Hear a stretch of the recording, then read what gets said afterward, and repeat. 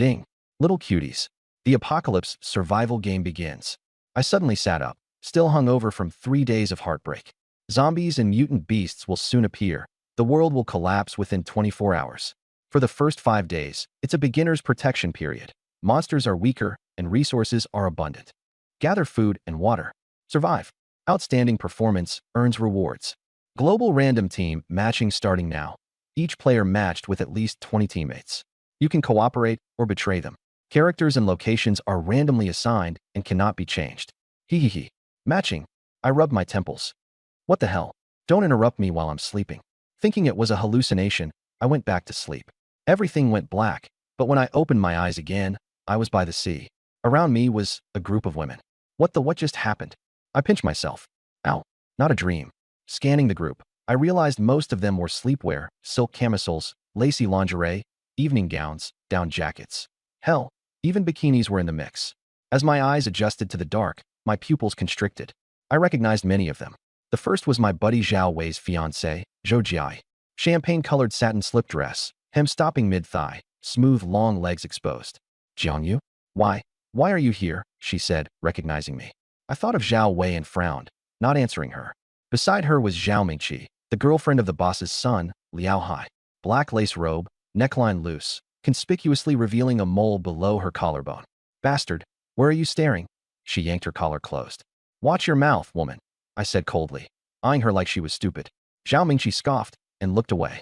My ex-girlfriend, company CEO Yi Qingxue, was also there, deep red silk slip dress accentuating her curves. She frowned slightly, saying nothing. In a yellow summer dress, Secretary Chen Cece looked panicked.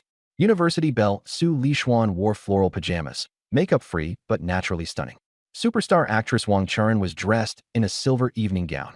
Then, there were 2 international models, one in a bikini, the other in a sports tank and shorts. Women from Sakura Country, Stick Country, Siam Country, Eagle Country, and Brag Country. Over 20 women, each radiating beauty. Why am I the only guy here? I'm freaking out, I said, suddenly overwhelmed. The system's voice rang out again. Global chat is now live. Trade, chat, shop as you like. The public channel exploded. Mashed with 22 convicts on a prisoner transport vehicle. Someone's already broken free of their cuffs. Mashed with 20 people I scammed. They're sharpening knives. Help. Mashed with 25 grandpas and grandmas trying to set me up with their daughters. Screw it. I'm staying single for life. The chat was full of wailing and despair. I checked my system panel. Player name, Singleton for Life, 250. What the? When did my username include 250? Damn. The system chimed again. Team matching complete. Player Singleton for Life 250 is globally the only player matched with all female teammates. 23 in total. Congratulations. As the luckiest player in the entire world, you've earned a special starter reward. Distribution begins in 1 minute. 23 women stared at me in unison. Zhou Jiai bit her lip, her gaze complicated. Zhao Mingqi looked annoyed. Chen Cece seemed intrigued. The others were either disdainful or green with envy. I smirked. Now this is interesting. Jealousy poured into the public chat. Why him? Rigged. So unfair. Ding. Rewards are being distributed now. Only I could hear the detailed announcement. Reward 1, Resource Starter Kit. Includes 30 pounds of rice, 10 pounds of pork, 10 pounds of potatoes, 50 eggs, 2 boxes of instant noodles, 5 steaks, 1 gallon of cooking oil, and various seasonings. Reward 2, a 35 square meter seaside cabin on the northern end of the island. 1 bedroom, 1 bathroom. Solar-powered with potable water filtration for daily consumption. The cabin is protected. Unauthorized entry is impossible. Equipped with remote control and a defensive trigger within a 500-meter radius. Reward 3, Fishing Skill unlocked. Reward 4, Physical attributes doubled. Strength, speed, stamina, senses, and endurance. Yes, including that endurance. Holy crap, this is insane. A rush of warmth flooded my body. My muscles tightened, vision sharpened, fists cracked loudly. Damn. Thank you, System Daddy. Private chats came flooding in. I ignored them all. The 23 women started closing in on me. Zhou Jiai was the first to speak. Jiangyu, what did the system reward you? Can you share? Zhao Mengqi sneered. Aren't you just one of Liao Hai's employees? Split the resources, and I'll make sure he promotes you. I stared at her like she was a fool. She bristled. What? Don't believe me? My husband is the chairman. I snorted. What a dimwit. Do you still not understand what's happening? Her face contorted. What do you mean by that? Your husband's title? Completely useless now. Bullshit. He'll come get me tomorrow. Try calling him first. Couldn't be bothered to humor her further. Yi Qing-shui, ever composed, spoke matter-of-factly. Phones really don't work. That explains why we're stranded here. An elegantly dressed woman chimed in arrogantly. I'll just buy from you. $1 million? $2 million? Blonde-haired, blue-eyed Barbie agreed. Any price is fine. Yi Qing-shui, calm and commanding, suggested. As teammates, we should support each other and share resources. Agreed. Resources should be communal. Think carefully before acting selfishly. They talked over each other. Enough. I cut them off sharply. They fell silent but glared daggers. I folded my arms. Those supplies are mine. None of you are entitled to a damn thing. You want them? Be my woman. Otherwise, forget it. Gasps erupted. What did you just say? Zhao Mingqi's eyes widened in disbelief. You're a joke. You think you deserve me on a $5,000 monthly salary. The designer-clad woman scoffed. Dream on. Never happening. Zhou Jia flushed and took a step back. Yi Qing-shui, Su Lishuan, Chen Sisi, all frowned but stayed silent. Disgusting. Vile pig. I'd rather starve than degrade myself for you. Unmoved, I said flatly. Done ranting? Let's see if you're still this stubborn in 2 days. I turned and walked away. Jiangyu, where are you going? Zhao Mingqi shouted. I ignored her. She gritted her teeth and followed. The rest of the women trailed after us. We arrived at the northern part of the island, where my cabin stood on a gentle slope. A cabin? Seriously? Su Lishuan exclaimed. I opened the door. The automatic lights flickered on. 1 bedroom, 1 bathroom. The right side housed a complete restroom with a flushing toilet and shower. The dining area had foldable chairs and a table with rice, pork, potatoes, and seasonings already displayed. At the back was a queen-sized bed and a minimalist wardrobe. The kitchen included a stove, sink, cabinets, cookware, water filtration, and a mini fridge. 35 square meters, small but fully equipped. Ding. Cabin functionality activated. Team members entering the house will display loyalty levels, ranked across 5 tiers. I grinned inwardly. This feature let me see who was genuine and who was fake. Checking the interface, I noted all 23 remained outside the range. Voices came from behind. The women stood in the doorway, eyes filled with envy. The August sea breeze caressed their scantily clad bodies, sleepwear, bikinis, making them cross their arms, shivering. Su Lishuan bit her lip. It's cold, and it's getting late. Can we come in to sit for a while? We're barely dressed, and we might fall sick, she softly added. There are too many mosquitoes here, someone chimed in. Mengqi Zhao raised her chin. The system rewarded you because of us. Without us, do you think you'd have a house and supplies? Don't hog it all. The rewards should be shared. I smirked. You're right. Without you guys, I wouldn't have received the rewards. I stepped aside. Go ahead, try coming in. I don't mind. Mengqi Zhao's eyes lit up. At least you know your place. She stepped forward, followed closely by a branded woman, supermodel Audrey Weiss, someone I recognized. Qing Shuiyi frowned, looking at me with a sneer that seemed to say something didn't feel right. She grabbed Li Xuansu, signaling to Cece Chun and Jia Zhou with her eyes. The 3 women stopped in their tracks. The second Mengqi Zhao and Audrey Weiss stepped over the threshold. Zap! Zap! 2 blue electric arcs struck their bodies. Ah! They screamed, getting jolted backward, their whole bodies numb as their hair stood on end. Mengqi Zhao's face turned pale as a sheet. Audrey Weiss hit the ground trembling, terror in her eyes. The other women froze. Leaning against the doorframe, I looked at the 2 of them disheveled on the ground. I'm the master of this place. Without my permission, no one gets in. Looking over the crowd, I added, they're your warning example. Next time someone tries this, it won't go down as easy. Mengqi Zhao's face turned beet red as she pointed at me. You did that on purpose. Watching us get shocked like that. Just wait, I'll make sure you pay for this. I walked up to her and slapped her across the face. Smack! You, how dare you hit me? She was stunned, her hand cupping her face, lips trembling. The place fell into dead silence. I coldly remarked, it's the apocalypse now.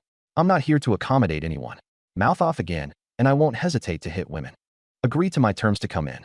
Otherwise, get lost. The women exchanged nervous glances, none daring to speak. I turned around and walked back into the house. Bang! The door slammed shut. Outside, the women stayed silent. Mengqi Zhao clutched her face with grinding teeth, tears of anger in her eyes. Qing Shuiyi looked conflicted, already sensing the hard decisions coming. Should we give in? She shook her head, deciding to sit back and assess the situation. Someone suggested, the system allows private chats. Try contacting your families. Eyes lit up in realization as the women huddled up in small groups to make calls. I stood by my window, watching them. Still don't get it yet? No worries, I've got time. I said to myself. My stomach growled in protest. Time to fill the tank. I started rinsing rice, cutting slices of pork and potatoes. Lighting the fire, I began frying. The aroma of stir-fried pork and potatoes wafted from the house. The women outside picked up the scent. He's cooking, someone muttered enviously. Meanwhile, those trying to reach loved ones weren't having much luck. Audrey cried into her phone. That Chinese guy is horrible. He has a house and food, but kicked us out, and even hit people. From the other line came an irritated shout. Stop pestering me. Then came a scream and guttural growling. Audrey was too scared to move. What's wrong? The others asked. Audrey stammered. My boyfriend. He's dead. It's the end of the world.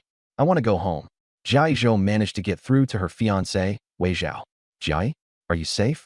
I'm stuck in the desert with nothing, but I'll get to you no matter what. The line cut off before she could reply. Li Xuan Su called a suitor, only for her call to devolve into screams. A gruff male voice replaced her caller. Those photos of you are gorgeous.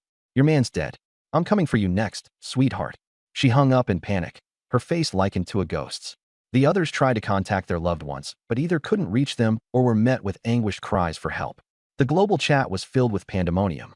Help! Zombies everywhere on Sichuan Road. Mutant beasts, giant dogs on the loose. Somebody save me. The women's faces darkened.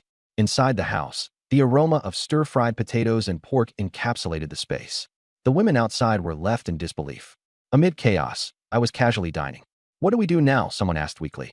Qing Shuiyi intervened. Stay together. Don't split up. The outside is dangerous. Even the island might have hidden threats. She stopped short of saying what everyone knew. I had the system's favor, which probably means the vicinity here was safe. The women sat in threes or twos on rocks or crouched on the ground. Those transported here at night were still holding on from their last meal, but those who arrived during the day were already enduring the pangs of hunger. Stomach growls began to fill the air. Mengxi Zhao sat on a stone, covering her face. Hatred blazed in her eyes as she gritted her teeth. Jiang Yu, just you wait. I'll have Liao Hai fire you when we get back. You'll stay a loser forever. She swore vengeance. Inside, I sat at the table, eating big bites of my meal. As I ate, I scrolled through the chat logs. Seeing all the cries for help, one thought hit me. I was incredibly lucky. I had shelter, supplies, and even enhanced physical stats, not to mention a fishing skill. While others scrambled for their lives, I was enjoying a home-cooked meal. What a contrast. It felt amazing. My private message notifications kept blinking. Too lazy to check them all, I searched for names I knew. Typing specific keywords, I found him. Player, the happiest man in the world. It was my old buddy, Wei Zhao. A smile crept across my face, remembering how he had turned my life upside down during our last fallout. Before I could even confront him, he was already trying to reconnect. I reached out. Hey, Jiang Yu, is that you? He answered, his voice rushed. It's me, I replied calmly. Damn, single forever 250 is you. That's sick. You're rocking a team of goddesses. They even gave you rewards. You have enough supplies, right? I'm screwed. Stuck in the desert with no food or water. I chuckled. Tough luck. No kidding. We're bros, right?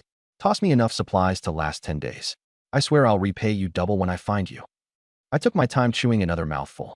Say something, man, he urged. Putting down my bowl, I said. First, let me ask, is Jai with you? I smiled knowingly. There was a pause. Jai? Yeah, we just touched base. She's safe for now, but I need to get to her. I prodded further. What about your harem of girls? Forgotten them already. He laughed awkwardly, annoyed. Of course not. I've been trying to contact them. Only Lulu and Ranyan replied. I teased. You've got it good, huh? A house full of women, and you still managed to snag rich and beautiful Jai. I used to envy you. Look at me, always getting dumped. He laughed louder, masking other whispers nearby. Suppressing his jealousy, he added coarsely. You're the lucky one now, surrounded by beauties. I bet some sparks are flying, huh? They're gorgeous, I said as I shoveled more rice into my mouth. Chen Cece and Su Lishuan, your old flames, right? Oh, and Wang Charan, Megan, and Megan Dang, they're all celebrities. I heard his breathing quicken, though he tried to keep calm. What luck you've got. Handle it well. Compared to them, Jai's nothing. Don't cling to one tree when you've got a whole forest. Go get him, brother. His voice oozed sleazy encouragement. Taking the moment, I shifted the topic. Got enough supplies to spare? I'm barely making it here. He sighed heavily. I'm dying over here. The system didn't bless me like you. Toss me something, and I'll return the favor later. Feigning helplessness, I chuckled. Supplies are tight on the island too. I'm barely getting by myself. Exasperated, he pressed on. The system didn't reward you? Seriously? Why lie? I said sarcastically. All I got was a house and fishing skills. I'm struggling to make do. His envy palpable, he tried to stay friendly. Damn, what luck. You got a house and babes all around you. If I were you, I'd gather them all. Don't waste the opportunity.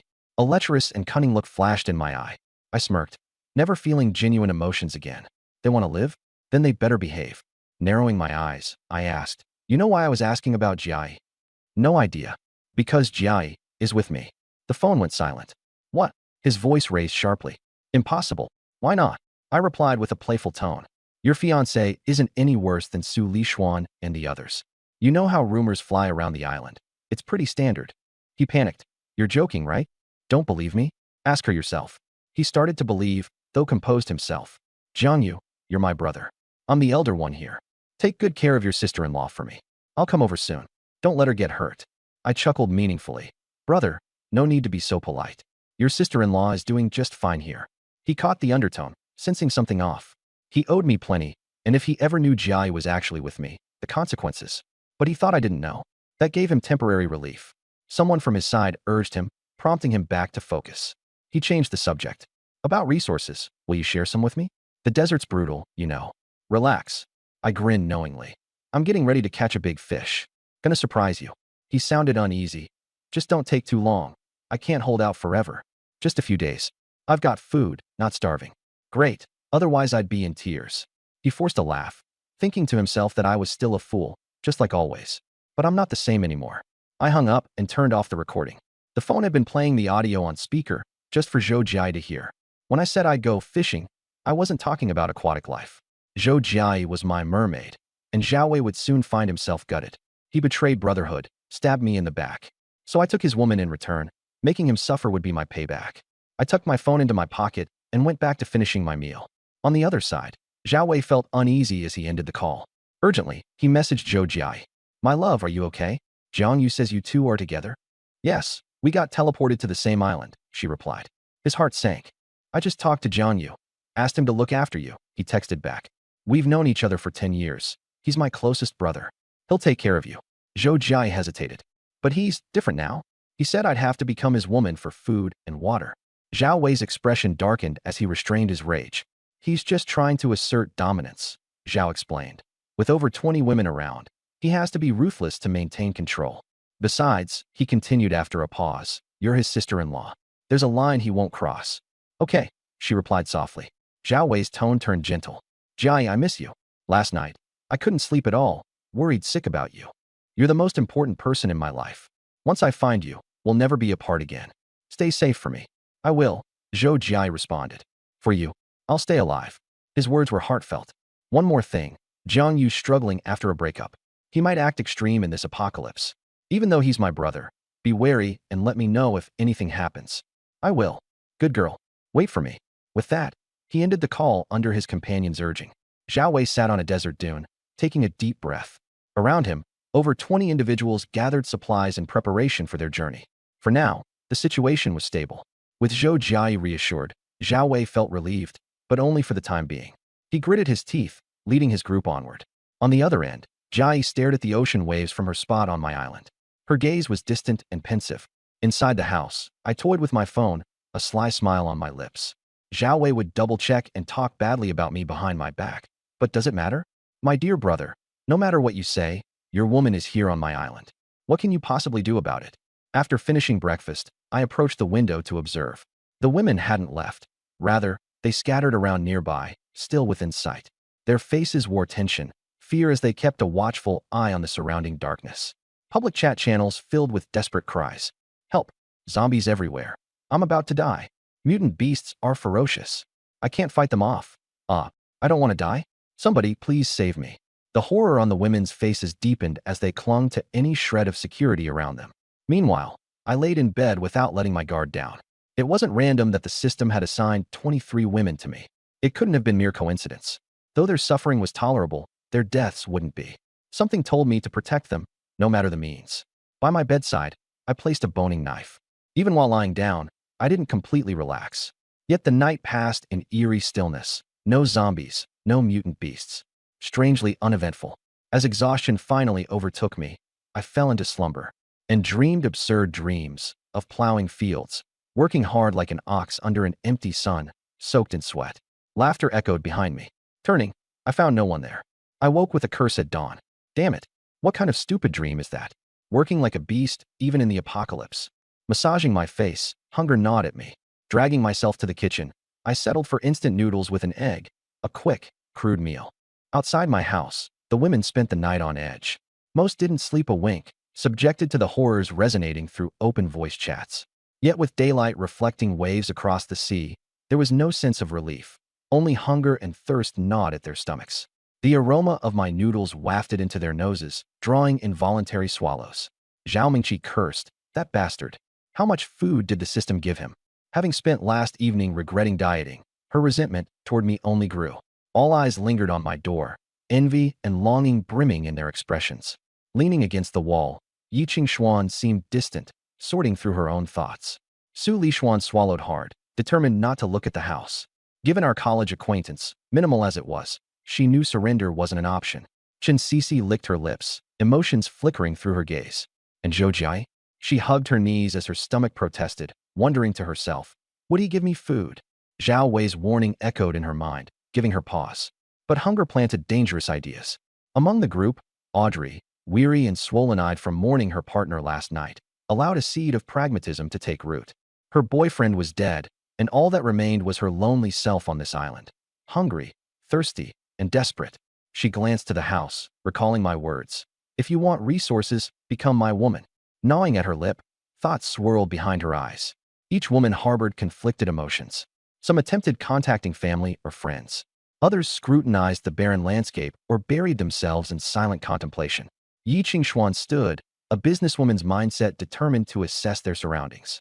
The island wasn't large. One could see the whole by merely turning. Open space giving way to scattered shrubs and dry grass. Along the south, the view met only an endless sea. As the grim reality set in, Yi Qingxuan's cheer waned. If no food or water presented itself soon, they wouldn't last long. Her gaze flicked toward my small house, a reluctant resolution dawning. Is he really our only chance? She muttered. Inside, standing at the window, I savored each bite of noodles. Daylight had revealed their faces clearly at last. A remarkable lineup. Beyond Jiai, Mengqi, Qingxuan, Lixuan, and Cici, there was so much potential here. And there are TV, magazine-level online celebrity faces. Mature actress Zhang Meng. A metallic gold spaghetti-strap nightgown, leaning on a rock. Her figure is sultry and dominating. I couldn't help but look. Sakura country actress Watanabe Mana. Top idol and the dream girl of numerous otakus. A white lace short dress, rubbing her eyes, appearing tired. Sakura country singer Kaneda Sakura. Pink loungewear and a bun hairstyle. A girl next door with an innocent yet seductive charm. Stick country artist Hyun Eunjing. Long jet black hair, a black tank top, and shorts showing off her long legs. Actress Lee Ji-yoon in an evening gown, her large bright eyes losing their spark from exhaustion. Supermodel Miranda. A bikini with a sheer wrap. Sun-kissed, glowing skin. An exquisite, flawless figure. White Rust beauty Qin Fei. Came to Huaxiao a year ago and adopted a Huaxiao name. With her dark hair, her plain attire still couldn't hide her natural beauty. Elite socialite Hilton. Wearing a pink robe, looking disheveled from the night before. Clutching an exclusive handbag like her life depended on it. The Princess of England, Delise. Gracefully perched on a rock. Two Siam starlets in vibrant dresses. Enchantresses with many Huaxia fans. I've seen their films, but their names escape me. A cold, glamorous Russian model in a tightly fitted black dress, flaunting curves both front and back. A figure skater, lively and resembling a sprite. And there are more women who once amazed me, but whose names I can't recall now. 23 women, each with a mix of plump and slender builds. They had once gathered before the apocalypse, causing a stir in Beijing. Now stranded on this desolate island, I cursed the system for its nasty sense of humor. Sending me this many women after a breakup? Seriously? Focus on survival, a practical mind. This post-apocalyptic scene means starvation is no joke. Luckily, thanks to my fishing skills, I won't be going hungry. After eating, I cleared the dishes and checked under the bed. A canvas bag held things neatly. A throw net, a harpoon, a fishing rod, and bait. I planned to test the throw net first. While preparing to fish, I added seawater to the desalination device, a lifesaver. There was still enough water, a relief. As I opened the door, 23 pairs of eyes fixed on me. Ignoring them, I headed decisively to the rocky shore on the east. Jiangyu, Yi Qingxue called after me. Where are you going? Fishing. I didn't look back. Yi Qingxue ran after me. We haven't eaten yet. Could you spare us some food? Su Lixuan pleaded alongside her. We won't take it for free. We can gather firewood, clean the cabin, anything. Other women clamored. Please, just a little food. My child is waiting for me back home. You wouldn't let us starve to death, would you? I turned around, my gaze icy cold. If you want to eat, abide by my rules.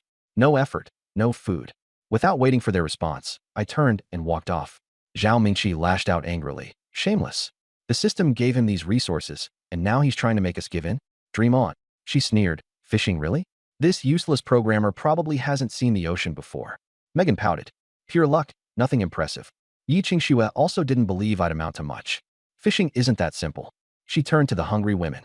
Let's look for food and water, maybe wild fruits or fresh water nearby.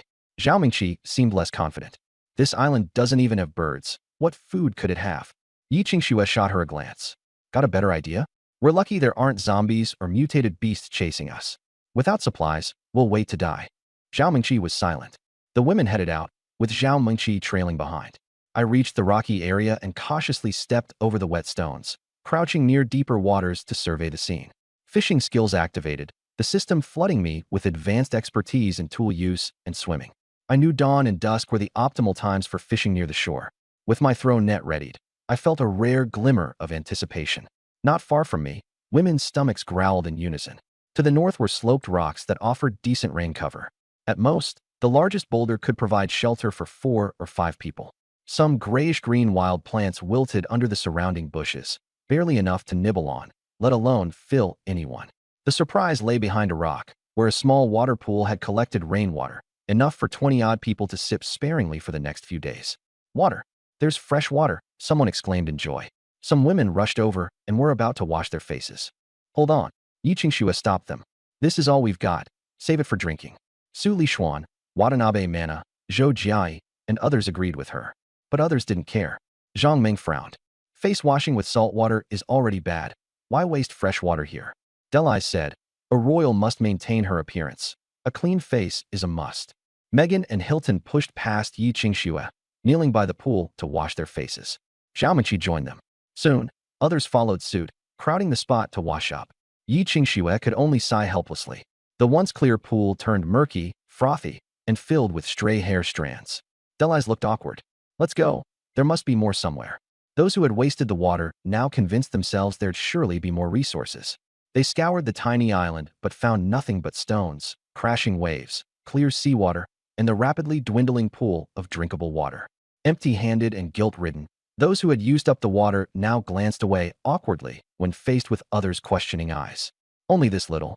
What do we drink from now on? I can't not wash my face. Some still tried to justify their actions. Meanwhile, the public chat was buzzing with amused comments. Yesterday, I broke open the water tower. Today, girls jumped in to wash their faces. All turned zombie. I chucked them off the balcony. Straight-laced kid here. Found compressed biscuits, but ate them all at once. Dead, of course. Carrying deadweight teammates in a survival scenario is worse than zombies. Zhao Mingqi bit her lip, her unease evident. The guilty women kept their heads down. Yi Qingxue spoke harshly. Now you see why I didn't team up with you. He's only afraid of being dragged down by your recklessness. In this world, no one owes you anything. Megan retorted indignantly. What makes Jiang Yu so special? He's just lucky. That won't last long when his supplies run out. Just wait. Zhao Mingqi sneered. He lives in Hibiscus City.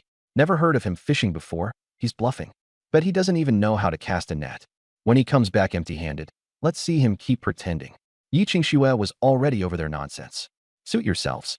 She walked off, while her small group of followers trailed close behind. The rest scattered to scavenge more food. Clams and crabs were soon decimated. Bitter wild greens made some gag and spit. Being accustomed to gourmet dining, these women knew nothing of surviving off the land. They tossed crabs into the fire hole, watching them flail before dying, spewing juices as shells cracked. Without any pots or utensils, cooking was chaotic at best. Yi Qingxue tried roasting shellfish slowly over the flames, gaining cautious followers like Su Lishuan, who imitated her methods. Meanwhile, I was leagues ahead. The first challenge? Preparing 3 pounds of freshly caught sea bass. There were also larger fish, like grouper and rice fish. Plenty left over once I was done. I smirked coldly and muttered, "Are you seriously this dense?" Mengqi Zhao trembled with rage, her voice shaking as she sneered. "What are you so proud of? Before the apocalypse, you were just a pathetic programmer who hit the jackpot by sheer luck. Who do you think you are? If it weren't for being assigned to us, would you even have what you do today?" Before she could finish, I stepped forward and grabbed her throat with my right hand. Her pupils dilated in terror as she clawed at my hand desperately, unable to move. Her feet slowly left the ground, her face shifting from crimson to ghostly pale, pure fear etched in her eyes. Let me go. I stared at her coldly, as if looking at an insignificant bug. It wasn't until her breathing became ragged and her struggles stopped that I released my grip. Thud! She collapsed onto the floor, clutching her neck as she gasped for air, tears and snot streaking down her face. The terror in her eyes deepened. I sat back down at the table, my voice calm but chilling. Have I been too kind? Did I let you forget who you are? Do you know your place now?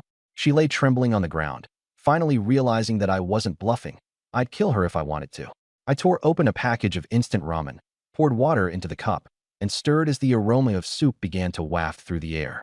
She swallowed painfully, her dry throat struggling, her eyes unable to hide her hungry desperation.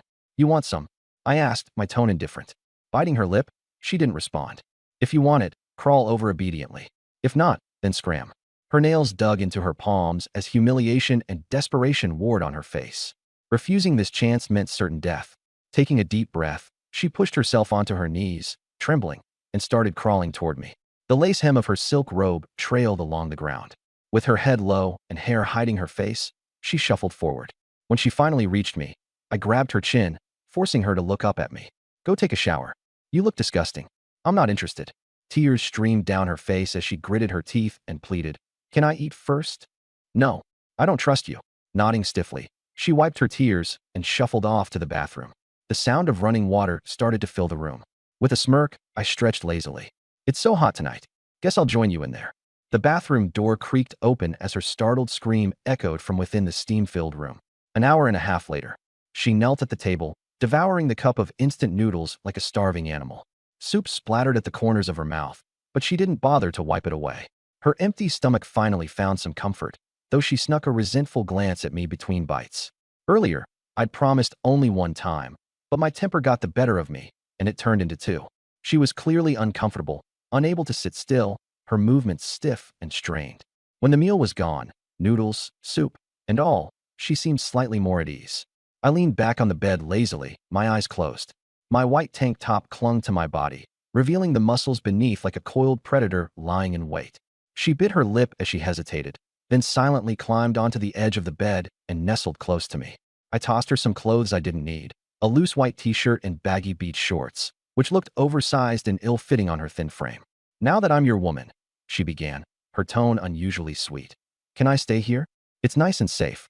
She was scheming, thinking that staying here would spare her the hardship of competing for scraps with the other women outside. But I knew she hadn't let go of her intentions to control me. I pulled her closer, running my hand along her, though she flinched slightly. Don't, she started, her voice soft. But my tone turned cold. This house belongs to me alone. You are not my woman, and you won't call me that. Her face froze. If you want food, I said, my voice low yet firm, call me master. Anger flashed briefly in her eyes, but she quickly hid it behind a forced smile. Don't be so cold, darling. You were calling me baby earlier. That earned her a sharp kick off the bed. She hit the ground hard, crying out in pain. Looking down at her, my voice was icy. Don't get smug. Try manipulating me again, and you'll be fish bait by nightfall. The system showed her loyalty score at its lowest. Outwardly submissive, inwardly full of hate. She lay on the ground, trembling like a leaf. Did you hear me? If you want food, crawl and beg. Call me master. Her body clearly ached, and being kicked didn't help. She struggled to her feet, her exhaustion plain to see. Noting my stone-cold expression, she nodded quickly in fear. The memory of my grip around her neck, the impending suffocation, would haunt her forever. She tossed aside my oversized clothes, slipping into a black bathrobe instead, and limped toward the door. I watched her retreating figure coldly. Before the apocalypse, she used to boss people around, flaunting her high-profile connections. She would never stoop so low if it weren't for sheer desperation. I couldn't care less about someone like her. She shuffled out into the humid night. A salty sea breeze swept through the makeshift shelter, cutting through the tension among the other women who were still awake. Hearing the door creak open, they all turned to see who emerged. All eyes fixed on her. Their expressions were mixed, curiosity, jealousy, and a touch of something hard to name. She had wiped away her tears, raising her chin slightly as she pretended nothing happened. Her thoughts, however, betrayed her satisfaction. Laugh all you want. I ate. Let's see how long you'll last. Saying nothing, she walked into the crowd, claiming a spot in the corner, and shutting her eyes to rest. The others exchanged glances, their hunger worsening as the faint scent of instant noodles lingered in the air. Their stomachs growled audibly. Her wet hair glistened under the dim light. It was clear she had showered, a luxury to these women, who once prided themselves on being polished, clean, and refined. The temptation gnawed at their minds as they wrestled with their pride. Eventually, exhaustion took over. Except for her, no one really slept that night. By dawn, a system broadcast jolted the women awake. End of day 2 in the apocalypse. Initial players, 10 billion. Current remaining, 6.2 billion. Deaths today, 1.3 billion. Top causes: zombies, mutated beasts, player battles, faction conflicts, starvation, dehydration. Desperation lingered. By 4 or 5 a.m., hunger and thirst had consumed them. They clutched their growling stomachs as their throats felt drier by the minute. One woman finally broke the silence, her voice hoarse. "I'm so thirsty. I can't take it anymore." No one responded. They were all in the same state. That puddle, I think it still had some water left. Their eyes brightened at the reminder. Dragging their depleted bodies, they crawled to the puddle. The water, murky just days before, now seemed almost clean. Hygiene was an afterthought. Kneeling down, Su Lishuan gulped it down first, choking slightly before continuing. The others followed without hesitation, dropping to the ground and drinking desperately. The water was bitter, but still, it felt life-saving. The puddle, though small, was drained almost entirely as they scrambled for every last drop. The 22 women barely calmed their thirst. But it wasn't enough. "We need more," one murmured, staring at a muddy patch nearby with determination. Rising to her feet, Yiqing Snow looked toward the horizon, her jaw tight. "If we don't find a water source, today will be our last." Dragging their weak bodies, the group stumbled toward the beach. By early morning, the tide had receded, exposing patches of sand. "Look, mussels!" Zhang Ming exclaimed, rushing to snatch a handful. Hunger made her blind to dignity. The others scattered, searching desperately. Su Lishuan found several conchas under a rock. Watanabe Fana caught a crab, laughing through tears as it pinched her. "I found one." Sakura unearthed clams caked in mud, while Audrey gathered seaweed. Miranda cracked open a sea urchin and drained it on the spot. "Delicious," she sighed, eyes closed in satisfaction. Even the prim British princess and Hilton heiress crouched low, their bare hands scraping through the sand desperately. An hour later, the women regrouped with food in their hands. "Let's grill it right here," one of them suggested. They gathered dry branches and grass to start a fire. No pots, no seasoning. Thankfully, the seafood was naturally salty and edible when roasted. "I wish it would rain," Xianying murmured, biting into a charred mussel and staring up at the sky. Before her sentence ended, they all raised their heads. August Island weather could be unpredictable. Rain seemed plausible. "If only we hadn't wasted the water back then," Megan whispered under her breath. That comment made their expressions uneasy. It was them, after all, who had used fresh water to wash their faces earlier, thinking there was plenty, a decision they now deeply regretted. I woke up at 9. After yesterday's exertion, there was a faint soreness in my lower back. Luckily, my body recovers quickly. A crisp crack echoed as I stretched. Dressing up, I walked into the kitchen to check my supplies. I had plenty of instant noodles and at least a few dozen eggs. Ripping open a noodle package, I threw the seasoning in and boiled some water. 2 fried eggs on top completed the meal. Looking outside, the women were nowhere to be found. Tisk, no audience for my mukbang today. Shaking my head in mock regret, I slurped the noodles while opening the trading market. I listed 1 bowl of freshly prepared beef-flavored noodles, asking for 5 barrels of cooking oil in return. No sooner had I posted than my notification exploded with messages, thousands pouring in. One caught my attention. My eyes lit up. "Bro, 10 barrels of oil for your noodles, plus I'll throw in 3 kipeos. Deal." Intrigued about where the guy found traditional dresses, I raised an eyebrow. "Deal?" I replied, confirming the trade. Within seconds, 10 barrels of oil materialized in my house. Peanut, canola, soybean, you name it. The 3 kipeos were neatly folded on the bed. One was made of red silk, embroidered with golden peonies along the collar and sleeves, complete with exquisite frog buttons, a high-end piece. Another was dark green velvet, understated and elegant, with perfectly tailored curves. The final one was moon-white lace, a design meant to dazzle. Visual images of who suited each dress crossed my mind. Zhao Mingqi couldn't pull off any cheap house charm. Yi Qingshuang's cold allure aligned perfectly with the green velvet. Su Lishuan would stun in moon-white. And then there's the model Qin Fei. Her height and long legs were ideal for the red silk ensemble. Folding the kipeos neatly, I stored them in the wardrobe. The women came back from the south in a sorry state. Completely unrecognizable, makeup smudged, faces greasy, lips cracked, skin dull.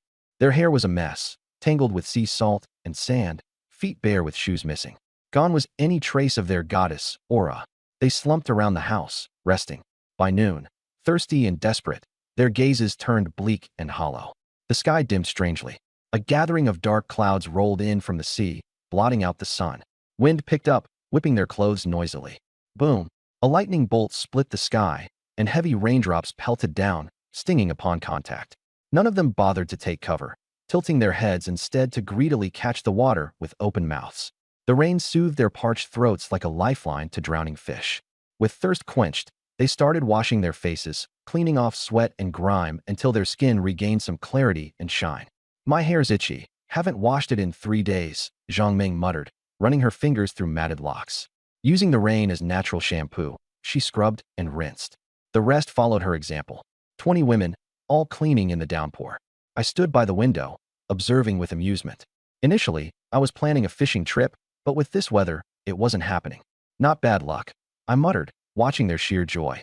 Previously, I assumed their desperation would bring 1 or 2 of them to my door today. But this unexpected rainstorm revitalized them entirely. Not that I minded. They were nothing more than a side entertainment in my otherwise uneventful daily routine. The rain poured harder. Some washed their bodies too. 3 days without a proper bath had them itching all over. But when they glanced guiltily towards my place, "Let's head to the boulders," someone yelled. They rushed to the large rocks, seeking both rain cover and privacy to clean, turning clothes inside out, rinsing them, and putting them back on. While damp clothes were chilly, they were at least clean. "Feels a lot better now," Chen Sisi sighed in relief. The rain solved their water issue, but food remained scarce. With the sea raging and high winds by the shore, no one dared venture into the waters. "I haven't eaten anything since morning," murmured Chen Sisi, clutching her abdomen.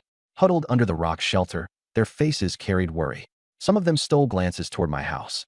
Audrey bit her lips hard, seemingly mustering courage, and bolted towards me. Ping! Suddenly, she froze mid-step as a private message notification echoed in her mind. "Player Knight for Audrey requests a private chat. Accept?" Audrey hesitated briefly before hitting accept. "Audrey, is that you? Thank God I could finally contact you." A male voice burst out, nervous and excited. She frowned. The voice was familiar, but slightly out of reach. "Who are you?" "It's me, Jack Winston. We used to work together. Remember? I used to chase after you." 3 years ago, a memory surfaced. He was ordinary and forgettable, and she had never paid him much mind during his 3-month pursuit. Eventually, he backed off when she got a boyfriend. "Oh, Jack. How did you find me? I've been looking for you ever since everything went to hell. Finally tracked your in-game username down. Are you okay? Where are you? Are you hurt?" Her throat tightened. "I'm on an island. No food, no water. I don't know how much longer I can hold on." His voice softened, filled with both concern and determination. "You're such a good person, Audrey. You don't deserve this. Where's your boyfriend?" She lowered her head, pain spilling from her tone. "He's dead. I'm sorry for your loss," he said, though a faint excitement betrayed him. "Audrey, don't despair. I have food and water. I'll send it to you right now." She quickly turned on the loudspeaker. All the women around her could hear every word. When he mentioned food, everyone's attention sharpened, their gazes fixed on her. Her heart thumped loudly. "Is this for real?" "Of course. I've always loved you, Audrey. From the moment I met you, I was smitten. I know you didn't see me back then, but that's okay. In this new world, I'll protect you. I'll make sure you survive." A pile of food appeared out of thin air before her. 5 hamburgers, 2 hot dogs, and a bottle of cola. Every woman around stared, wide-eyed. These items, once staples in their previous lives, now seemed impossibly luxurious. Their mouths watered involuntarily. Tears streamed as Audrey covered her mouth. Thank you. Jack, don't mention it, Audrey. Anything for you." Contentment laced his voice until chaos erupted suddenly on his end, loud pounding and shouting. "Jack, you bastard. Where's the stash you're hiding? Open this damn door." Yelling mixed with violent banging. Jack's voice turned panicked. "Audrey, I gave it all to you. I'm leaving to find you." Bam! The sound of breaking wood and a scream followed. "Go to hell." The private chat disconnected abruptly with a single notification. Player Knight for Audrey has died. Connection severed.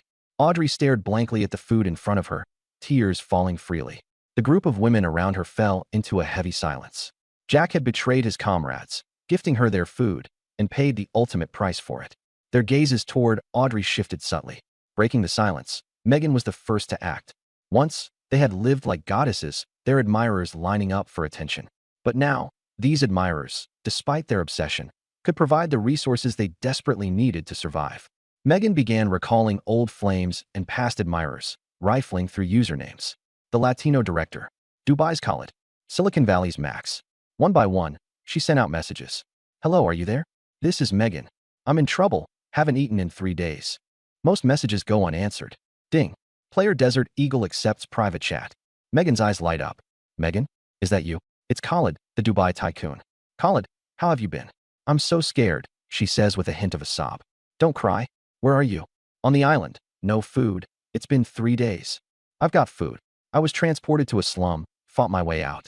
I even rode a camel here, but after fighting, there's just 2 pounds of meat left.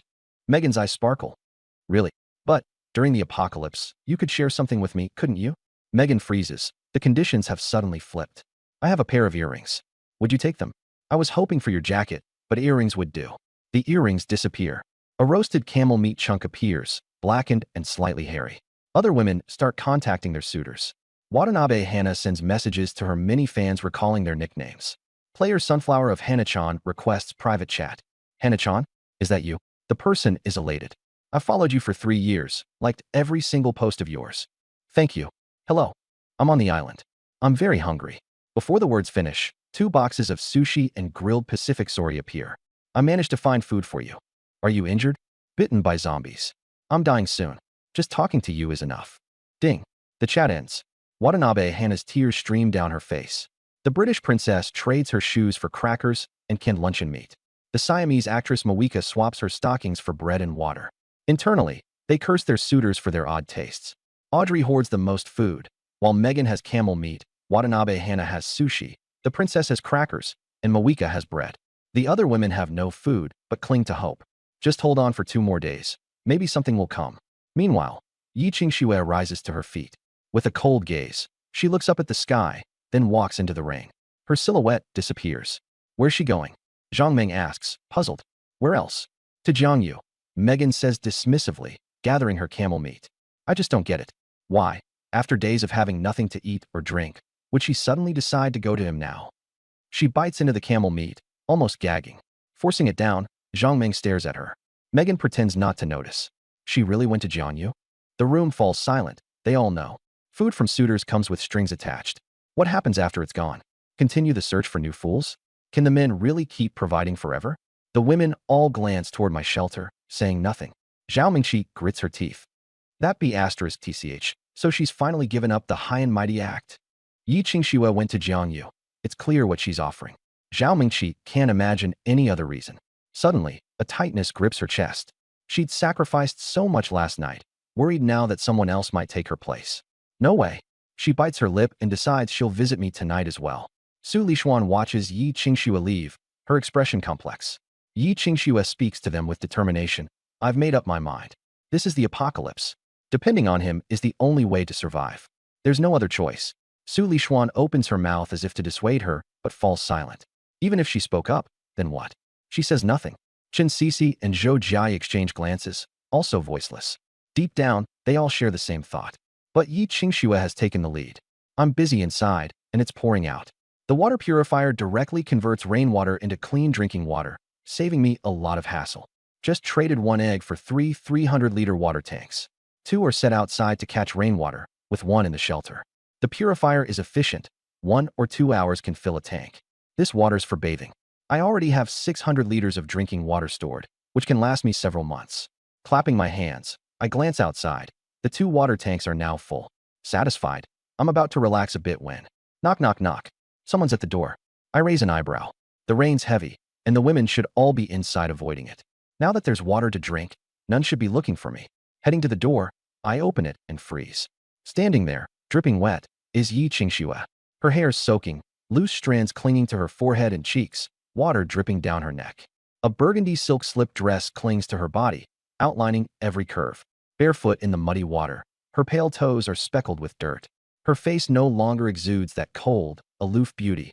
Her lips are pale, lashes dotted with water, making her look fragile. I let my gaze roam from head to toe, openly appraising her. She seems uneasy under my scrutiny, but doesn't avoid it. Instead, she smiles, the coldness replaced by playfulness. Can't you let me in first? The corner of my mouth quirks up.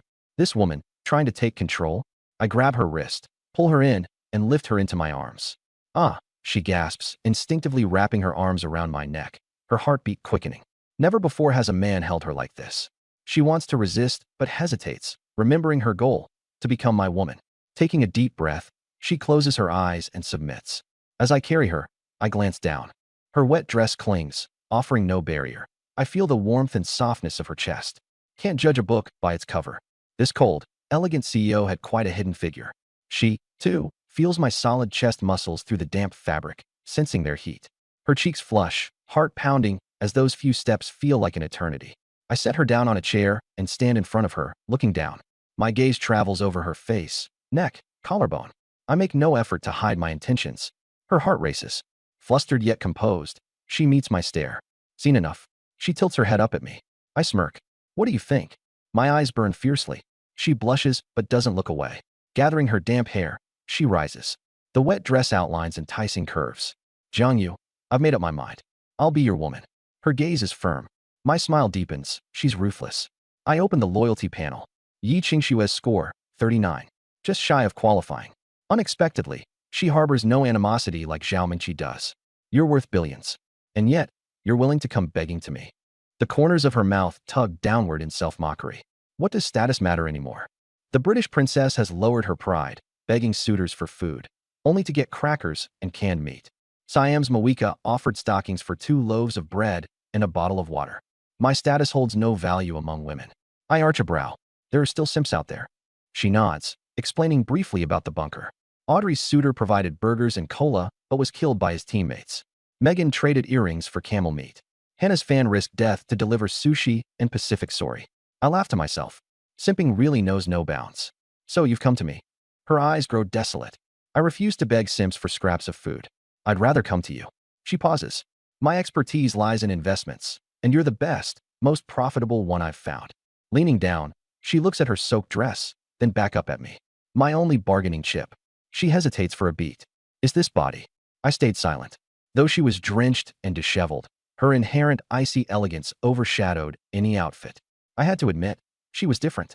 Zhao Mingqi was desperate, scheming. Yi Qingshuan, on the other hand, weighed the pros and cons and chose me willingly. Women like her, once committed, wouldn't act frivolously. I tilted her chin up. To be my woman, you have to listen. It's not in my nature to tolerate being bossed around. She replied crisply. All right, I'll follow your lead. I opened the wardrobe and pulled out a red silk cheongsam. Take a shower. Then, put this on. She took it without a word, heading to the bathroom. 5 minutes later, she emerged. The cheongsam hugged her figure perfectly, highlighting her slender waist and long legs. Her damp hair draped over her shoulders, exuding both allure and cold elegance. Come here. I motioned with my finger. She walked toward me barefoot, and I pulled her into my arms. After a long pause, she murmured, the cheongsam tore. Leaning against me, looking both spent and beautiful. I handed her a moon-white lace cheongsam next. She bit her lip, took it, and changed into it on the spot. The translucent lace revealed just enough to tempt, but not satisfy, perfection. An hour later. You haven't tried the emerald green one yet, I teased. Frustrated and drained, she gritted her teeth and headed to the bathroom. A long while passed. She collapsed into my embrace, her body too exhausted to move. Still insatiable, I asked, ready to try another? No, she sighed weakly. I'm done and starving. She hadn't eaten properly for 3 days. What do you want to eat? Instant noodles will do. I boiled water for the noodles and grabbed a steak to sear. The sizzling pan sent the rich aroma wafting through the room. Her eyes widened in disbelief. A 3rd day, yet there was still steak? You said I'm your greatest investment. Steak shouldn't surprise you, I said nonchalantly. I served the food. She couldn't wait, devouring the meal, piping hot noodles paired with a juicy steak. Her first decent meal in 3 days. Her eyes reddened with emotion, though she held back tears. Halfway through, she looked up at me. You're starting to get a return on your investment. I secretly glanced at her loyalty score. It had climbed to 55. She'd finally come around. Afterward, her legs nearly gave out as she stood. She cast me a resentful look and swapped to a wine-red slip dress. I should go back. She didn't mention staying. I didn't stop her. Freedom suited her. Wait. I called out. Bring Zhou Jiai here. Yi Qingshuan narrowed her eyes, sensing something. She didn't question me, simply nodded. I gave her a few brief instructions. Got it. She replied before opening the door and stepping out. Sunlight hit her damp hair, gleaming faintly. I watched her retreating figure, knowing this woman was clever, far superior to Zhao Mingqi in every sense. By the boulder, the women whispered among themselves. Yi Qingshuan's been gone 2 hours, hasn't she? Still not back? You think Jiang Yu kept her? Their tone was suggestive, their expressions conflicted. Su Lishuan and her 2 companions sat quietly, slightly worried. Zhao Mengqi, huddling in a corner, bit her lip with hatred. Her legs still trembled. That damned woman. Spending so long over there. Surely she was serving him. Slut. I hope he wrings her dry, she muttered venomously. Megan gnawed on some camel meat, tough and gamey. She glanced at the small cabin and sneered. Pathetic. Trading her body for food. All that for a packet of instant noodles. Audrey and Zhang Meng chimed in. Couldn't she hold out a couple more days? I'd never beg that man. She's coming back, Zhang Meng suddenly exclaimed. Yi Qingshuan approached slowly. The wine-red slip dress clung to her damp body, revealing everything beneath. Her hair was a mess. Her gait, unnatural, her steps short and deliberate. The women instantly understood. Zhao Mingqi stared at her, stunned, before calming down. At least Jiang Yu hadn't kept her. Much like me, he liked his freedom. Su Lishuan and her 2 companions stood. Yijia, are you all right? They asked, supporting her. I'm fine. Just tired. Her body was weak, her legs unsteady, but her mood was surprisingly light. She glanced back at the cabin. That man wouldn't see her as just another woman after today. They helped her sit down. The other women stared at Yi Qingshuan and then turned their eyes toward the cabin, hunger flickering in their gaze. Seeing Yi Qingshuan in decent spirits, they wavered. They wanted to approach that man themselves. A proper meal was just within reach. Yi Qingshuan turned to Zhou Jiai. He wants to see you. She lowered her voice. There's food and some news about Zhao Wei. Zhou Jiai's chest tightened. What happened to Zhao Wei? He didn't say much. If you want answers, go ask him yourself. Zhou Jiai hesitated, her mind a whirl of emotion. 2 days now, no response from Zhao Wei. Go or don't go. Her stomach growled. Su Lishuan hesitated. Chen Sisi kept her head down, saying nothing. Zhou Jiai stood abruptly. I'll go. A part of her was desperate to know about Zhao Wei. Another part just craved food. Jiai, it's fine. I'll come right back after I ask. She made her way toward the cabin. Traitor. Zhao Mingqi spat bitterly. Aren't you tired? I had just finished a workout, my body drenched in sweat. After a quick shower, there was a knock at the door. I opened it to find Zhou Jiai standing there. Her champagne-colored sleepwear was torn, dirted with stains. She looked pale, her lips cracked, dark circles under tired eyes. I smirked. She was starving. You're here? Come in. She hesitated. I'm not here for the food. I want to know about Zhao Wei. I gestured invitingly. No need to be so defensive. Zhao Wei was my brother. She didn't believe me. She'd heard my intentions on day 1. Her thoughts drifted to Zhao Wei and her gnawing hunger. Biting her lip, she stepped inside. I shut the door, an amused, almost predatory smile curling my lips. Her eyes landed on the food laid out, steaming instant noodles, a perfectly cooked steak, cutlery arranged neatly, and a glass of clear water. Her gaze was fixed. She gulped. Her mouth was dry, her stomach growled louder than ever. She stopped herself from rushing to the table. Eating would mean she owed me. Do you want it? I asked, tone tempting. She nodded, then shook her head. No, I just want to know about Zhao Wei. Don't be hasty, I said with a small laugh. Eat first, then I'll tell you. I promised Zhao Wei I'd look after you. Letting you starve doesn't honor my brother's memory. Eat. Zhou Jiai bit her lip harder, the hunger overwhelming her. 3 days of barely picking through scraps of seafood. The smell overwhelmed her senses, breaking down her will. Eat, then we'll talk, I repeated gently. After a brief hesitation, she sat down, lifting a strand of noodles to her lips. The warmth, the taste, it was divine. She carved into the steak. The flavor burst through, urging her to eat faster. I watched her carefully. Her profile was exquisite, a delicate nose, long lashes, and a slender neck. Her sleepwear neckline gaped slightly, offering fleeting glimpses. My thoughts drifted to Zhao Wei. For once, the guy seemed to have had some luck. 3 years ago, during a trip to southern Yunnan, he encountered a fainting heiress. Being a doctor, he'd saved her. That heiress was Zhou Jiai. Zhao Wei knew how to talk a good game, and the savior card only sweetened the deal. He'd chased her, won her heart. Last year, they got engaged. I still remembered his smug declaration to me. Bro, tell me I'm not a legend. Zhou Jiai's all mine now. Thinking about it now, it's really ironic. Zhao Wei once complained. Engaged, but no intimacy. I looked at her. Her figure was impeccable. Zhou Jiai grew increasingly uneasy. She sped up her eating, swallowed the last bite of steak. She put down her knife and fork, her voice pleading. I'm done eating. What's wrong with Zhao Wei? I pulled out my phone. Listen for yourself. I played the recording. Her face instantly turned pale. The recording was of a conversation between Zhao Wei and me. What about those women you're keeping outside? I asked. How could I forget about them? Zhao Wei chuckled slyly. I've already reconnected with Lulu and Ranyan. No news from the others yet. Zhou Jiai trembled all over. Enough. Stop playing it. Tears welled up in her eyes. He has other women? More than one. I stopped the recording. Leaning back on my chair, I watched her. She began recalling the moments from the past 3 years. Zhao Wei always claimed to be working overtime. She thought he was hardworking. Turns out, it was all a cover. Her body swayed and collapsed towards the floor. I rushed forward to catch her. Her nightgown was thin. It had a few small tears as well. My arm encircled her waist. The softness of her body was evident. The neckline shifted with her movements, revealing a hint of fair skin. She woke up and forcefully pushed me away. Don't touch me. She leaned against the wall, gasping. Did you deliberately provoke Zhao Wei during this recording? Correct, I admitted. I wanted you to see his true colors.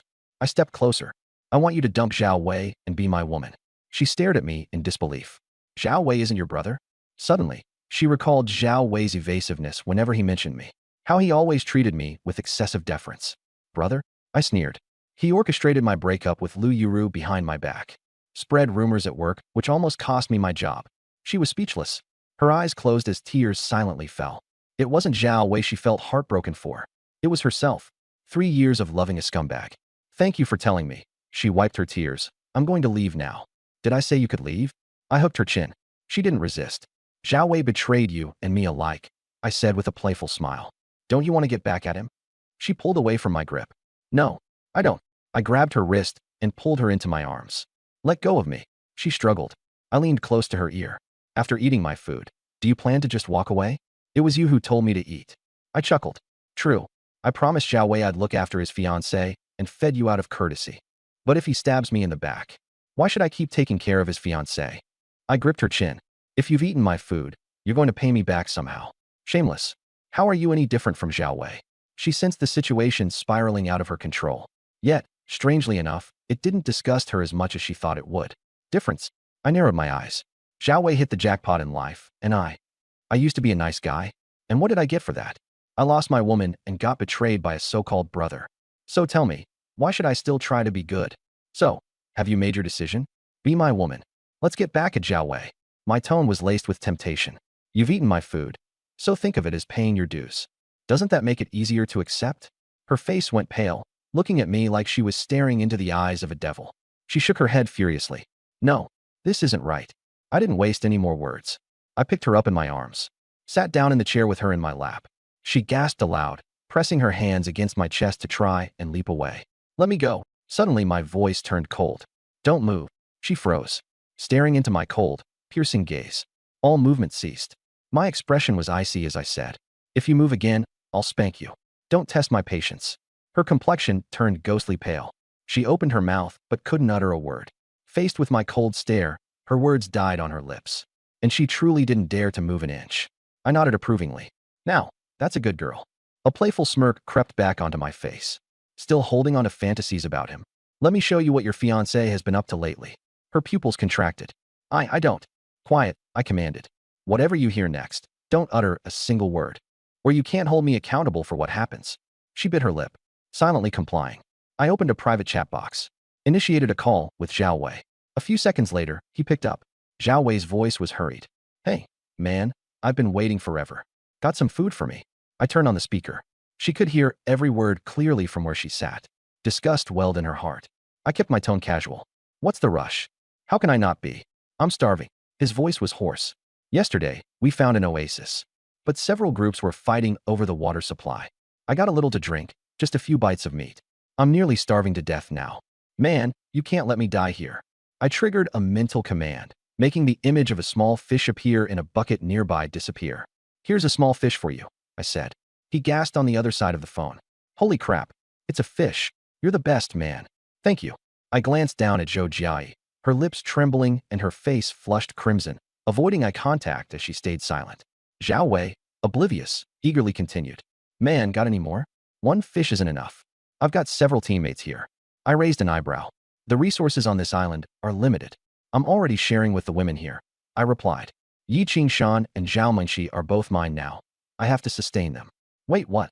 You've got Yi Qingshan and Zhao Mingqi? Zhao Wei exclaimed with envy. Congrats, bro. The bossy CEO type and Liao Hai's girl? Unreal. Just hang in there a little longer. I owe you big time for taking care of Jai. Man, I'd do anything for you in return. Zhou Jai felt a deep sting of mockery from his words. I shot her a glance. You know, you're being too polite. She's been trying to reach you. Why haven't you checked in at all? Zhao Wei chuckled. Things have been busy with so many women to handle. Traveling, fighting, they're always on me. Zhou Jai sharply raised her head. Her lips quivered, her body trembling uncontrollably.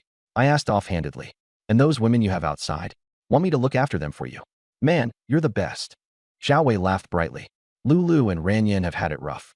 If you feed them, I'd owe you my life. Her fingernails dug deeply into her palm, fire blazing in her eyes, her frame shaking with rage.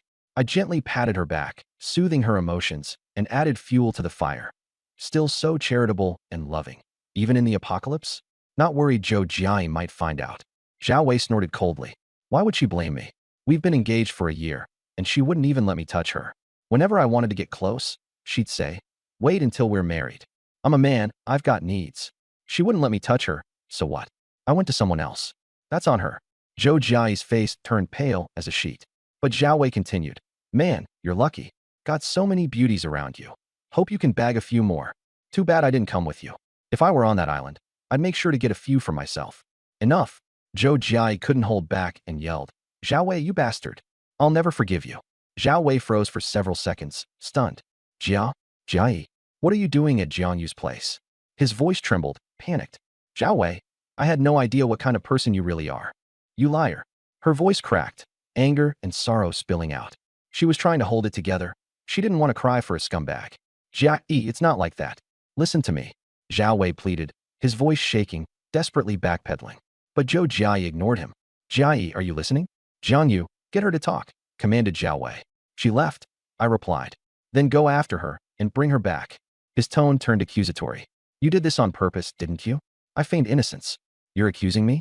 How would I know she'd come? And hear all that? That was out of my control. Zhao Wei felt something wasn't quite right, but dismissed it after some thought. He'd spent so much time spreading rumors behind my back, pulling strings, and causing trouble that he believed I couldn't possibly be on to him. In his mind, I was just the honest fool he could easily manipulate. Slightly comforted by this thought, he lashed out. How could you be so careless, blaming me as usual? How was I to know she was coming? It's pouring rain outside. I shut the door, yet she still overheard. Zhao Wei took a deep breath and softened his tone. Help me out here. Tell her I was just bragging. Make sure she takes me back. Got it. I'll try my best, I agreed outright. But, she caught almost everything you said. Thanks, bro. And sorry, I got a bit heated earlier. Don't take it personally. Even though he was fuming inside, Zhao Wei knew he needed me for now. So he swallowed his anger and sweetened his words. After we ended the private chat, out in the desert, Zhao Wei slapped the sand in frustration, his face contorted with rage.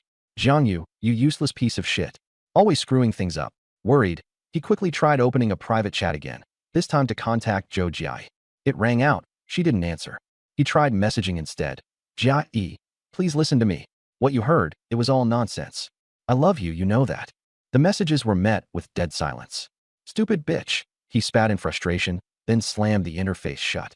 Whatever, he didn't actually care if she forgave him or not. It was the apocalypse, and he figured they might never cross paths again. What worried him was the idea of her siding with me. Now that, he'd never stand for. The mere thought had his rage boiling over. A year of engagement, barely holding her hand. Who's she to throw herself at me? From his perspective, I was nothing but a loser, a guy who couldn't measure up in either career or love.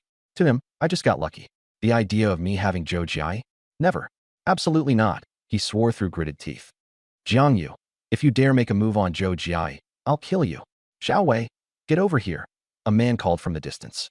Zhao Wei immediately dropped the rage from his face, replaced it with a fawning smile, and hurried over. Coming, brother Dao? Anything you need. Back in my shelter, Zhou Jia hadn't left. She was sitting on my lap, her face expressing desolation. Her usually lively eyes looked hollow. I looked down at her, saying nothing. No pity in my gaze. She chose this path herself. Zhao Wei's true nature? She had 3 years to figure that out. Love is blind, though, makes fools of us all. Thought it through yet? Do you want to get back at Zhao Wei? Her body trembled slightly. She looked up at me, a spark of determination lighting her gaze. A tear slipped down her cheek, leaving a faint trace in the dry post-apocalyptic air. And suddenly she smiled.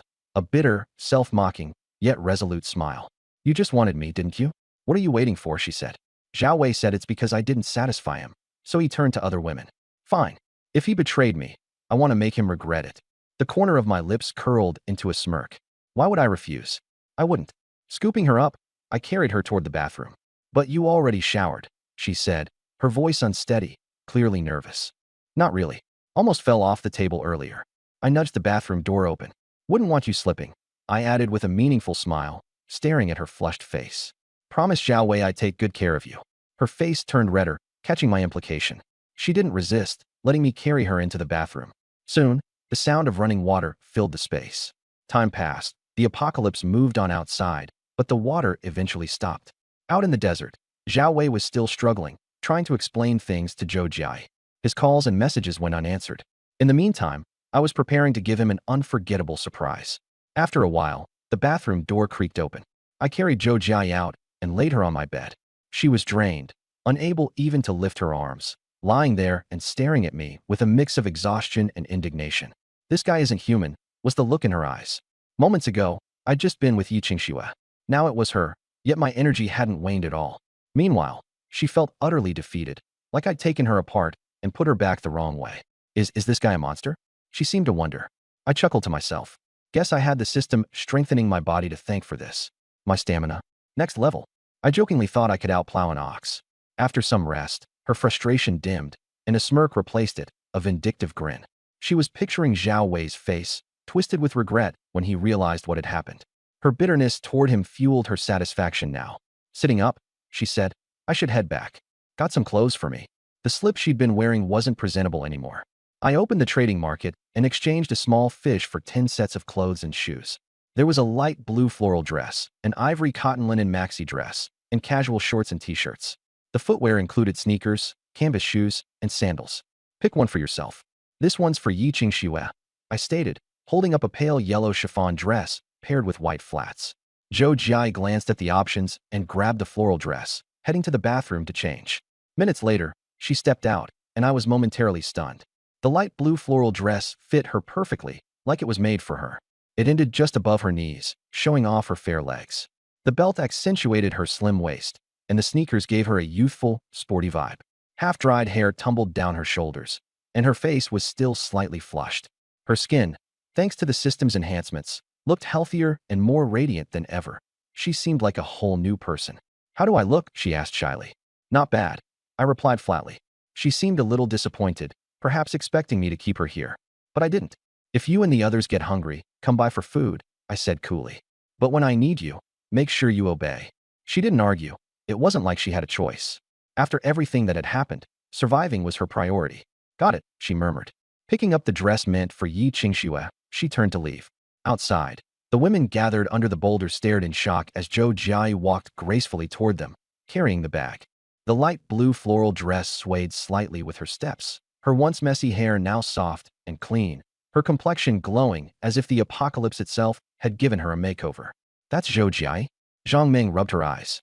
2 hours ago, she was pale, dragging herself in a tattered nightgown. Now, like a completely different person. They were covered in dirt, clothes full of mud and sand, hair a messy bird's nest. Zhou Jia looked like she was on vacation. They looked like refugees. She's one of Jiang Yu's women now. Mei Jin wanted to throw shade, but swallowed her words. The few women who had access to food couldn't stay calm. She had food, clean clothes, and could even bathe. Zhao Mingqi's gaze fixed on Zhou Jia's new dress as her teeth clenched. Son of a bitch, why didn't he give me clothes? She cursed silently, especially watching Zhou Jia handing fresh clothes to Yi Qingxue, her jealousy maxed out. Su Lishuan and Chen Sisi stared thoughtfully. Maybe if we go to Jiangyu, we could bathe, change our clothes, and eat to our fill? The thought began to sprout and take hold, hard to suppress now. The same idea flickered in others' minds, but none had decided yet. Let's go hunt for food. The women stood, heading toward the shore. Audrey and Megan, already with food, stayed behind. Except for Watanabe Huanai sharing a bit of sushi, others stayed distant, not out of coldness, but necessity. The food was too scarce to share freely. They held back from fighting over it, for now. The island, scoured end to end, was practically stripped bare. Clams, seaweed, tiny crabs, nearly gone. At this rate, tomorrow, there'd be nothing left. There's a fish here, Zhang Ming suddenly shrieked. The women sprinted over. In a shallow tide pool among the rocks lay a 10-pound fish. Its side was bitten into like a larger fish had attacked it before it got stuck here. Quick, get it out before it escapes. Su Lishuan, Chen Sisi, and a few others rushed into the pool, struggling to haul the fish onto dry land. Their eyes gleamed. This can last us a whole day. They cheered in delight. The giant fish offered a brief reprieve from despair. They eyed the tide pool. After the rain, there was a small puddle of water left, barely enough for a day or two if strictly rationed.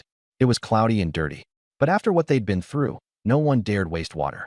I basked in the sun for a few hours. Checking the sky, I decided it was time to head out and fish. Sunglasses on, sun hat secured, sunscreen applied, I set off. Zhao Mingqi and the women hovered around the fish, eyes shining. Having had nothing but instant noodles, their enthusiasm over the fish left me unimpressed. What's so special about a lousy fish? As I stepped out, their gazes lit up, and they trailed after me. Jiangyu going out to fish? Let me help. She smiled brightly, her voice soft as honey. I shot her a cold glance and kept moving. She quickly pivoted, coyly correcting herself. Master, let me come with you? The corner of my mouth lifted in acknowledgement. I didn't shoo her off. Watching from behind, Yi Qingxue and Zhou Jiai exchanged looks, got up, and followed too. Zhao Mingqi noticed and wasn't pleased. What are those two bitches tagging along for? She seethed internally, but she kept her thoughts to herself, not daring to voice complaints. I turned back. You can follow but don't cause trouble. The three docilely nodded, trailing behind like loyal puppies. I led them to the massive rocks on the island's western edge. Here, the tide ran deeper beneath enormous boulders. Tide hasn't receded. Start with spearfishing. Gripping the fishing spear, I waded into the water, immobile as a statue. A flick of my wrist sent the spear plunging into the water. When I straightened, I held a 3-pound black sea bream skewered on its tip. Zhao Mengqi's reaction was fast. She rushed up with a bucket. Master, you're amazing. This fish is huge. Yi Qingxue and Zhou Jiai frowned, remaining silent. They couldn't match Zhao Mengqi's shameless enthusiasm. Within the hour, I'd snagged a 2-pound eel, a 3-pound pomfret, and 2 small yellow croakers. I also found a handful of blue crabs. All 3 women eventually joined me in the water to help. Yi Qingxue thought to herself, following him was the right move. Zhou Jiai silently agreed. While he was domineering, he was also capable, at least ready to ensure survival over starvation. Let's change things up. I set up a fishing rod, attaching bait to the hook. Casting the line, I turned to relax. Zhao Mengqi sidled up, her hands massaging my shoulders. Master, tired? Let me help ease that tension. Her technique was impeccable, the pressure just right. I closed my eyes, allowing myself to enjoy it. You're good at this? I learned specifically. Many skills are worth knowing, she replied with pride. I didn't press further. Clearly, her hold on Liao Hai wasn't rooted in just her face alone. Yi Qingxue fumbled with bait preparation, using too much water, her hands sticky and awkward. Zhou Jiai, armed with a net for scooping fish, mishandled a hooked catch and nearly let it escape. I was quick to react, spearing it back effortlessly. Useless. Such clumsiness. Both women looked dejected. Don't get cocky. Learn by doing. No sense in sulking. Zhao Mengqi, thrilled at their missteps, doubled her efforts to curry favor. After another hour, 2 more big catches filled our haul. With the tide retreating, I cast out the net, pulling back 3 additional fish, the largest nearly 10 pounds. The day's bounty was plentiful. Time to head back. The 3 were exhausted but content. On the other side of the island, the other women worried over their singular fish. No knives, no pots, no seasoning. Use shells to slice it up and roast. Su Lishuan offered an idea. To remove the fishy smell, soak in seawater. Chen Sisi added. They spent the better half of their day improvising a way to prepare it. Eventually, they lit a fire and roasted slices of fish. They wouldn't starve today, but they remained oblivious to the looming danger. 200 nautical miles away, a white yacht sliced through the waves, its hull scarred, the deck stained with dried blood. Its bow carried 7 or 8 men, unkempt and bedraggled. Leading was Lei Hu, a man in his 40s. A tiger tattoo roared across his chest. An escaped convict. Guilty of murder. Boss, we're at our limit, a younger man croaked. 2 days on 2 raw fish. We'll starve if this keeps up. Lei Hu turned toward the cabin. Inside, 4 women huddled in a corner. Their clothes were torn, faces blank with hopelessness. The yacht had carried over 20 people originally. Stranded on islands, Lei Hu had faked death to lure help. These saviors were killed, nearly 20 in total. Only the pleasing few women were spared. Now, the food was gone, leaving just 8 men. Lei Hu sneered. Who said we have no food? He gestured toward the interior. Use them. They can tide us over until we reach land. His followers' eyes gleamed with hunger. Days on the island had boiled them down to base instincts. You're the best, boss. Youthful underling Ah Kuin flattered eagerly. Inside the cabin, the women curled into themselves, silent, bruised and broken. Their bodies bore the marks of relentless torment. Tears had long since dried up. Hearing the men's conversation, they despaired. Still, there was no begging. Pleading with beasts solved nothing. Death would be their release. The yacht carved through the waves, pressing forward aimlessly, unbeknownst to them, toward my island. On the island, in a simple house, 3 women sat around a table. A large bowl of fish soup, golden and fragrant, dominated the center. Soft white fish fillets floated among the steaming broth. Beside it, rice still steaming. Legs crossed, I leaned back in my chair, watching them eat. Yi Qingxue perked up with her first bite, savoring the tender fish. It was the most delicious meal they'd had in 3 days. Zhou Jiai ate with quiet elegance, her chopsticks never pausing. Zhao Mingqi. She wasn't subtle at all, eating with abandon like she hadn't seen food in her life.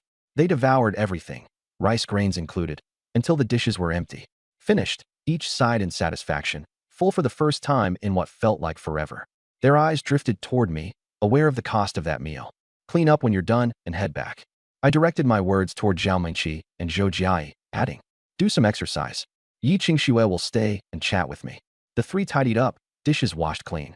Zhao Mingqi reluctantly prepared to leave. At the door, I stopped her. Wait. I handed her a pair of blue denim shorts, a white t-shirt, and Converse sneakers. Take these. Her eyes sparkled. Accepting the clothes, a broad smile spread across her face. Thank you, master. Her voice dripped with gratitude, glowing with joy as she repeatedly expressed her thanks. I nodded slightly. I just checked loyalty. Zhao Mingqi's score rose from 15 to 35. This woman knows her place. I gave her some clothes. Zhao Mingqi hugged the clothes joyfully and left with a broad smile. Yi Qingxue stepped closer to me and asked, what do you plan to wear today? I smirked. Beneath the massive boulder, the women gathered around to eat grilled fish slices. The fish tasted bland and slightly gamey, but no one complained. To them, it was delicious.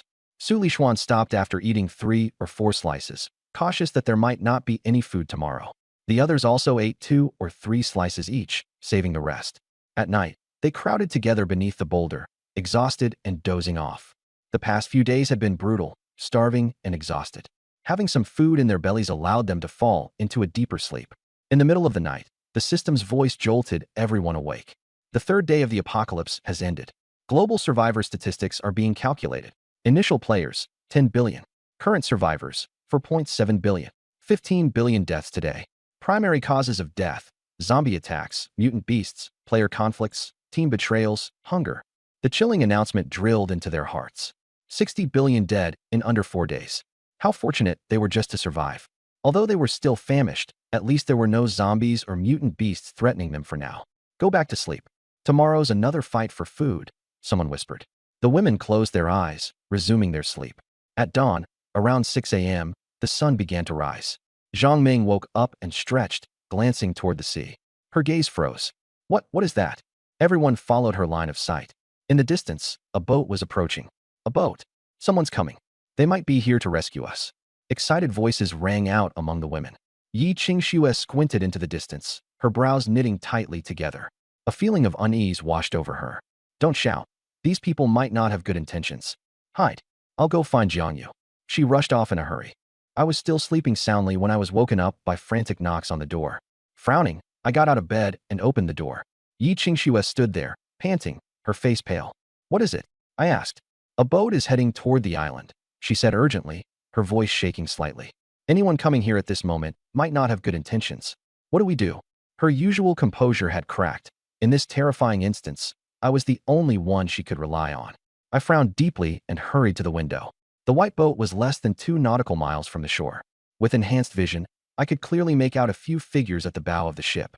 My eyes grew cold. No matter what their intentions are, we need to prepare for the worst. On the yacht, the men were ecstatic. Brother Tiger, we finally found an island. After dealing with those women last night, we hit the jackpot. Akun shouted in excitement. Below deck, the bodies of 4 women lay broken and lifeless. The men had snapped during a chaotic fight the night before, leading to their gruesome deaths. Starving, their numbers dwindled to 8. Leihu's, Tiger's, cruel smile widened across his face. When the heavens don't completely abandon you, there's always opportunity. We've got what it takes to thrive in this apocalypse. Following Brother Tiger means a good life, Akun fawned. Ahead in my scope, there are women on the island. Lei Hu's dark eyes gleamed. If there were people on the island, they might encounter other teams, or prey. His menacing grin widened. Zoom in with the phone camera. Dozens of women were scattered across the area. Their appearances weren't bad at all. Brother Tiger hit the jackpot. Akun cheered joyfully. Numbers are close. We can take them on. Lei Hu's smile turned twisted, laced with lust. Gear up. Once we're ashore, kill the men. Leave the women for some fun. The hunger in their eyes was now both literal and figurative. Back on the island, the women were catching their breath, panic gripping them. After enduring the apocalypse, they'd learned to recognize danger, and the yacht approaching screamed trouble. Despair and disorder began to brew among them. This is it. We're doomed. Jin Tianying's face was ashen. I've heard the stories about what happens to women who get captured. Another trembled. The thought of those horrors broadcast on the system interface left their bodies shaking. Quick, hide before they spot us. Su Lishuan urged. This island isn't big. Where can we hide? Hilton muttered hopelessly. Qingshu has gone to find Jiangyu. Zhou Jia reminded. He might have a plan. Megan sneered. What can he even do? One man against all of them. Their hopeless whispers gained momentum. Zhao Minqi spoke up. We have no choice but to trust him. Megan's tone turned biting. Someone who's so selfish. How do we know he'll even care? For all we know, he's holed up, ignoring us entirely. Uneasy expressions spread across their faces. Thinking of Jiang Yu's usual behavior, they found her suggestion plausible. Zhou Jia countered. They won't spare him either. Hiding won't help him. While they argued, none of them had moved to hide. The yacht closed in. I stood by my window, watching the vessel approach with narrowed eyes. The grim look on my face persisted. I opened the system shop, searching for firearms. The choices were abundant, but the prices were staggering. One rifle cost several hundred kilograms of rice. I couldn't afford it. Gritting my teeth, I turned to the trade market. The system chimed. Player requested firearms. Access restricted due to presence of goddess-tier teammates. No hot weapons permitted for balance reasons. Damn it. System's screwing me over. I almost cursed it out loud. No response came. Taking a deep breath, I used instant noodles to trade for a taser, pepper spray, and a machete. The system limited the quantity. You've got to be kidding me. I swapped for a change of clothes, swimming gear, and a walkie-talkie. Once equipped, I glanced toward Yi Qingxue. She looked at me and said, I know you don't care much about them, but keeping them alive could prove useful to you. There's no way the system brought this many women to the island without a reason. All right, I acknowledged. Make sure they keep their mouths shut. If anyone screws this up, they'll pay later. I handed her the taser, pepper spray, and walkie-talkie. Yi Qingxue took the items and ran off. Grabbing a fishing spear and machete, I crouched low as I made my way to the southern beach. The yacht was approaching from the northwest. I needed to circle around to the western side for an ambush near the reefs. Meanwhile, Yi Qingxue returned to the large boulder area. What did Jiangyu say? Su Lishuan inquired. He said he can handle it. Yi Qingxue whispered. He also said there are 3 men on the island. He, Jiang Chun, and Lu Jian. The women nodded silently. Just answer their questions honestly, but don't expose our weaknesses. Think about what happens if you're caught. Their bodies trembled. If anyone messes this up, Jiangyu will deal with them. Yi Qingxue's tone was harsh. Some, like Megan and Hilton, began climbing the hill. If that man won't protect us, we'll look after ourselves. Megan snapped, continuing upward. Yi Qingxue let them go. Fewer people made it easier for the plan to work. I crouched among the rocks on the western shore, tightly clutching my weapons and focusing on the sea. The yacht drew closer and closer. Lei Hu stood at the bow, gripping a fire axe. 8. I counted mentally. My heart sank. I'll handle as much as I can. On the yacht, the group laughed upon seeing the women running in panic. This island isn't big. They've got nowhere to run. Akun sneered. Playing cat and mouse sounds fun, another said. Lei Hu's sharp eyes scanned the landscape. There's a house. Be on guard for traps. The yacht hit the shore, and Lei Hu leapt off first. Finally on solid ground, he took a moment to survey the surroundings. Stay alert. First, we take out the men. Then the fun begins with the women. Don't worry, boss. With almost 20 women here, we'll all get our share. Before the fat man could finish his sentence, a sudden scream cut through the air. The fat man hadn't finished his sentence when he screamed in pain. Everyone turned their heads sharply. A man clutched his chest as blood gushed out, falling onto his back. I stood at the bow of the boat, a mocking grin on my face. Welcome to the island. My brothers and I will make sure you have fun. Kill him. Lei Hu roared. His lackeys lunged forward. With a taunting look, I dove into the water and disappeared. You bastard. Pray I don't catch you. Akuin yelled, cursing at the water. But none of them dared jump in after me. Humiliated the moment he landed, Lei Hu's face was ashen with fury. Chen Gang, Yin Liang, watch the boat like hawks. Don't worry, boss. If anyone dares get close, They won't leave alive. Both responded in unison. Lei Hu led 4 others as they headed toward the house, spreading out. Meanwhile, I crouched behind a rocky outcrop 100 meters away, clutching my walkie-talkie to warn Yi Qingxue to stay alert. My first move was to take out the 2 guarding the yacht. Lei Hu wouldn't want to harm women. At worst, he'd regret losing some resources. When it was safe, I swapped into swim trunks and goggles, leaving my gear hidden behind the rocks. Taking a deep breath, I dove into the sea and swam along the base of the rocks toward the yacht. On the boat, Chun Gang and Yin Liang stood guard. Do you think the boss will find any food on the island? Chun Gang rubbed his stomach. There's definitely something, especially with women around, Yin Liang replied. Once the boss deals with the guys here, we'll really enjoy ourselves. This apocalypse is great, killing people, messing with women. I'm loving it. Chun Gang licked his lips. No more nagging wives. Now, it's a fresh bride every night. Yin Liang chuckled lewdly. Unnoticed, my shadow approached from the water beneath them. I swam to the stern, quietly resurfacing to eavesdrop, a crooked smile tugging at my lips. Breaking contact, I made some noise and surfaced closer to shore. Who's there? They yelled, alarmed and on edge, standing barely 5 meters away. Gripping my spear gun, I charged forward. Kill him. Yin Liang swung a steel pipe toward me. I ducked, yanking the pipe right out of his hands, then thrust the spear gun into his chest. Blood splattered everywhere as he collapsed. Boss, save me. Chun Gang screamed, his face pale as he leapt into the sea. Jumping into the water was your death sentence. I muttered, diving in after him with the spear gun. Minutes later, his lifeless body floated to the surface. After clambering back onto the yacht, I turned to see Lei Hu and the others halfway up a nearby hill. From that vantage, Lei Hu had likely just seen Chun Gang jump into the sea, and my pursuit ending back on the yacht. His face was thunderous. Boss, that guy dresses differently. It's not the same one from before. Akuin pointed out. This isn't just one man.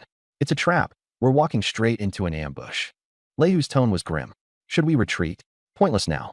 Grab a few women first. We'll interrogate them. Everyone, stick together and don't get separated. They clearly won't face us head on. We outnumber them. Gripping their weapons tightly, they quickened their pace toward the house.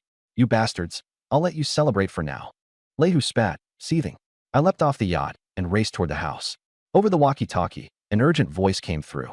Yi Qingxue and the others had spotted Lei Hu closing in near the house. Anyone who's afraid, leave first. Yi Qingxue urged. Li Jian bit her lip. Leave. If we're caught, someone might make us talk. The others nodded, dispersing as planned. Zhang Ming, Qin Fei, and Zhao Mingqi stayed behind. They exchanged grim looks. We know what happens if we fail, Zhao Mingqi muttered. Into the radio, I said, I'll handle 3 of them. That leaves 5. Stall them, lure them into the house. Do not tell them I'm the only man on the island. Yi Qingxue smashed her radio and tossed the remains into the bushes. Lei Hu and his men approached the house and saw a cluster of frightened women. Boss, so many women. Akuin's eyes gleamed with lust. Lei Hu narrowed his eyes, scanning the group, a smug grin creeping across his face. Today's our lucky day, he muttered, licking his lips and gripping his fire axe as he crept forward.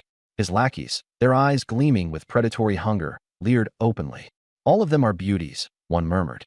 Die happy after this, another chuckled darkly. The women feigned panic. Can we pull this off? Zhang Ming whispered, second-guessing her nerves. Su Lishuan sprinted downhill, screaming, Lu Jian. I'm scared, help. Jiang Chun. Save me. Zhang Ming shouted, the desperation in her voice unsettlingly real. On edge, Lei Hu's group looked around cautiously. Careful, we're not alone, Akuin advised, fingering his weapon nervously. Lei Hu waved his hand dismissively. Grab one first. They advanced quickly, visibly salivating at the sight of the beautiful, disheveled women. You'd better start talking if you value your lives, Lei Hu sneered. Zhang Ming, trembling visibly, said, Please, sir, don't kill us. I'll tell you everything. How many men are on the island? Lei Hu asked sharply. 3. Jiang Yu, Jiang Chun, and Lu Jian, Zhang Ming stammered. Brothers? Lei Hu squinted suspiciously. Where are they now? I don't know. Jiang Chun told me to hide and ran off. Lei Hu shifted his gaze to Zhao Mingqi, towering over her with his fire axe poised menacingly. Don't kill me. I'll do anything. Zhao Mingqi pleaded, dropping to her knees. Lei Hu's eyes scanned her, noting her pristine clothes and graceful figure.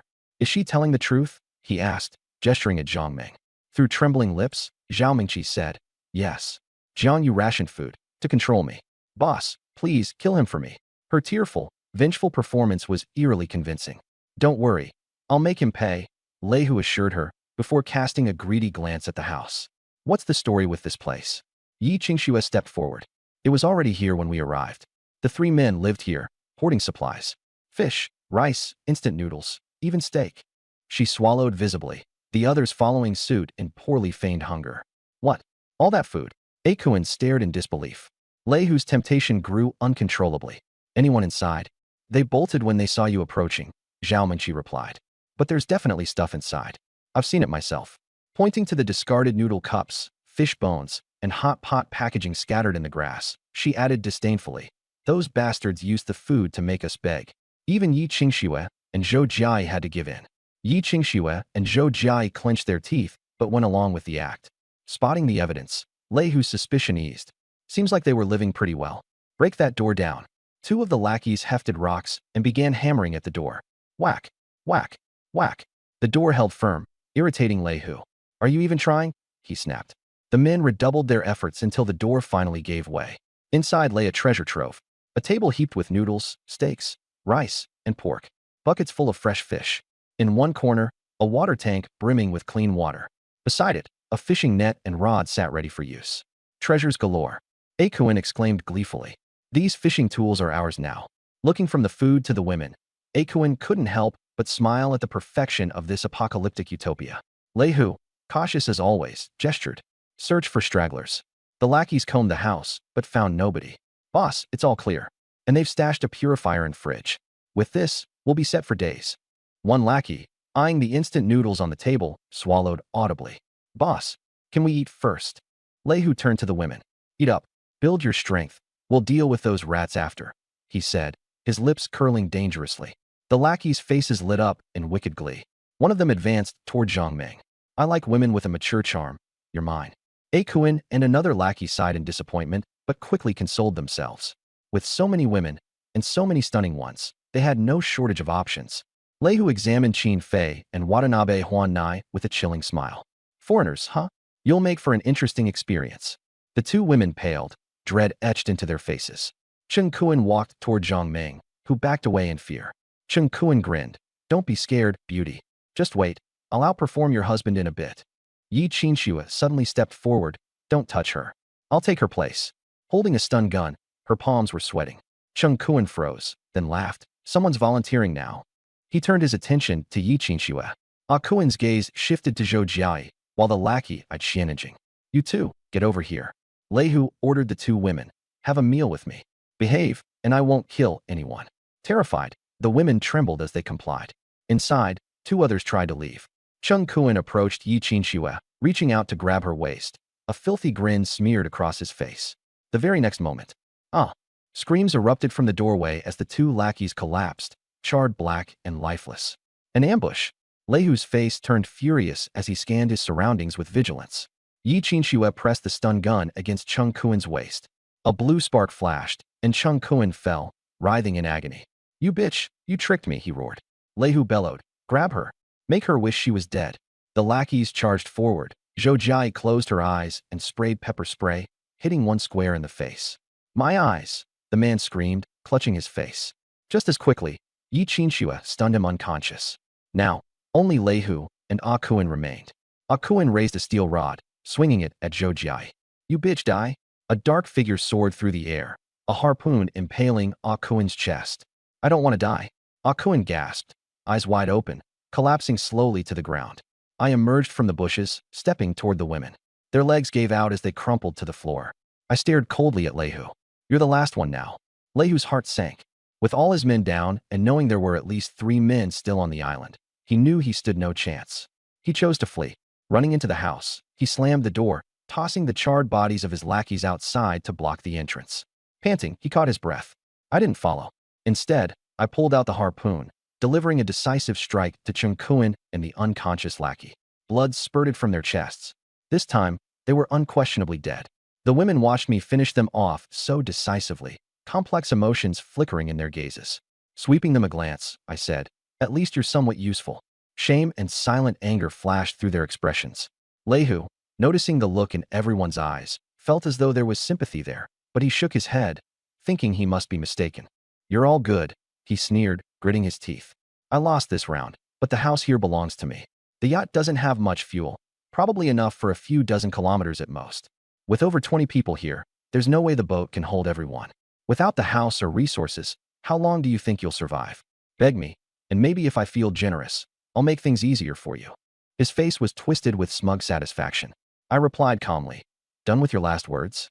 Lehu's grin faltered. "The house is mine now, so what are you so smug about? Call out your buddies." "There's only one man on this island," I said. "Bullshit. I saw 2 outfits, a black t-shirt and swim trunks. That's 2 people. Same guy? Just a wardrobe change." Lehu's laugh died abruptly. He glanced at the others, his face darkening. From the beginning, he had been played. The Jiang Chun and Lu Jian personas didn't exist. I was tricked, Lehu realized, trembling with rage. I didn't bother responding. "Time to send you off." He retreated further into the house and pulled out a lighter, waving it threateningly. "Step inside, and I'll burn the house down." His eyes were crazed. "When I get my chance, I'll make all of you wish you were dead." Just as he was about to slam the door, a streak of blue electricity struck him. His entire body went numb, the lighter falling to the floor. His eyes widened in disbelief. The current came out of nowhere. He suddenly recalled how his 2 lackeys had died. "You're the legendary Bachelor 240? A faint smirk played on my lips. "Correct. No prize for guessing." Another, more powerful surge of electricity coursed through him. He convulsed violently. His body charred as he collapsed lifelessly to the ground. The women let out breaths of relief, their gazes toward me etched with gratitude and immense relief. "Clean this place up," I ordered. They put up no resistance. Today, my actions had dominated and convinced them. The band of thugs that had terrorized them, only fit to be discarded. Without me, the consequences could have been unimaginable for them. Despite their lingering fear, the women began moving the bodies. 5 corpses were laid out in a clearing, the air thick with the stench of blood and charred flesh. Zhang Meng, after helping to haul the bodies, ran to a corner to vomit. The others were pale, their hands trembling. Yi Qinxue asked cautiously, "What do we do with the bodies?" "Burn them," I replied. They gathered firewood. The island was covered with dry bushes and grass, piling it all together into a large heap. Yi Qinxue took the lead, and the women placed the bodies onto the pyre. Using Lehu's lighter, she ignited the dry grass. The flames roared, spreading rapidly, smoke curling into the sky. Things they used to find unthinkable, the apocalypse had hardened them. They knew these men were villains, and watching the flames consume their remains seemed to bring them relief. I didn't personally assist, but stood nearby, looking out over the sea. The yacht was still there, people visible on board. Squinting, I enhanced my focus, recognizing the retreating figures of Megan, Hilton, Delice, and Kaneda Ng. They stood on the deck, glancing in my direction. A thought flashed. Were they planning to steal the yacht and escape? I didn't care. Lehu was right. The fuel was low. They'd only make it a few dozen kilometers before being stranded at sea, a fittingly pathetic fate. I coldly observed, curious about their choice. On the yacht, Megan and the others stared at the black smoke rising in the distance, uncertain of what was happening. "Is the house on fire?" Hilton asked, pointing. "No, they're burning something," someone else murmured anxiously. They had run to the southern beach earlier, filled with terror. After waiting a long time and realizing the thugs hadn't pursued them, they finally felt safe enough to regroup. Hilton, taking a bold step, swam back toward the western side, only to glimpse me alone, taking down 2 thugs. She had recoiled in fear and swam back hastily. "Jiang, you killed 2 thugs alone?" Megan seemed doubtful. Hilton nodded, her expression pale. "I saw it myself. He took them down in just a few moves." "What about the other 5? In the house?" Delice asked. Hilton shook her head. "I didn't dare get closer. No idea." The women exchanged uneasy glances. "Should we take the yacht and leave?" Hilton suggested tentatively. Megan's eyes brightened and agreed enthusiastically. The rest hesitated before nodding in agreement. They cautiously approached the yacht. Seeing the bodies of Chinganjian and the others on board, their faces turned ashen. Once aboard, they inspected the yacht. Trying to calm themselves, they threw the dead bodies overboard. Delice and Hilton checked the fuel meticulously. "It's not enough," Delice said after noting the gauge, shaking her head. "We can only make it a few dozen kilometers. Without food or water, we'll be as good as dead." The group fell silent. "Then do we go back?" Hilton whispered. Megan gritted her teeth, staring at the billowing smoke. If Jianyu really did handle the thugs, maybe being his woman wouldn't be the worst thing. Better than being brutalized by those animals. Her voice was low. Others stayed silent, but their expressions reflected reluctant agreement. Previously, their personalities had been wild and uninhibited, looking down on someone like me. But if I triumphed, their opinions would naturally change. Being with me was a matter of survival, painfully pragmatic. If they had other options, they wouldn't choose me. Let's secretly go back and see what's happening first, Megan decided. She led the descent from the boat, the others following close behind. The Eastern Reef. Wang Churen, Li Jiun, Audrey, Mai Waika, Kamaliva, and Deng Yuzhen gathered, fleeing to this spot. Black smoke rose in the distance. Is the house on fire? Audrey pointed out. Everyone's faces turned grim. Who won? Li Jiun whispered. No one answered. Wang Churen leaned against a reef and bit her lip. After a moment of silence, Deng Yuzhen finally said, Wait, if Jiang Yu won, I'll go find him. Everyone contemplated. Audrey lowered her head, remembering the hamburger given to her by Jack, nearly finished now. At first, she had meant to find me but got delayed. If I win, she'd be certain. Mai Waika and Kamaliva said nothing, lost in their thoughts. Li Jiun gritted her teeth. I want to go too. All right, Deng Yuzhen nodded. They reached a consensus, carefully heading toward the house. They moved past the reef and climbed up the slope. Looking into the distance, in the yard before the house, Yi Qingxue and others tended to the extinguished campfire. I stood by, clean and unscathed, not a single injury. Those thugs. Not a single one remained. Deng Yuzhen stopped in her tracks, her heart experiencing a storm within. He actually did it. One person, 8 vicious men slaughtered. She inhaled deeply, leading the other women toward me. We were back. Her voice was light and uncertain. Yi Qingxue glanced at her. She didn't blame them, only replied softly. Wang Churen stole a look at me. My expression was unreadable. They obediently stood on the side, not daring to utter a word. My gaze swept over the group of women who had returned. I said nothing, turning to step inside the house, only to reappear shortly with a bag of bread. Yi Qingxue, I called. She hurriedly came over. I handed her the bread. Distribute this to the women who stayed earlier. They performed well today. It was rare for me to offer praise. Without their efforts in holding back Lei Hu, resolving the situation would have been far tougher. The women's expressions reflected deep emotions. Zhang Meng and others smiled. Thank you. Jiang Yu. Holding the bread, even a small piece felt like a blessing to them. Deng Yuzhen and her group watched enviously, listening to the grumbling of their stomachs, yet none dared to reach out, ashamed. I continued speaking, my tone softening as I looked toward Yi Qingxue, Zhou Jiai, and Zhao Mingqi. You 3 did well. Come over tonight. I've made fish hot pot and stir-fried potatoes with meat as a reward. Yi Qingxue's eyes sparkled, nodding quickly. Zhou Jiai glanced at me, a faint, shy smile forming on her lips. Zhao Mingqi's joy couldn't be concealed, understanding that I had, indeed, accepted her now. Zhang Meng and the others clutched their bread as the taste suddenly seemed bland. All they could do was envy. They had backed the wrong side, simple as that. The women watched, eyes alight with calculation, plotting their chances to enter the house and savor that meal. As night fell, apart from the chosen 3, the others obediently returned to their rocky shelters. I retreated to the house to wash up and change into fresh clothes. The privileged trio, Yi Qingxue, Zhou Jiai, and Zhao Mingqi, were allowed to use some water to bathe, each granted 3 minutes. Ordinarily mundane, it was now a moment of immense satisfaction. Outside, the other women grew green with envy and bitterness. I wish I could bathe too, Zhang Meng whispered mournfully. Who doesn't? Su Lishuan's eyes glimmered with hidden thoughts. Inside, Zhou Jiai was the last to finish. She stepped out in nothing but a towel, damp hair trailing down her softly blushed face. I leaned against the bedhead, eyes closed, contemplating. A private message from Zhao Wei popped up. Hey bro, got a surprise for you.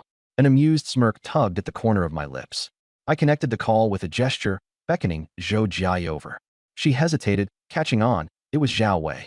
Her emotions swirled between complexity and satisfaction, a good dose of anticipated revenge alongside it. Zhao Wei, you stabbed me in the back. Got what you deserved, she thought bitterly. She hadn't spoken before his voice cut in. Hey man, you good? So how's Jiai? Did you get her to explain everything? His tone was laced with anxiety. Zhou Jiai sneered silently, her disdain evident. Pathetic man. She approached me, unprepared as I pulled her directly into my arms. The suddenness drew a startled sound from her lips. Mindful of Zhao Wei on the other end, I kept my voice level. Zhao Wei, did you hear something? A woman outside handling some issue. Zhao Wei sounded unsure. You sure? That sounded different, like someone close by. But his suspicion quickly gave way to concern. So, man, did she explain it all? Jiai hasn't replied to my messages. I've been losing it over here. I stayed nonchalant. The last few days have been packed. Bandits stormed the island. Vicious killers, every last one. The place nearly went under. Zhao Wei gasped, his panic almost endearing. What? Bandits? Oh God, what about Jiai? Is she safe? She almost got caught. Good thing we had numbers. We dealt with it. I replied casually. Zhao Wei sighed audibly. Though it wasn't for her safety, it was relief I made it. Food was still his top priority. You're okay? What about Jai? Tell me she wasn't hurt. I smirked, knowing him too well. Behavior masked with niceties, but deep down, he likely wished me dead for full control over resources. She's safe enough. A few scratches. I'm giving her some treatment right now, I said, emphasizing the final word, my hand deliberately sliding along Zhou Jiai's waist. She glared at me, face flushed, while trying to stop me from continuing. Zhao Wei's breathing quickened. Treatment? Alone together? Damn it, nothing more, right? I didn't answer directly, letting speculative silence do the work. Yeah, speaking of, thanks, bro Jiai's finally come around. What? Really? He perked up instantly. Yes, she's gotten over it. Finally let go of all that resentment. Took a lot of effort on my end. Zhou Jiai's face grew hotter at my words, each one seeming to strip away her composure. What effort? Did she forgive me? Zhao Wei couldn't help but ask. I chuckled knowingly, glancing at the woman nestled against me. Why not ask her yourself? All right. Meeting her gaze. Baby, want to say hi to someone? She rolled her eyes before breaking into a peculiar smile. Drawing a deep breath, her voice held steady as she spoke into the call. Zhao Wei, I have something to tell you. I am, now Jiang Yu's woman. There was dead silence on the other end. After 5 seconds of silence, she replied, Jai, what are you saying? Are you mad at me and deliberately messing with me? He gave a forced laugh, trying to reassure himself. Jai, I know I was wrong. I shouldn't have had another woman outside. I shouldn't have sworn. Forgive me. Zhou Jai remained silent. Zhao Wei was hypocritical and disgusting. Turning to me, he said hopefully, You're all working together to mess with me? Want to punish me? This joke has gone too far. A faint smile tugged at the corners of my mouth. Zhao Wei's heart sank to the bottom. He gritted his teeth and confessed, Jia Yi, I'm sorry. I remember how good you've been to me these past 3 years. I was an asshole. I didn't know how to cherish you. Zhou Jiai's voice was icy. Are you done? Zhao Wei froze. My hand moved over the soft curves, and Zhou Jiai's body trembled. She let out a soft cry. Don't. Her voice was sweet and coy, laced with embarrassment and irritation. Zhao Wei heard the intimacy in it. His face flushed red, his eyes nearly splitting open, and his teeth chattered. His fiancée was in my arms, and I was the very person he looked down on. His breathing grew heavy, like a volcano on the verge of erupting. I poured fuel on the fire. Zhao Wei, this is real. Jia Yi is my woman now. I chuckled softly. Thanks to your stab in the back, I saw Lu Yuru's true colors, and I also met Jia Yi. I lowered my head and said gently to Zhou Jia, She's beautiful and very gentle. She's the kind of woman I want. Zhou Jia blushed. She shot me a glare, but didn't refute it. Zhao Wei's breathing worsened, and he swallowed back the curse rising to his throat. Beside him, Dao Ge glared at him viciously and signaled with his eyes. Get the food. Stop talking nonsense. Zhao Wei's heart tightened. He was living under someone else's roof. If he offended me and the food supply was cut off, Dao Ge would not let him off. He took a deep breath, suppressed his ferocious expression, and said calmly, I see. Brother, with you taking care of Jia Yi, I'm relieved. I'm not worthy of being forgiven by her. In the apocalypse, who knows if we'll ever meet again. Since you two are fated, I wish you well. Zhou Jia widened her eyes, unable to believe his tone. A playful smile curled at my lips. Zhao Wei continued his confession. I was wrong before. What happened with Lu Yuru? I had my own selfish reasons, but it was for your own good. She was vain and materialistic, and when she met young Master Zhang, she changed her heart. I wanted to spare you long-term pain by making it short-term. As for the job issue, it was young Master Zhang stirring things up. He cleaned himself up completely. Now that Jia Yi belongs to you, let's count it as compensation. We're even, okay? Zhou Jia couldn't hold back. Zhao Wei, you're disgusting. I'm not a commodity. What right do you have to decide where I belong? Zhao Wei hurriedly said. Jia Yi, curse me or hate me all you want. I mean every word. Jiang Yu is better than me. I wish you both happiness. His voice was sincere, and Zhou Jia trembled with anger. I patted her back to calm her down. I knew Zhao Wei was acting, afraid of provoking me into turning on him. He could even endure having his fiancée stolen, all just to survive. The lower the bottom line, the more invincible one becomes. Zhao Wei secretly swore, Jiang Yu, Zhou Jia, one day you'll pay the price. But out loud he flatteringly asked, Brother, is there any food left? Got it, I replied flatly. Zhou Jia leaned in my arms and said softly, Go to sleep early. Ignore him. Zhao Wei's face flushed red, and a green light seemed to glow over his head. I patted her perky curves, and she let out a jiaoho. Zhao Wei put on a fawning smile. Brother, you're really broad-minded. Let's let our matter be settled. I'll help take care of Jie, and I'll try to get more food. Brother, my life depends on you. Don't lie to me. Then he had a flash of inspiration. Can you help me contact Lu Yuru? If I can get my hands on her, I can get revenge. If you help me, I can give you more food, okay? My eyes narrowed slightly. Lu Yuru was the one Zhao Wei had instigated into ruining my ex-girlfriend. Since he could contact her, why not have some fun with her properly? I smiled. Fine. If you find her, I'll give you more stuff. Zhao Wei was overjoyed and hurriedly hung up, afraid I'd changed my mind. The room fell silent. I looked at Zhou Jie. Her face was red, her eyes carrying a mix of complicated emotions and anger. I hooked a finger under her chin. What I said just now was all true. What did you say? She blinked.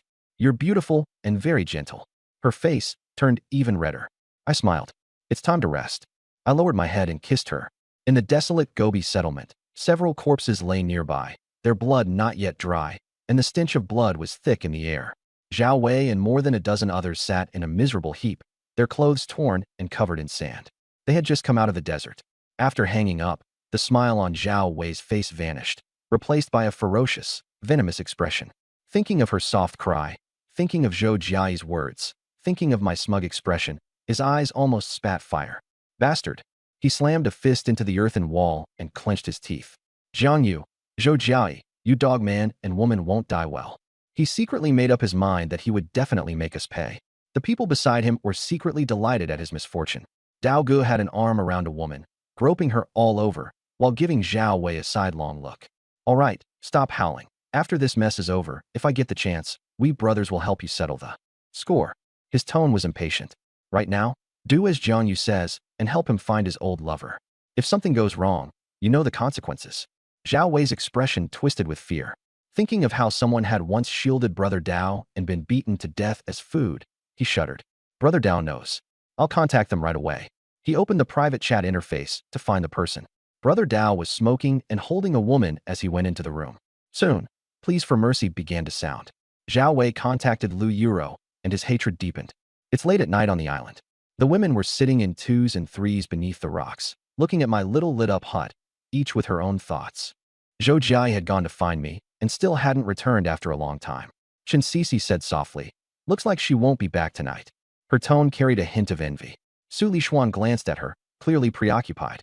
Zhao Mengqi leaned against a rock, the corners of her mouth turned up. She was thinking that she needed to perform better tomorrow. She had accepted her fate and didn't care how many women were around me. Yi Qingxue was full and had closed her eyes to rest. The women who had performed poorly started scheming. Megan, Silton, Dilasai, and Jean Tian gathered to discuss. Megan frowned. We ran away in the middle of battle. Even though we later collected the bodies, Jiang Yu definitely won't have a good impression of us. Silton gritted her teeth. Then how about we wait until Zhou Jia comes out and all go apologize to him? They looked at one another, already knowing the likely answer. But if they wanted to survive, they had no choice but to accept it. Megan nodded. Fine, let's go when Jia comes. On the other side, Deng Yuzhen, Wang Churen, Audrey, Li Jun, Mai Weike, and Kamiva were discussing things. After hiding among the reefs on the east side for most of the day, they had missed the chance to deal with the corpses and had only eaten some stored fish chunks, leaving them hungry. Deng Yuzhen said calmly. This morning I said Jiang Yu can deal with the bandits. I'm going to find him. What about you all? Wang Churen nodded. If we want to live, we have to rely on Jiang Yu. There's no hope of getting off this stranded island. Audrey said, Jack burgers are almost gone. I don't have any other choice. Li Jiyun hesitated, then finally made up her mind. Mai Weike said, should we wait another day through the trial period? Maybe a little longer. Wang Churen shook her head. No. So many people died.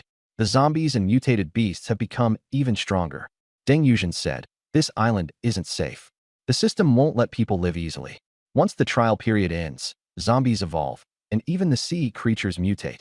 Their faces turned pale as they looked toward my hut. That was their only hope of survival.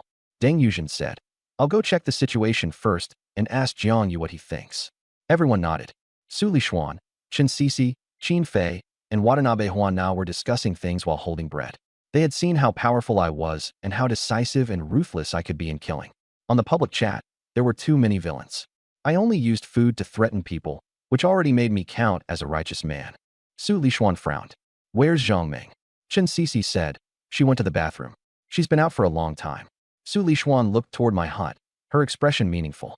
Yi Qingxue leaned against the rock, the corners of her mouth carrying a smile. She guessed something, but didn't say it. Inside the room, Zhou Jia finally came out. Her way of walking was a little unnatural, and her eyes were full of resentment. I was too tired to know whether she was tired. She took a deep breath and walked toward the rocks. Just as she took a few steps, there was a knock at the door. I opened it, and it was Zhang Ming. She wore a burgundy camisole dress, her figure full and alluring. The corners of my mouth lifted, and I stepped aside. She let out a soft laugh and came in. The door closed. I looked at her. She was nearly 30, a mature beauty, like a ripe peach in season. Though she looked disheveled and somewhat battered, it couldn't hide her sensual, alluring charm. The entertainment industry had labeled her a sexy goddess. She stared at me, the corners of her lips curved. Seeing me look at her, she straightened her chest and giggled. Look enough. Her teasing voice was languid. I withdrew my gaze. Why did you come? She rolled her eyes coquettishly. You're asking a question you already know the answer to. I want to eat something. I'm starving to death. She lifted her chest slightly. You agreed to the terms. I just don't know whether you'd take a liking to a woman older than you. Her tone was self-mocking, and she didn't avoid my eyes. I asked in return, do you think I'm worse than an animal? She froze, then laughed so hard her whole body trembled. You're really interesting. No wonder even someone as scheming as Zhao Mengqi is willing to follow you willingly. And even Yi Qingxue, who's so proud, took the initiative to come. Today, when you helped deal with the bandits, I really admire you. I looked at Zhang Ming. You did pretty well today too. From Yi Qingxue, I learned what she had gone through dealing with the bandits. She was indeed thoughtful, and she made me see her in a new light. I asked her, you know my conditions, so what about your husband? The news said you two were very much in love.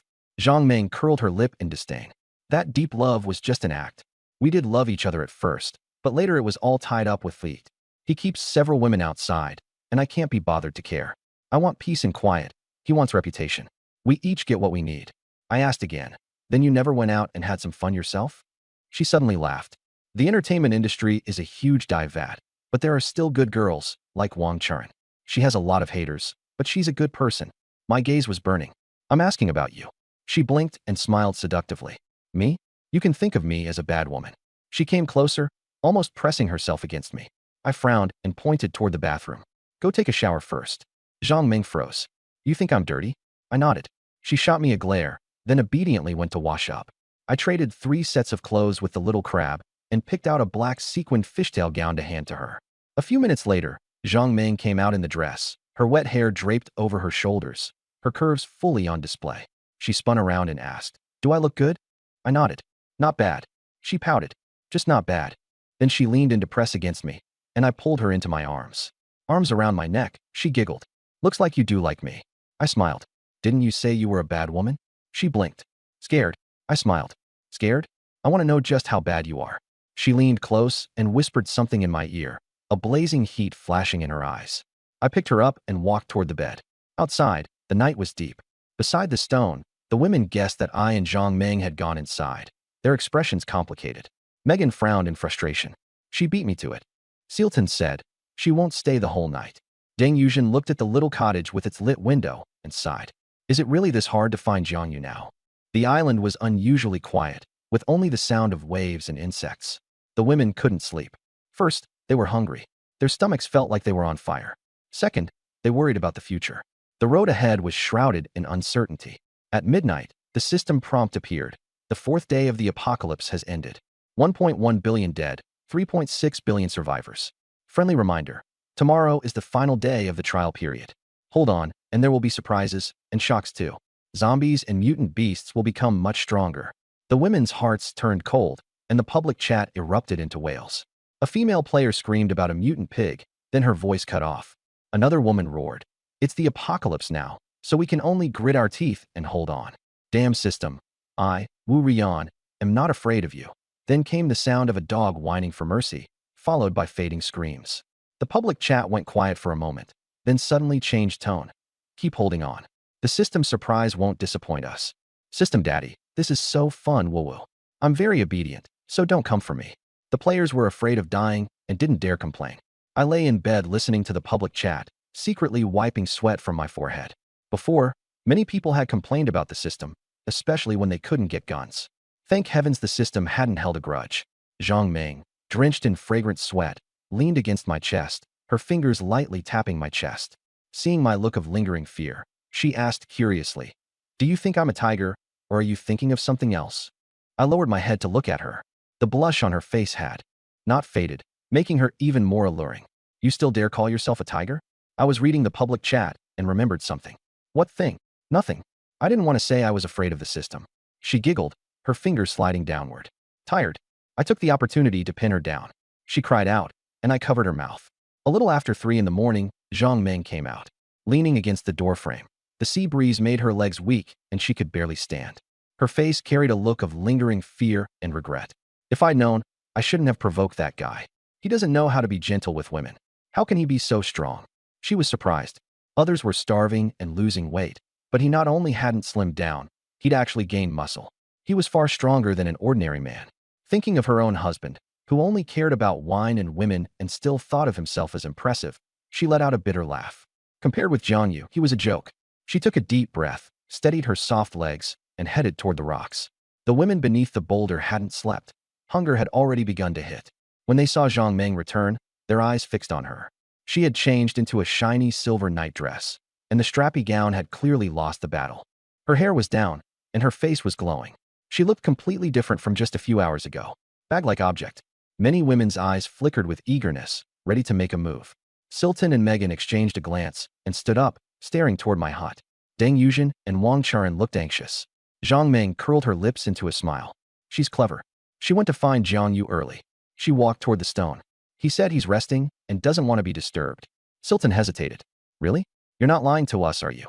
Go knock on the door and try for yourself, Zhang Meng said with a faint smile. Silton gritted his teeth and didn't move. Megan shook her head. Forget it. Don't piss him off. Silton had no choice but to sit back down. Deng Yuzhen and the others felt the same, clutching their stomachs as hunger became unbearable. Zhang Meng walked toward Yi Qingxue and the other women. Zhao Mingqi was there too. She considered herself my woman and wanted to stay with the sisters. Seeing her and the bag, Yi Qingxue smiled. Did Jiang Yu ask you to bring something? Zhang Meng froze. You guessed right. He really did ask me to bring this. She took out the bag, which was full of small bread rolls, golden and tempting. Yi Qingxue recognized them immediately. They had been traded for 2 whole boxes of pickled fish. Someone had hidden bread and gnawed on it for 4 days. Only when they were too greedy to hold out any longer did they trade it away. A rare smile appeared on Yi Qingxue's face. That guy finally listened to me. She had said the women outside were starving and had only brought back 1 fish to ease the hunger a little. If this went on, something bad would happen. Though she didn't feel sorry for them, the system might reward her. Many people wanted to find me, but he was too busy. I only said and told her to consider it. Then let them keep starving a little longer. Yi Qingxue thought to herself that I'd endured long enough. Having Zhang Meng bring back bread after 3 in the morning was perfectly timed. It was exactly when Megan and the others were planning to come find me. Looking at Zhang Meng, Yi Qingxue suddenly had a thought. I may have instructed that if the women didn't perform well, they wouldn't get bread. Only when they performed well would it be handed out. Truly heartless. Yi Qingxue looked toward my hut and felt relieved she had gone to find me. Su Lishuan and Qin Sisi lit up at the sight of the bread. Where did this come from? Did Jiang Yu give it to you? Su asked urgently. Zhang Meng smiled. Of course. Jiang Yu asked me to bring it. That guy can't bear to let you all go hungry. The words can't bear to carried special weight. Su Lishuan curled her lip. Would a ruthless man have such tenderness? The sun was about to rise, and they stared at the bread, unable to look away. They wanted to rush over and grab it all, but they didn't dare. That belonged to me. Is Jiang Yu really giving this to us? Megan asked, still finding it hard to believe. Zhang Meng glanced at her. It's the middle of the night, and I brought bread back. Of course it's for you. Megan fell silent. Seeing the women's eyes fixed on the bread, Zhang Meng smiled. Jiang Yu asked me to give each of you 2 pieces, enough to last until tomorrow. The others still couldn't believe it. The ruthless man was actually showing kindness? But food was life, and they were all grateful to me. After all, they really were starving. Bread could restore energy, and they could continue looking for food tomorrow. Quick, hand it out. Yi Qingxue passed 2 to Su Lishuan. Zhou Jiai and Zhao Mengqi helped, and soon everything was distributed. Each person got 2 pieces of bread. Yi Qingxue and the others didn't take any. Jin Tianying, starving, tore open the wrapper and took small bites. Qin Fei and Qin Sisi ate as well. Many people saved theirs and hid them away to keep for tomorrow. They looked toward my hut, where the lights had gone out, and felt complicated emotions. Deng Yuzhen and the others silently resolved that tomorrow they would definitely come find me. The women returned to their various places. Just moments ago, they had been unable to sleep from hunger. Now they were unable to sleep because they were preoccupied. Zhang Meng rubbed her waist and yawned. I'm exhausted. I'm going to sleep. Soon, she was fast asleep. Yi Qingxue glanced at her, knowing she was completely worn out. Zhou Jiai and Zhao Mingqi fell asleep too. The area beneath the stone became silent. The next morning, I woke up just as dawn was breaking. After last night's exercise and shower, I had slept quite well. Having just played the role of an old ox, I hoped I wouldn't be plowing fields again in my dreams. I stretched and was about to get up. Ding! Player the luckiest man in the world requests a private chat. A smile curled at the corner of my mouth. This guy was efficient. Not even in the morning, and he was already looking for me. He must have found Lu Yuru. I accepted the private chat. Brother, I found Lu Yuru. Zhao Wei's excited voice came through. I raised an eyebrow. Pretty efficient, huh? Your business is my business. Zhao Wei paused. But she's with Zhang Jie, and things are miserable for her. I just laughed. That's good news. Why the gloomy face? Zhao Wei froze, not expecting me to change so drastically and stop clinging to Lu Yuru. Seeing the beauties around me, jealousy surged in his heart. He went along with it verbally. Yeah, she deserves it. I'll have her contact you. Then he added, when she heard you were single forever 250, she was shocked and furious, said you just got lucky. The corners of my mouth lifted slightly. Have her contact me then. I ended the private chat. Less than a minute later, ding. Player crying her heart out in the BMW requests private chat. I almost laughed out loud. Back then, she said, I want love in a BMW, not an ordinary life on a bicycle. Now she was crying, truly living up to her wish. Amused, I accepted the call. Jiang Yu, is that you? A hoarse, sobbing voice. I frowned. Lu Yuru. It's me. I finally found you. She was crying so hard she could barely breathe. I was annoyed. If you keep crying, I'm hanging up. The crying stopped abruptly. She was stunned. In the past, I would have been jealous and begged her not to leave, working hard to make money for her. She, however, got into Zhang Xiao's BMW without looking back and mocked me as a loser. After being hung over for 3 days, she looked down on me for being useless. Now I was cold, like a stranger. Disappointed and angry, she said, Jiang Yu, I miss you. Only in the apocalypse did I realize how good you were. I regret it. Her crying grew even louder. There was a knock at the door, and Yi Qingxue came in. Her hair was tied up, neat and refreshing. Seeing that I was in a private chat, she seemed about to leave. I beckoned to her and pulled her into my arms. She looked at me curiously. I mocked Lu Yuru. Don't you have Zhang Xiao? You said he was true love, precious and priceless, while I was worthless. Her voice became even sadder. Wah, I was wrong. I was vain and let you down.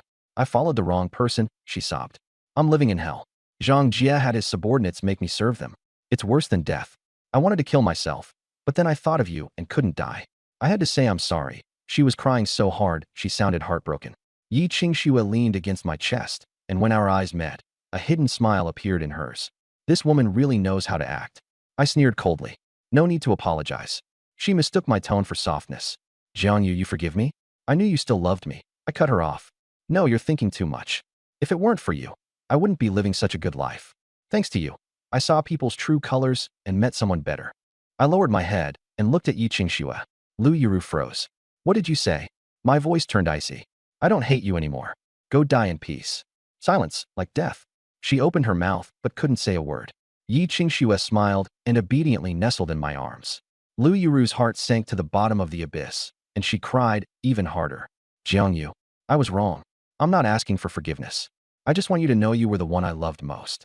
Let me say everything before I die, and I'll be satisfied. You want me dead, so I'll grant your wish. Her tone was resolute. I let out a cold laugh. You really know how to act, using retreat as advance and thinking I'd soften. Wait. She was overjoyed. Don't stop me. Let me die. Who said I was stopping you? I said teasingly. You want to open video chat and let me watch you die? Don't worry. Otherwise, if you don't die, you'll just come back to bother me. She flew into a rage. Jiang Yu, you bastard. I'm your ex-girlfriend. How can you be this heartless? You still want to watch me die? Are you even human? I said calmly.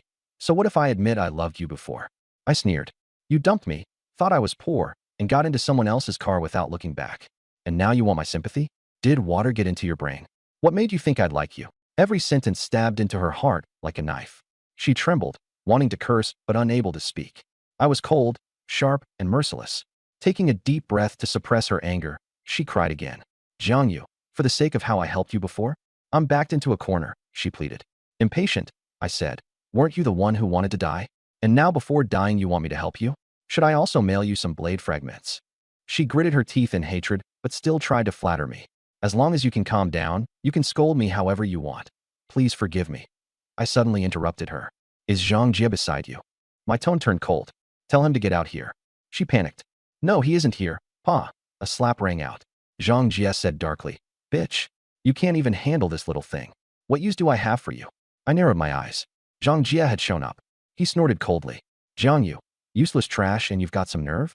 Your ex-girlfriend is suffering and you don't feel any sympathy? What kind of man are you? I sneered. She chose it herself. Young Master Zhang is generous. He even handed over women just to survive. That's green enough for you. Zhang Jie panted heavily. You piece of shit, looking for death. He and Lu Yuro had been teleported to a ruined village, where they could only chew on insects, ants, and tree bark. His teammates were fitness coaches and thugs, all strong and burly. He made Lu Yuro serve as underlings before he'd let her be his woman. This was a thorn in his side. My words made his face burn hot. I said disdainfully, You're almost starving to death and still acting arrogant? Do you think you're still a rich second-generation brat? Wake up, this is the apocalypse now. My hand slid around the waist of Yi Qingxue beside me. She let out a soft hum and grabbed my hand. Lu Yuro heard it. Jiang Yu, which bitch are you with? Yi Qingxue's voice was icy. Lu Yuro, watch your mouth. She froze. President Yi? Lu Yuro's voice trembled. Why are you with Jiang Yu? I pulled Yi Qingxue closer. I have more than 20 goddess teammates. Qingxue is my woman. And then there's Zhao Mengqi, Zhou Jiai, Zhang Ming. With them around, what is your cheap, worn-out shoe worth? Lu Yuro's face flushed red, and she was speechless. Zhang Jie exploded in anger. Yi Qingxue, the ice beauty, actually going with a loser. Yi Qingxue said coldly. What do you call a man who hands women over willingly? Zhang Jie raged. He's the loser. You. Bitch, you're so high and mighty, yet you're with a loser. Truly lowly. Lu Yuro chimed in. Even I wouldn't want him, and you still think you can have him? You dump the simp and still defend him. Aren't you disgusting? Zhao Mengqi, Zhang Ming, and Zhou Jiai came over. Zhao Mengqi said angrily, You're the ex-girlfriend of our master? Have some shame. Calling him a simp? Take a look at the caliber of the man beside you. Zhang Ming sneered. Did he make instant noodles for you? Or cook hot pot fish, pickled cabbage fish, steak? Jiang Yu has all of that. The private chat was filled with swallowing sounds. And it wasn't just Lu Yuro and Zhang Jie. More people were too. Lu Yuro shrieked. Lies. Jiang Yu is useless. He just got lucky. I stood up and went to the kitchen to boil water, then opened a packet of instant noodles. Zhang Ming continued. The fish slices are thin. Once they go into the pot, they curl up, white and tender, and when dipped in sauce, they melt in your mouth. The swallowing sounds grew louder. Zhang Jie cursed angrily. Shut up, bitch. Without a system, you're trash. Zhang Ming mocked him. If you're so capable, why don't you make the system recognize you as its god-grandson? Without the support of a family, you're still trash. Zhang Jie was so furious he was speechless. Lu Yuro forced herself to argue. So what if there's a system? Raising useless mouths will starve you to death sooner or later. I poured the boiling water into the instant noodles. If the two of you dog men and women can't live well, then I'm relieved. I'll live a good life with the women, and it's time for you to hit the road. Zhang Jie sneered. We're separated by such a distance, and you still dare to talk big? If someone's going to die, you die first. The corner of my mouth curled up. You've got no chance. Letting you show your face for 3 episodes was my mistake. I can't waste any more time.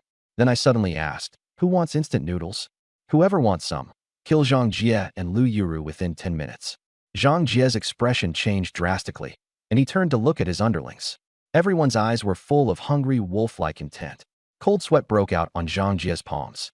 Cut off the private chat now. Lu Yuro hurriedly turned off the call, her face pale. In the abandoned village, brick walls had collapsed, and dried corpses lay scattered on the ground. More than 20 bodies had already fallen, leaving only 13 people with sallow, gaunt faces and greenish eyes. The temptation of instant noodles was immense, and everyone had heard it. Someone couldn't help swallowing. Zhang Jie wiped sweat from his palms as his underlings' gazes slowly changed, lips licking at their own mouths. He said shakily, Don't believe him. It's just a bowl of instant noodles. If you're looking for food, there'll be as much as you want. No one answered. Only wolfish stares remained fixed on him. Panicked, Zhang Jie pointed at Lu Yuro. You want to have her? All of you, go together.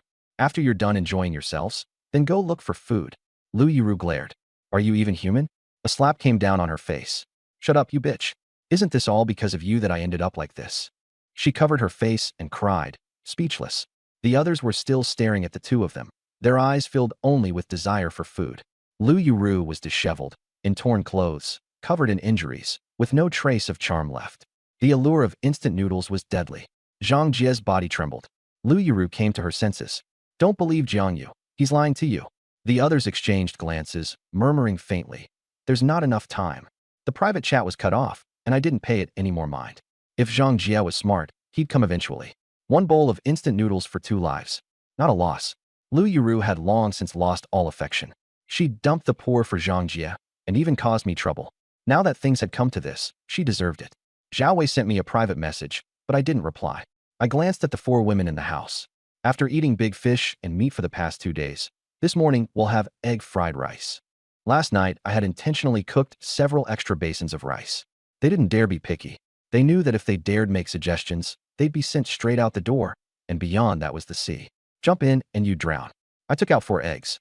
Someone asked, who knows how to cook? They looked at each other. Yi Qingxue, the CEO, had never so much as touched spring water with her 10 fingers. Zhang Meng, an actress, whose husband was a film emperor, had nothing to do with the kitchen. Zhao Mingqi's skill points were invested elsewhere. Zhou Jai nodded. I can. All right, you fry it. She nodded, and the 3 of them helped out. The kitchen was cramped, so she drove the 3 of them out and busied herself alone. I sat by the table and tapped a rhythm on it. Thump, thump, thump, like a death knell. 3 minutes later, the system prompt appeared. Player, I'd rather have my brothers stab me twice. Requests a private chat. Accept? A smile appeared at the corner of my mouth. They've come. I opened the private chat. A hoarse, urgent male voice said, Mr. Jiang, is this real or fake? Let me see the instant noodles first. As soon as I sent the picture, a steaming bowl of braised beef instant noodles appeared. Springy noodles, rich broth. The other side fell silent. 2 minutes, I said, not in a hurry at all. Please wait. 2 minutes later, a picture came through. I enlarged it. Zhang Jie was lying on the ground, several knife wounds across the front of his floral shirt, blood staining everything. Beside him lay Lu Yiru, her throat marked by a deep, strangling bruise, her tongue slightly protruding, her face purple-black. Their eyes were filled with fear and unwillingness. I felt no ripple in my heart, as if I were looking at 2 ants that had been stepped on to death. Well done. I replied with those 4 words and sent over the instant noodles. A flash of white light later, the noodles disappeared. The egg fried rice is ready. Zhou Jia brought over the pan, the golden aroma wafting strongly. I silently praised her for having the bearing of a good wife and mother. The 3 of them took bowls, served me first, then helped themselves. I took a bite. Not bad. During the meal, I planned out today's tasks. The trial period's final day. After midnight, zombies would undergo a major mutation, and the apocalypse would become even harsher. I needed to stock up on more food. We had a yacht, and Yi Qingxue could drive it, so we could go farther out to fish. By the shore, cast nets only worked in shallow water. To fish in deeper waters, we'd need a trawl net. I set down my bowl and opened the market. 1 gene of fish could be exchanged for several kinds of nets. Zhao Mingqi asked, Master, what are the nets for? I looked at Yi Qingxue. You'll drive the yacht and take me out farther to fish. The women's eyes lit up. They didn't doubt my fishing ability. Yi Qingxue immediately nodded. The 3 of them asked carefully, Can we go too? I glanced at them. If you can go, then don't cause trouble. The 3 women hurriedly nodded. After packing up, the 5 of them left the room. The sunlight was perfect, and the sea breeze was gentle. Jiang Yu, Deng Yuzhen, and Wang Charan came quickly from beside the boulder. Deng Yuzhen was wearing a milky white camisole dress that was sexy and eye-catching, but her face was exhausted. Wang Charan's silver gown was stained with mud, making her look utterly disheveled. Seeing the dragnet, they asked, You're going out? Yi Qingxue looked at the disappointment in their eyes. They came looking for me. Deng Yuzhen asked softly, Can we borrow the cast net? I raised an eyebrow and remained coldly silent. She hurriedly explained, Last night Zhang Ming handed out bread, 2 pieces for each person. It wasn't enough to eat. We wanted to try our luck and catch some fish and shrimp. Her voice grew smaller and smaller. The 4 of them knew my rules, so they didn't dare say it openly. I gave the 2 women a cold look. Forgot the rules? Yesterday was an exception. Deng Yuzhen met my gaze. I agree to your terms, but can we owe you for now? We're too hungry. Wang Charan chimed in. We won't go back on our word. Please help us. They were all top-tier actresses, yet at this moment they were speaking humbly and deferentially. I was silent for a moment. Seeing that they were truly hungry, I said, Wait here. I went back inside, took the cast net, and handed it over. If you can't catch anything, don't force it.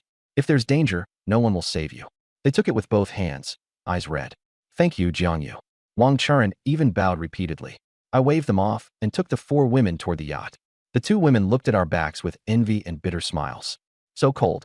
Only Yi Qingxue can feel his warmth. Deng Yuzhen lowered her head and looked at the net. Don't overthink it. Let's fish first. They quickly headed toward the rocks. The five of us arrived at the yacht. Yesterday, Megan and the others had tied the boat down in a death knot. After being soaked by seawater, it had tightened even more, and it took a few tugs to loosen it. The cabin had been cleaned simply and was fairly tidy.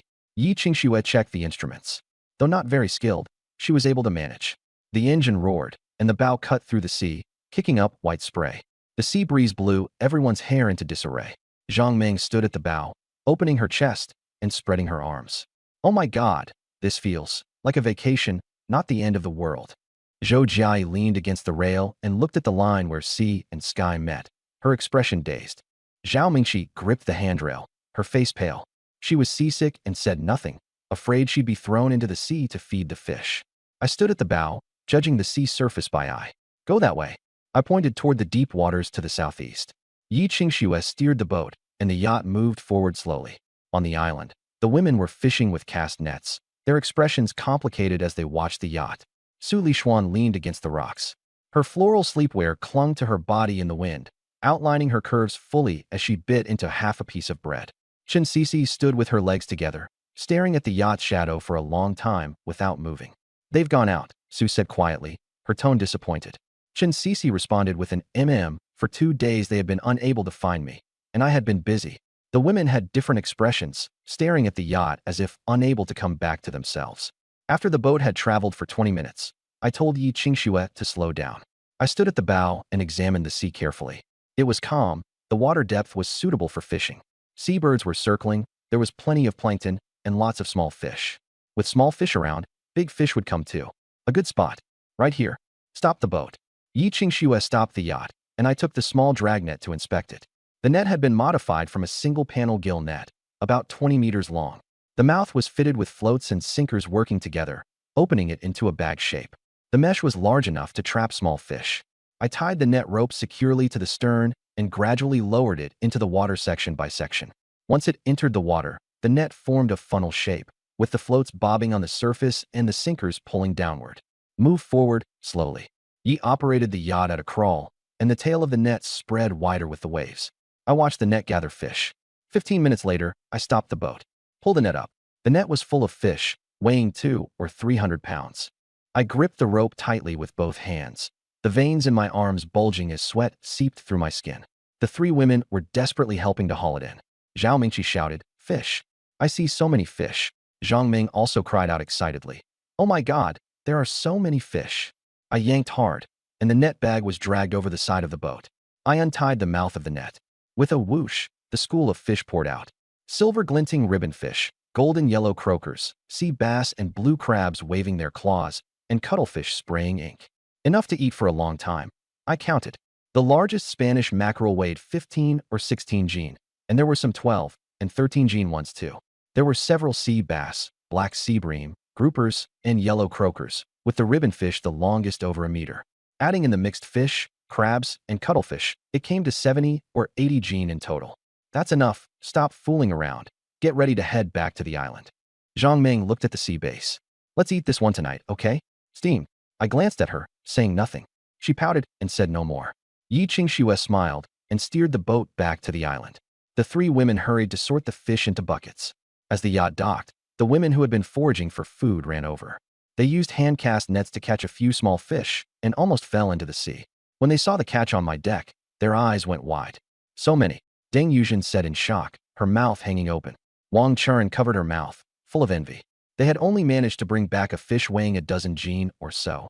How could that compare to my full haul? Su Lishuan and Chen Sisi exchanged a glance, then Toto Malami. I swept my gaze over the women, picked up 2 buckets of fish, and walked toward the little hut, with the 4 women following behind. Yi Qingxue brought up the rear. Megan looked at my back, her lips moving, but she said nothing. The other women sighed and turned away in silence. Yi Qingxue's arm was tugged. "Sister Yi, wait." It was Su Lishuan, with Chen Sisi beside her, eyes full of pleading. The 3 of them walked behind a rock. "Say it, what is it?" Yi Qingxue asked bluntly. Su Lishuan took a deep breath. "Sister Yi, I've thought it through. I want to be with Jiang Yu, but he's busy and I can't find the right chance. Can you help me?" Chen Sisi pleaded. "Me too." Sister Qingxue, you trust him the most. Please help us. Yi Qingxue smiled. Sure, I'll talk to him for you. Then she turned and said, but tomorrow is the last day of the trial period. The system said there'll be a surprise. Won't you regret making this decision today? Su Lishuan asked, Sister Yi, do you regret it? She froze, then laughed. Never. Go back first and wait for news. In the hut, I had just put down the fish and was about to take a shower. Yi Qingxue came over. Jiangyu, someone's looking for you. Su Lishuan and Qin Sisi want to come over, and you're here to pass on the message? I raised an eyebrow. Two beauties throwing themselves at you. And that's your reaction? I thought about what they were like. Su Lishuan was the campus beauty. Back when I was deeply in love with Lu Yuru, I didn't feel much about her. There were plenty of rumors about Qin Sisi, but from what I saw on the island, if she were really that kind of person, she would have come over long ago. Cook more for dinner and call them over. I glanced at Yi Qingxue and the three women, calculating in my heart. I'd lost a bit of supplies, but my waist strength had increased a lot, not a loss. Yi Qingxue blushed, knowing I was making calculations in my head. Okay, I'll go tell them. There was movement at the door, and Megan Silton came in. Her hair was damp, and her appearance had recovered by about 30%. Jiangyu, can I come in if I have something to talk about? The four women exchanged glances and smiled. She'd come to look for me too. I said helplessly. Being too capable can be a problem too. I'm swamped. Come in. They stepped over the threshold, and the system prompt indicated that their loyalty was at the lowest level. The corner of my mouth curved. They're not sincerely seeking refuge. They're just starving and want to mooch a meal. Their mouths said yes, but their hearts were cursing. No need to force it. I said to Yi Qingxue, if there's anything, talk to them. I'm going to take a shower. I grabbed my clothes and went into the bathroom. It was hot in the summer, and I was sweaty anyway. I deliberately kept them waiting, teaching them to rein in their arrogance. Megan Silton's expression stiffened as she gritted her teeth and endured it. Yi Qingxue didn't invite them to sit. The two of them glanced around the room, inhaling the fragrance in the air, and swallowed. What do you want with Jiangyu? Yi Qingxue asked directly. The two women hesitated, then remembered Jiang Yu's instructions before saying, we want to join Jiangyu. We'll agree to all the conditions. Yi Qingxue showed a look that said she wasn't surprised. You're too late. Megan was stunned. Deng Yuzhen and Wang Charan came early to borrow the net, but without paying a price they couldn't borrow it. They had to agree to the conditions, so they count as half as women. Just now Su Lishuan and Qin Sisi also came. It was exactly as you guessed. The two women's expressions changed drastically. Jiangyu is too busy to handle it right now. Wait a bit. Yi Qingxue said lightly. Deng Yuzhen and Wang Charan still owe debts. He doesn't like people owing him. He'll collect it back within a few days. It won't be too late for you to come after that. The two women reluctantly came in, but the first four women were very determined. A new stage was about to begin tomorrow, and it was better to keep things simple with women. Silton wanted to speak, but Megan held her back. She was dissatisfied but didn't dare to show it. Let's go back first. The two women forced a smile, and Yi made no effort to keep them. The two turned and left. Not long after they left, Megan said viciously, what's so great about her? Does she really think she's irresistible? Silton snorted coldly. It's just luck that she was chosen by the system. Without any rewards, where would she get so much food? If she won't keep us, then we'll find admirers to trade for food. Hold on one more day? Tomorrow might be different. With a cold look, she strode away. Back at the boulder, the other women looked at them, but they didn't answer and sat in a corner. After I finished showering and came out, I saw the two women weren't there, so I looked at Yi Qingxue. She smiled. I told them to line up. They weren't willing, so they left. I nodded and said nothing.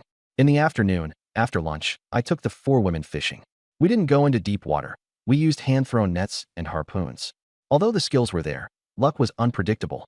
After being busy for 2 or 3 hours, we caught 3 large fish weighing 3 or 4 gene each. The rest were small fish and shrimp. We've used up all our luck this morning, Zhang Ming muttered. I said nothing and took the catch back. Together with the fish left over from the morning and the stock we already had, it was enough to eat. I went to fetch seawater, and in 5 days we had stored more than 1,000 liters. There were 3 300-liter bathing barrels, enough to use for several days. System experience. The end was approaching, and the public chat was growing more and more desperate. Some people cried out that they had run out of ammunition and food, and after the last biscuits were gone, they didn't dare go out to search for food. Some reported mutant beast attacks. 5 people had died, and they were left drinking porridge. Some were barely holding on for 2 days. The chat was filled with complaints and exhaustion. With food, water, and medicine in short supply for many days, while zombies and mutant beasts attacked, the difficulty had risen sharply. After the 4 women finished eating, they returned to their room. I lay on the bed and closed my eyes to rest, waiting. A knock came at the door. Come in. Su Lishuan and Chen Cece came in. Su was wearing a floral pajamas set, bare-faced and nervous. Chen Cece had long, straight legs and an awkward expression. Both women's gazes fell on the table. 2 bowls of steaming white rice, with shredded potato and pork and oil beside them. Their eyes lit up. They had not been full at night, and now seeing the rice made their stomachs rumble. A smile flashed at the corner of my mouth. Sit down. Eat first. The 2 sat down with trembling hands, unable to hold their chopsticks steadily. Su took the first bite, her eyes turning red. It was the first hot meal she'd had in 5 days, and she nearly cried. Chen lowered her head and shoveled rice into her mouth, tears falling into the bowl and mixing with the rice as she swallowed. I leaned back in the chair and checked their loyalty. To my surprise, Su Lishuan 52, accepted. Chen Cece 47, accepted. Their loyalty wasn't low. Among Yi Qingxue and the other 4 women, the highest was Zhou Jiayi at 75, and the lowest was Zhang Ming at 62. Before they even had any actual relationship with me, their loyalty had already reached accepted, which showed they were sincere. Just as I was calculating things, a noisy disturbance outside interrupted my thoughts. What's going on outside? Su Lishuan asked, looking up. I opened the door and was shocked to see many women standing outside, their faces full of fear and unease. Yi Qingxue said softly. They saw on the public chat that tonight is the final night. After midnight, the mutants will become stronger, so they got scared and wanted to stand guard outside. She added, they think your room is safe. I glanced at them and nodded. If you want to stay, then stay. They all breathed a sigh of relief and found places to sit around the room. Some people peeked through the open door and saw Su Lishuan and Chen Cece eating inside. The women outside swallowed hard. Wang Churen and Deng Yuzhen were especially envious. They had come earlier in the morning in the name of Jiangyu, and when they saw the 2 women eating inside, they felt both envy and disappointment. Seeing their expressions, I hooked a finger. You 2 come over. The 2 women froze, then immediately came forward. Hungry? The food's gone, but there are still 3 boxes of instant noodles. Make them yourselves. The 2 women thanked me in surprise and hurried to make the noodles. The expressions of the women outside were complicated. Some were envious, others regretful, some were grinding their teeth. Megan and Silton sat nearby, their faces dark. Q? Why did they get to go in? Megan muttered. Silton tugged at her sleeve and whispered, forget it. They were here first. Megan clenched her teeth and said nothing, her face full of unwillingness. I leaned against the headboard, eyes half closed, a cold sneer tugging at my lips. On the public chat, taunts rose one after another, some jealous, some bitter, some excited, some despairing. That single Forever 250 matched with 23 goddesses. He's probably hiding somewhere enjoying life, huh? Tisk, with more than 20 women, how much food would he need? He'd have been worn out long ago. He's the system's favorite son, got tons of rewards, and is probably enjoying himself with the women right now. Zhao Wei crouched in a rundown shack, teeth chattering. Seeing all the mockery, a nameless fury ignited in his heart. He tried to private message me, but the system warned that stranger DMs were disabled. He tried contacting Lu Yuru too, but got no reply, and his companion even gave him the harsh lesson. He wanted nothing more than to flay me alive. A Japanese netizen sneered, single Forever 250 is just a lucky trash loser. Then he added, the Eightfold Path squad is coming. They'll make him kneel and beg for mercy. The whole screen was filled with killing intent. A cold glint flashed in my eyes as I replied indifferently. If you dare come, I'll make sure you never go back. The Chinese players were inflamed with righteous anger, all cheering and egging things on, making the chat incredibly lively. The foreigners kept provoking me, mocking that I wouldn't live long. That otaku from Japan was once again acting arrogant, wanting the Japanese to occupy China.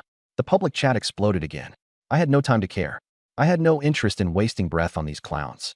The system prompt was right in front of me. 30 minutes remaining until the trial period ends. Make your final push. Good performance will be rewarded. Noise and despair intertwined. Someone shouted, rewards? What good are they if you can't survive till tomorrow? Some begged for mercy. Some roared in rage. The apocalypse remained brutal as ever. I looked out the window. The night was deep and black. Outside the cabin door, the women were scattered in 2s and 3s, their expressions uneasy as they clung to one another for comfort. Yi Qingxue led several women into the cabin. They had only one thought, to stay by my side, and only then could they feel at ease. The women outside looked on with envy and helplessness. Time slowly passed, and the public chat gradually fell silent. Midnight was approaching, death and reward intertwined. The system announced the end of the trial period and released the survivor data. Today, 1.5 billion died, 2.3 billion survived.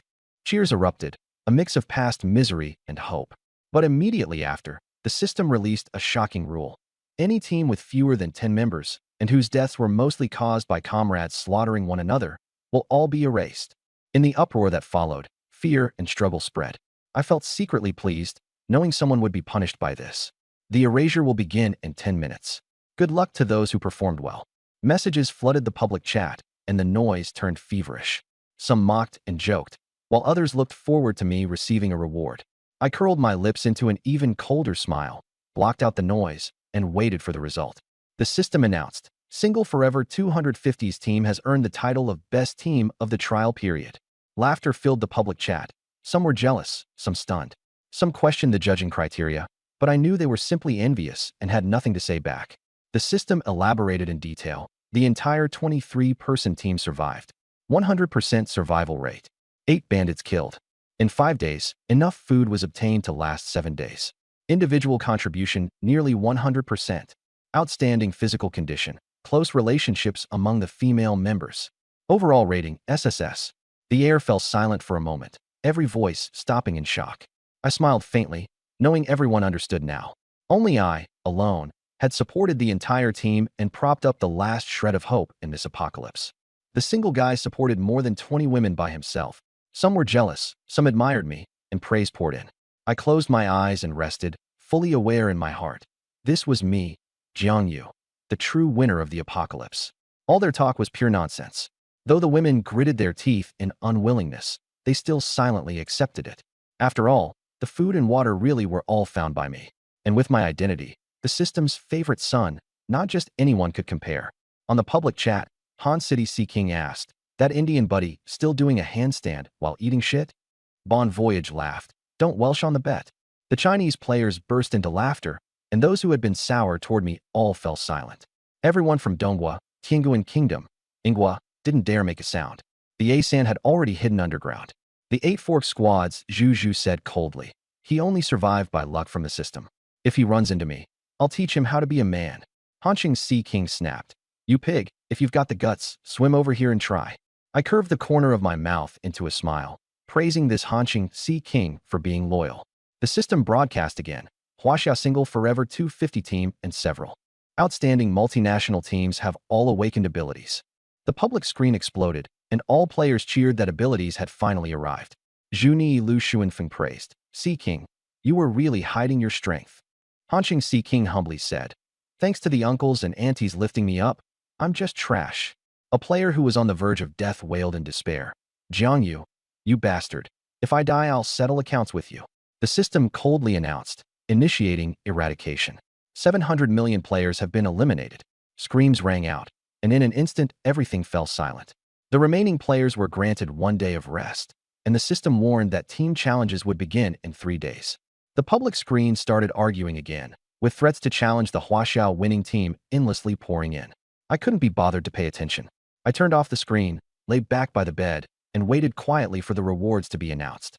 System prompt. Single Forever 250 Best Team Individual Reward Supply Pack. 100 gene of rice, 30 gene of pork, 30 gene of potatoes, 100 eggs, 10 boxes of instant noodles, 10 boxes of bread, 30 steaks.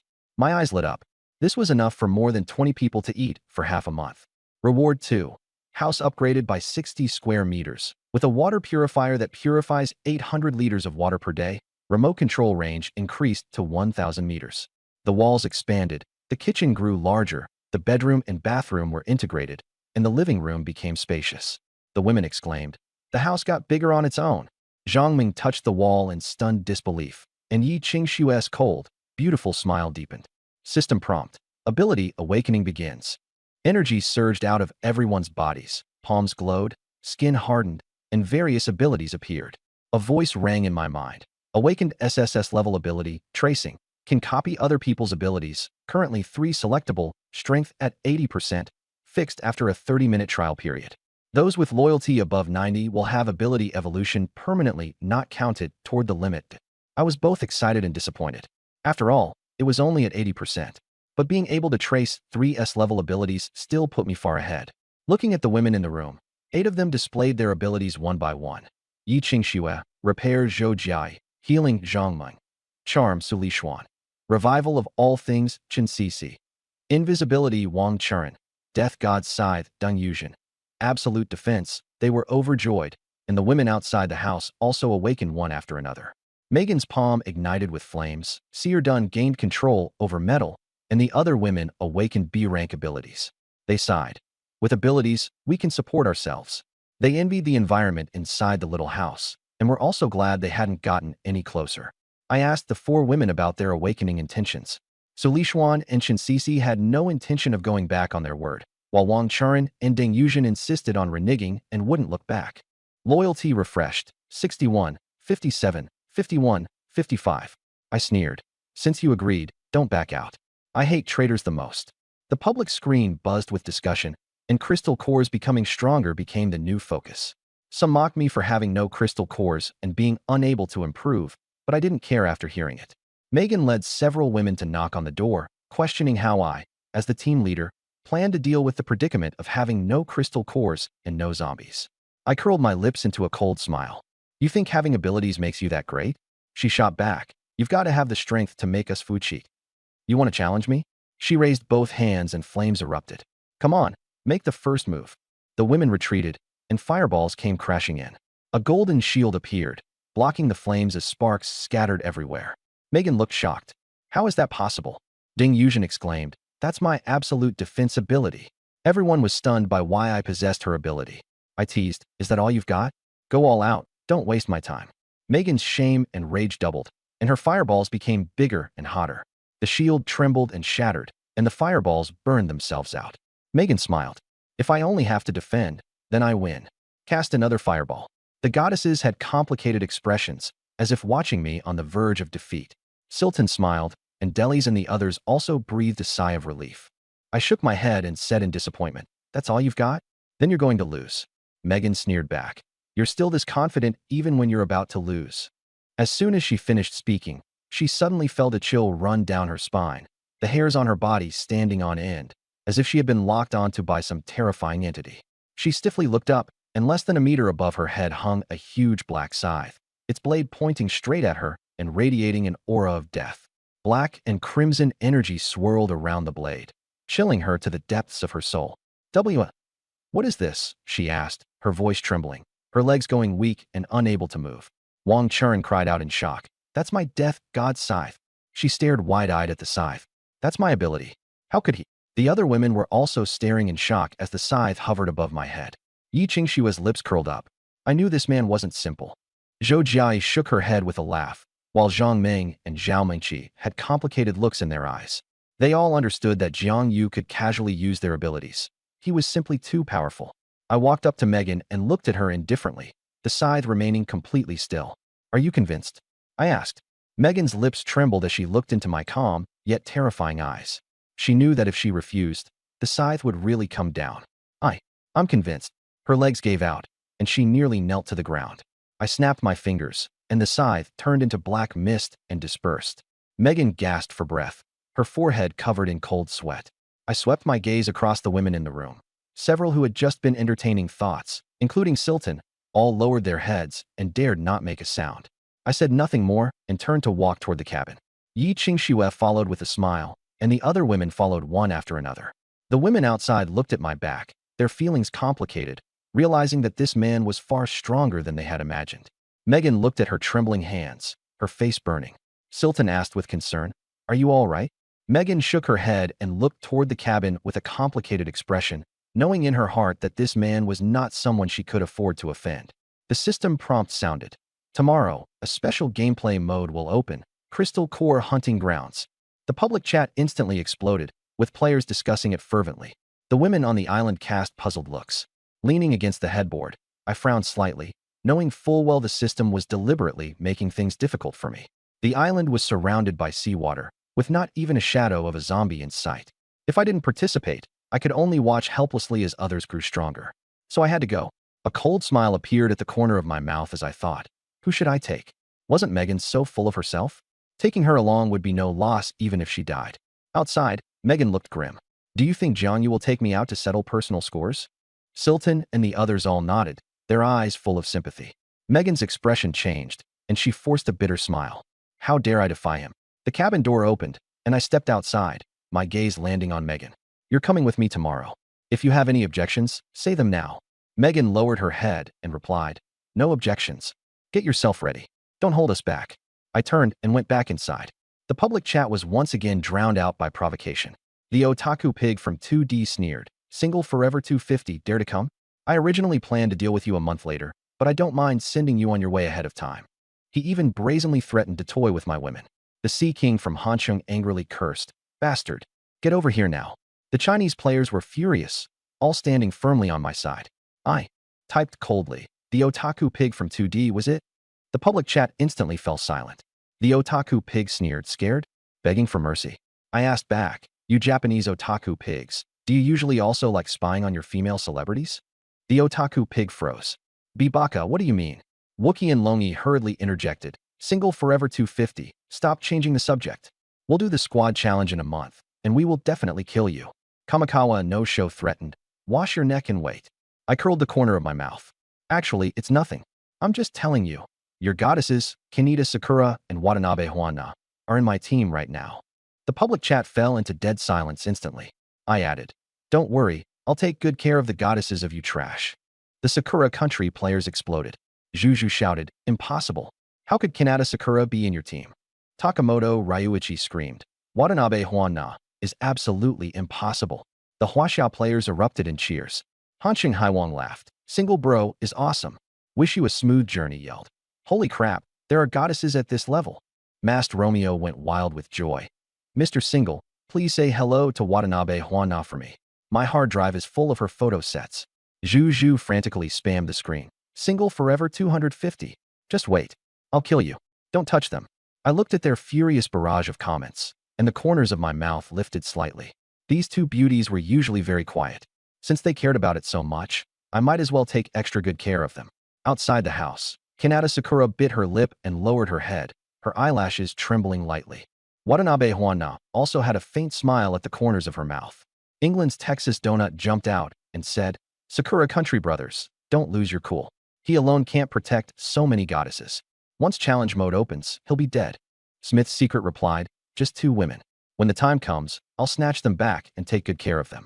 Players from the Europe continent of Germany laughed boisterously. Haha, Smith, can you really take care of them? Split among 20+ people, several per person. All kinds of filthy language poured out one after another. The Huaxiao players were just about to curse back when the system received another message from me. By the way, one more thing. Dailise, Zilton, and Megan are also in my team. They've been busy cooking and carrying wash water lately. When you have time, I'll have them come out and say hello to everyone. After sending the message, I turned off the public screen. At first there was dead silence, then an explosion of noise. The players from England and Germany were shattered, howling in outrage, while the Huaxiao players laughed so hard they could barely breathe. Hansheng Haiwang. Single bro is truly awesome. Wish you a smooth journey. I'm convinced, idol. I didn't look at the public screen. Dailise had red ears and a proud expression. Zilton bit her lip and avoided my gaze, and Megan gave a bitter smile. This bastard really isn't human. The women weren't offended. After all, they were now part of a team, and unity was necessary. I blocked private messages from strangers and looked toward the 8 women inside the house. I'm hungry. Let's cook. Today we'll have sliced potatoes with pork, fennel fish, and 1 steak per person. Boil some porridge for the people outside too. The women outside each received a bowl of white rice porridge and some pickled mustard greens. They could only endure the fragrance wafting over.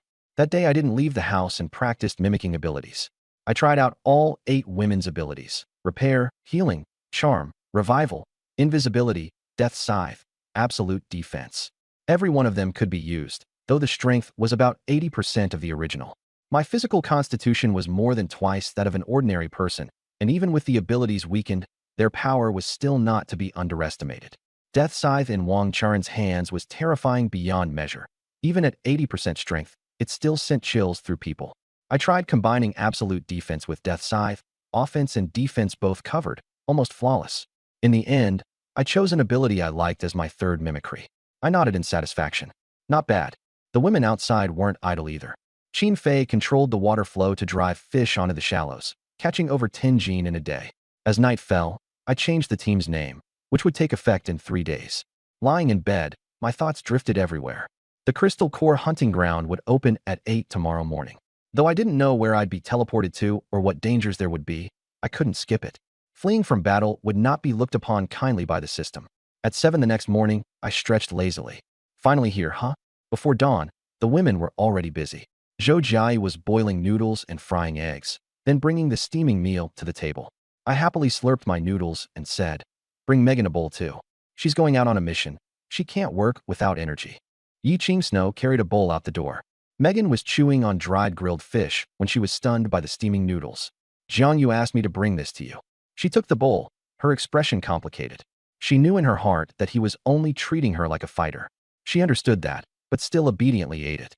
The others watched with envy, swallowing saliva in silence. Several women made up their minds. They had to hurry and remove Jiang Yu's big family.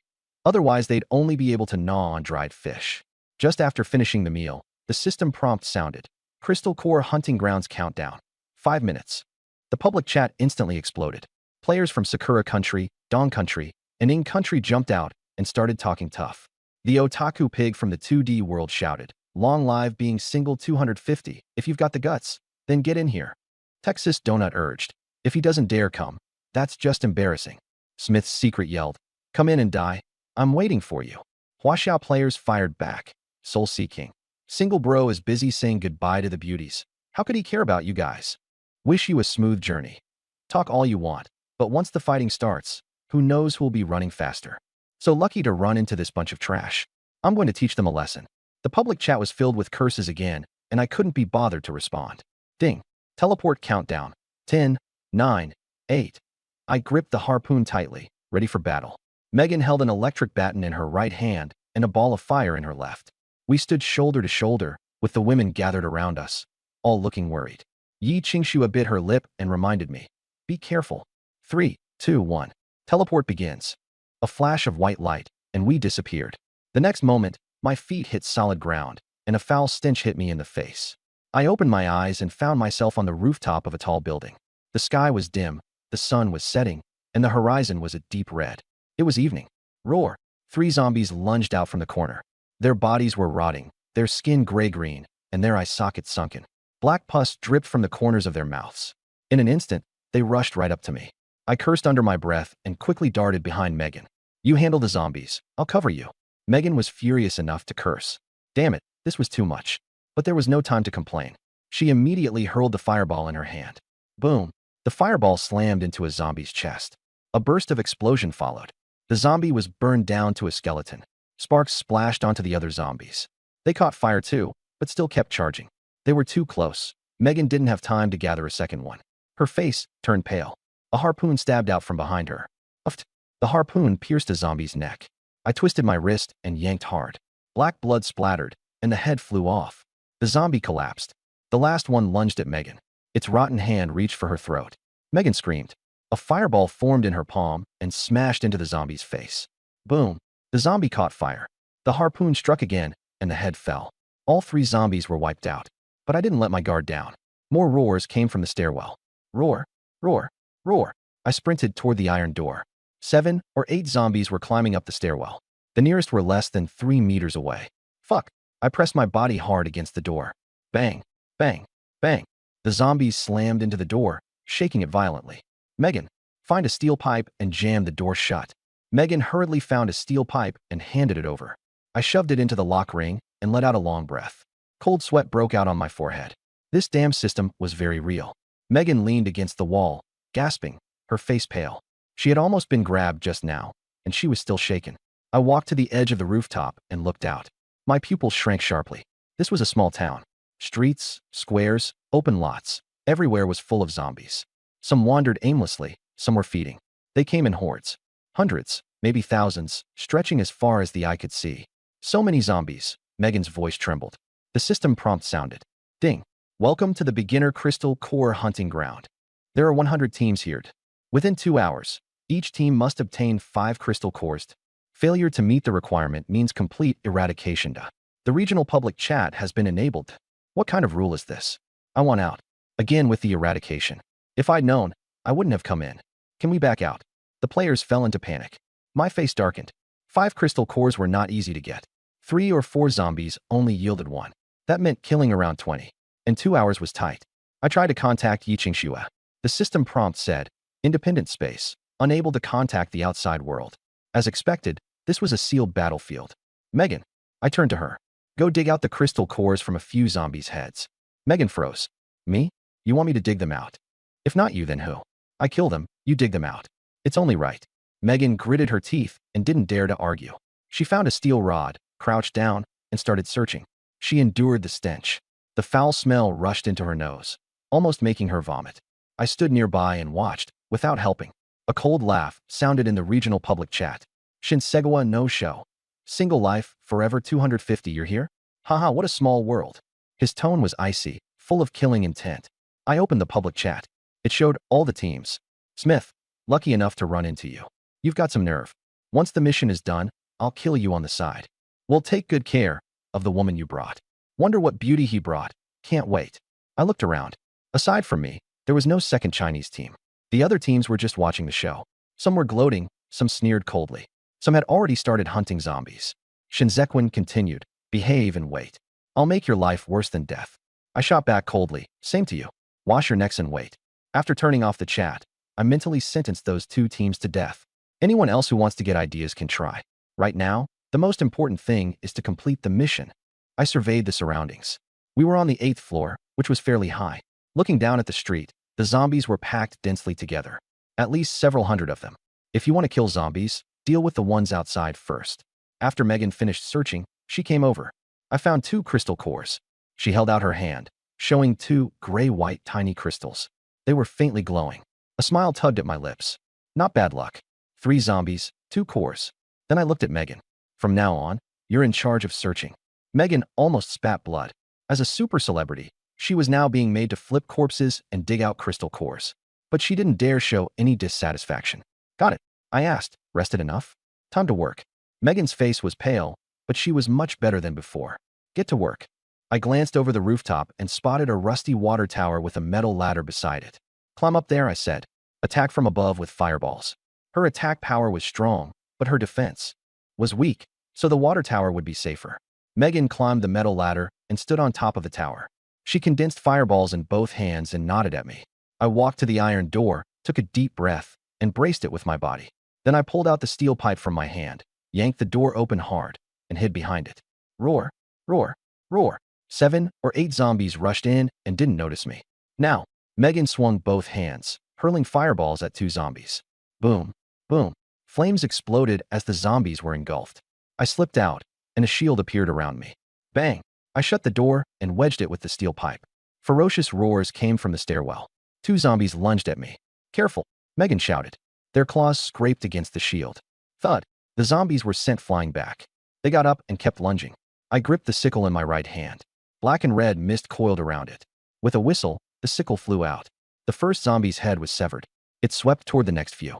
Puff, puff, puff. Heads flew everywhere. When it struck at the 6th zombie, it went slightly off, grazing past its shoulder and dissipating. Megan stared dumbfounded. He's that strong. As the zombies rushed at me, I inwardly cursed my lack of mastery. My ability was only at 80% strength. With energy consumption at 60%, the shield vanished. A zombie pounced, but I didn't panic. I sidestepped and drove the harpoon downward into its neck. With a forceful lift, puffed. Its head flew off. The last zombie lunged from the side, but a fireball hit it squarely in the chest. Boom! The zombie collapsed. Megan came down from the water tower, her face pale. All 8 dead. Her eyes were full of disbelief. I nodded and wiped the sweat from my face. These zombies had been enhanced by the system, much stronger than during the trial period. Ordinary people could barely handle 1 zombie with 3 against 1. I had enhanced myself twice. My strength, speed, and endurance were 3 to 4 times greater. Taking on 2 was easy. With the shield and sickle, it was even more convenient. Megan, dig out the crystal cores. Her face sour, she crouched down and started searching. Out of 8 zombies, she found only 1 crystal core. Only 1. I frowned. Adding the previous 2, that made 3, still short by 2. My luck's run out. Why don't you do it? Megan hesitated. I stared her down. I'll do it. Looking at the time, there was still a little over an hour left. Kill 1 more wave and make it 5. At that moment, on the rooftop across from us, 2 figures appeared. 2 people from Sakura Country, the Shinsequan's destruction team. They had struck down 5 zombies, working in perfect coordination. The man holding the knife grinned when he saw me. So you're single forever 250? Finally met you. The other one stared at Megan, desire in his eyes. So you brought a foreign, big-breasted beauty. Shinsequan licked his lips. I heard she's Megan. Only a woman like her can handle our affection. Nishimura said. We'll wipe you out for now and come find you after the mission. Megan's face turned icy, killing intent surging. I'm going to kill you all. She hurled a fireball at me. I blocked her. Too far away, you can't hit. Her calm voice was icy cold. Ignore the trash. We'll settle accounts later. Kemisakawa sneered. Don't get killed by the zombies, or I won't be able to enjoy myself. He posted in the public chat. Found single forever 250, with Megan. Nice figure. The public chat exploded. Smith, Megan is ours. Don't you dare touch her. Kemisakawa. If you want to take care of Huan Nai and Kaneda, then we'll take care of Megan too. The two of them grinned sinisterly at us, then turned and went downstairs. I instructed them, keep killing zombies. The two of them worked together even more smoothly. I sent in 10 zombies. Without using a shield, I relied on brute force to deal with 2. 3 zombies lunged in, while fireballs burned the rest. I took care of 2 and felt the strain. Just as the last one's claws came down, a sickle appeared. It cut down even the burning zombie along with it. 10 zombies, 2 crystal cores. Adding the 3 from before, that was already 5. I didn't stop. Keep going. Crystal cores complete the mission, and they can also restore energy. I took 1 crystal core and absorbed it. A warm power flowed into my body, and my energy recovered by more than half. As expected, it works. Megan also absorbed 1. I found that my rate of absorbing crystal cores was twice hers. As expected of an SSS rank ability, the ability had another use. I killed 2 more waves of zombies, and after topping up the crystal cores, I even had 2 extra. I now had 7 in my hand. The 2 of us rested on the rooftop. Ding. The first stage has ended. Crystal core count is being tallied. Teams that do not meet the requirement will be immediately eliminated. The public chat was full of cries of misery. Someone yelled, I'm still 1 short. Someone else begged desperately for mercy. The system paid no attention at all. A few seconds later, all the IDs of those who had failed the task turned gray. Elimination complete. The second stage will begin in 3 hours. Enjoy the moment. Rest up, but do not let down your guard. The next second, everything before our eyes changed, and we were in a luxurious room. The 2 of us froze. Just a moment ago, we had been in a zombie-ridden town, surrounded by collapsed walls, ruins, and the stench of rot. In the blink of an eye, we were here. I took a quick look around the room. It was lavishly decorated, with a soft carpet underfoot and a crystal chandelier overhead. It looked like a 5-star hotel suite. The bedroom had a round bed with deep red sheets. On the living room table was a feast: boiled sliced meat, twice-cooked pork, steak, salad, desserts, and red wine. The bathtub in the bathroom was filled with hot water, with steam misting over the surface. A bathrobe, spare clothes, and toiletries were stacked beside the tub. Megan's eyes widened. I walked to the door and pulled it, but it did not budge. I pushed hard a few times, but it felt welded shut and would not open. The system was up to something. Frowning, I gave up struggling. Since we were here already, we might as well make the best of it. The public chat erupted in surprise. Shinsequan no Kanashimi. There's sushi after clearing the first stage. Smith's secret. There's actually steak. Eat first and talk later. Anna, run. There's definitely a trap in the system, but we've been hungry for 2 days. If I'm going to die, I'd rather die full. I saw Megan staring intently at the food, her throat bobbing. Eat, I said as I sat down. It's free food. Might as well. Megan immediately sat across from me and picked up the knife and fork to cut into the steak. We gobbled everything down. The steak was crisp on the outside and tender on the inside, and when cut open, pink juices spilled out. The red wine was rich and left a lingering sweetness. In 20 minutes, most of the food was gone. Megan leaned back in her chair and let out a satisfied sigh. It was the best meal she had had in 5 days. She looked toward the bathtub. Hot water was steaming, and rose petals floated on the surface. I want to take a bath, she said softly. I glanced at her. Her clothes were so dirty that their original color was unrecognizable, covered in mud. Her hair was a mess, and there was grime on her face. After only being rinsed once with rainwater over the past few days, she was far from looking like a beauty. Go ahead, I nodded. Megan hurried into the bathroom and closed the door. I walked around the room once, observing it carefully. The door would not open, and the windows were sealed shut too, so nothing outside could be seen. I remembered the system's warning, but there was nothing unusual in the room. Strange. I sat back down on the sofa, closed my eyes to rest, and kept my ears alert for any movement. Half an hour later, the bathroom door opened, and Megan walked out. Her long brown hair was wet and draped over her shoulders, with droplets of water falling from it. She was wearing a pink silk bathrobe, slightly open at the neckline. The bathrobe was thin and clung to her body, outlining her curves. Her full chest, slender waist, and long white legs were all visible. A blush colored her face. Her skin was fair and translucent, and her features were delicate yet sharply defined. Deep-set eyes, a high nose bridge, the charm of a woman from the Dogu country. My gaze lingered for a moment. Megan noticed it and felt pleased with herself. She deliberately put on an arrogant expression and lifted her chin slightly. Had this guy finally realized how good she was after rejecting her before? But he had been staring at her the whole time. Was he thinking of doing something to her? A man and a woman alone in one room, and outside was the apocalypse. If he really wanted to, should she resist? Just as she was thinking that, I looked away. I don't know what the system is up to, I said, standing up. I'm going to take a shower. Keep watch. After saying that, I brushed past Megan and went into the bathroom. The door closed. Megan's expression froze. Grinding her teeth, she cursed inwardly. Bastard. The more she thought about it, the angrier she got. She sat on the sofa and pounded the pillow hard a couple of times. What's so great about you? You're definitely impotent, she muttered. In another luxurious room, two people from Sakura country sat on the sofa, holding glasses of red wine. After eating, they had taken showers and changed into bathrobes. The soul-devouring pain of Kanheis River was originally named Yamamoto-ki, and the man called Nishimura was Nishimura Masao. Nishimura Masao laughed. Captain, coming with you this time was the right call. It's been so long since I've enjoyed fine food and wine. And soon we'll even get to enjoy a top-class beauty like Megan. Yamamoto-ki smiled, his gaze clear. The Chinese got system rewards and have strength. Don't underestimate them. Nishimura Masao sneered. He's killed few zombies.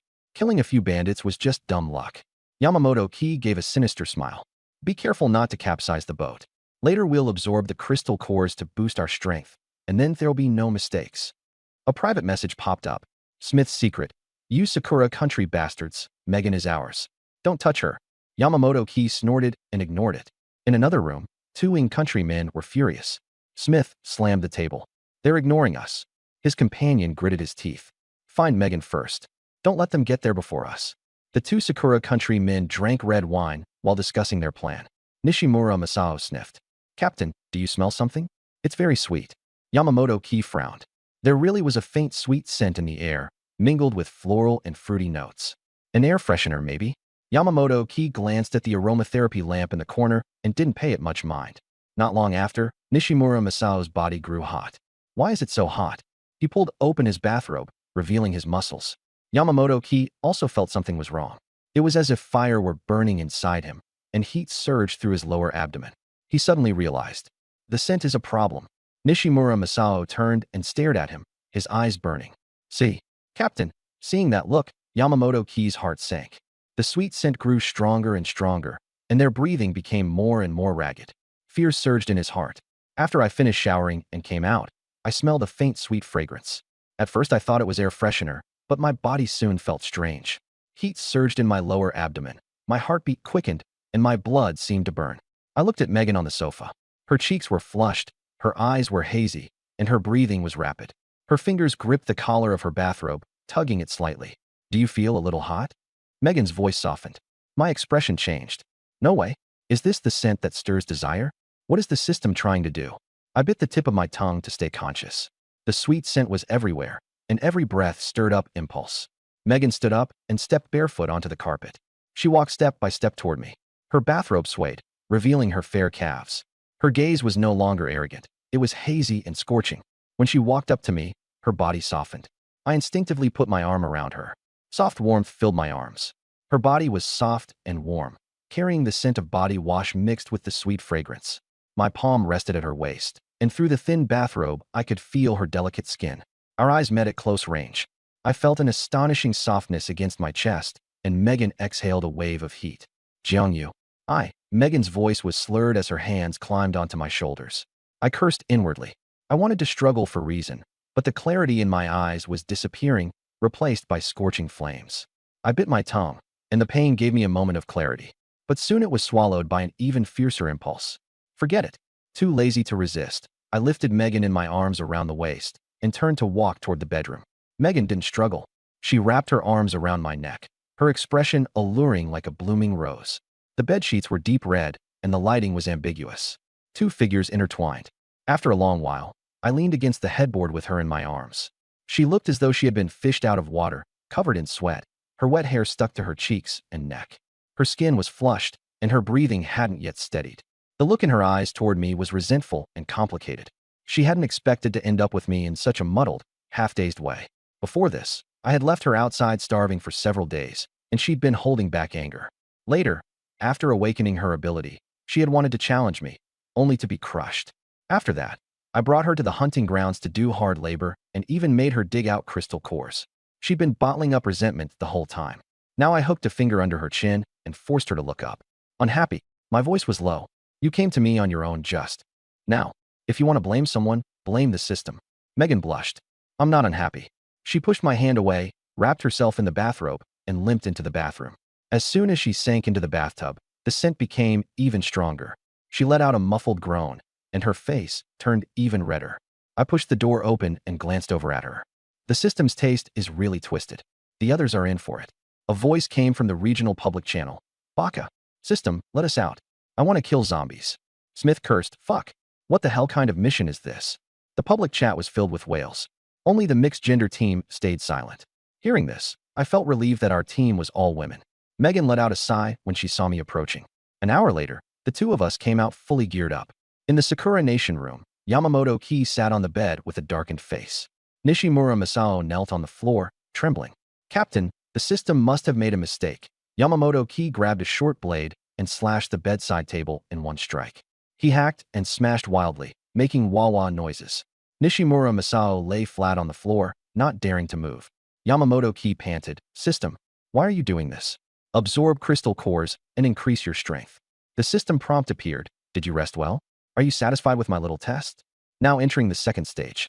There is no punishment, just survived. The players showed joy. A flash of white light, and the scene changed into a corridor. It was narrow, 2 meters wide, with metal walls and dim lighting. Roar, roar, roar. More than a dozen zombies surged out from front and back. Damn it, I swore. Someone in public chat shouted in despair. What the hell kind of game is this? A faint golden barrier formed around me, covering the two of us. The death scythe took shape. Go. The scythe howled forward, severing 5 heads in the rear. The zombies in front lunged in. I swept the harpoon sideways and knocked them back. Megan condensed fireballs and hurled them at the zombies. Flames exploded, burning the zombies down to skeletons. She crouched to dig out the crystal cores and found 3. Roar, roar, roar. More than 20 came again. Megan panicked. More again, I said calmly. What's there to panic about? Megan condensed a huge fireball and threw it out, the explosion swallowing 7 or 8 zombies. I withdrew the barrier and fought them with my bare body. The harpoon pierced through one zombie's chin. The shaft smashed the skull of a second zombie. In 3 minutes, all 10 zombies were down. Megan found 5 crystal cores and handed them over. Roar, roar, roar. More came from deep in the corridor. Still more? I've used up my fire. Megan changed color. Back off, I said in a low voice. More than 20 zombies surged from front and back. I concentrated all my strength to form the death scythe, black-red mist thickening around it. Cut! The scythe screamed through the air, slicing the 10 zombies behind me in half. It turned the corner and shaved off 2 heads. Only after killing the 4th one did it finally dissipate. I gripped the spear and rushed into the zombie horde. Megan gritted her teeth and used up the last of her energy to hurl out several fireballs. 3 minutes later, the last zombie fell. More than 20 corpses lay in the corridor, black blood everywhere, the stench overpowering. I panted heavily, drenched in sweat. Megan's face was pale. Dig out the crystal cores, I said. Megan wasted no time and rummaged through the pile of corpses, finding 6 of them. Including the ones from before, we now had 14 in total. You keep 4. Give me the rest. Megan nodded and began absorbing them. I sat cross-legged, holding 5 crystal cores in each hand. Absorbing 10 at once, energy surged into my body. My bones crackled, my muscles swelled, and a purple light flashed across my skin. Half an hour later, I opened my eyes, a sharp gleam flashing through them. I stood up, my entire body brimming with strength. If I ran into 20 zombies now, I could handle them all by myself. Let's go. Just as I took a step forward, the scene before me changed. The next moment, we found ourselves in an empty plaza. Long live being single 250, you finally arrived. A cold laugh echoed. I scanned the surroundings, ruined buildings, a gray sky, and an eerie silence. The zombies were all gone. In the center of the plaza stood 70 to 80 people, all staring at me. Above each of their heads floated semi-transparent text, showing their nationality and team name. My gaze locked onto Yamamoto Taro and Nishimura Masao, a dozen meters away. The two of them were staring at me like venomous snakes. When they saw Megan, their eyes filled with naked desire. Megan's white t-shirt outlined her proud curves, her fair skin especially eye-catching. All the men present were staring at her. "I've been waiting for you." Yamamoto Taro licked his lips. "No one's leaving today." A cold smile curled at the corner of his mouth. "What a coincidence. I was looking for you too." I stepped forward. Megan gathered fireballs in both hands, warily scanning her surroundings. Smith and his companions walked out and stood beside Yamamoto Taro. "Fuck, trying to snatch Megan in public? You're asking for death," Yamamoto Taro said with a sinister smile. "Don't get too heated. Let's take down the Huasha guy first. Make him watch helplessly as the woman pleasures us right in front of him." Smith's eyes burned with fury as he glared at Megan. "Deal." He turned to me. "You insulted our goddess. You deserve to die." I swept my eyes over the entire crowd, 70 to 80 people, 30 to 40 squads. More than 60% had been eliminated in the first two stages. Yamamoto Taro looked around and raised his voice. "Everyone, this being single forever 250 is the system's favorite son. If we don't kill him, the Huasha people will ride over our heads." "Who's in?" The crowd stirred, and 6 people stepped out. 3 teams from Australia, the Salek country, and Turkey. "We're joining." The Australian team leader hefted a spiked club. 2 from Tiangun country also stepped forward. "Count us in." They stared at me with vicious grins. Yamamoto Taro nodded in satisfaction. They had 12 people on their side, and only the 2 of us on ours. An overwhelming advantage.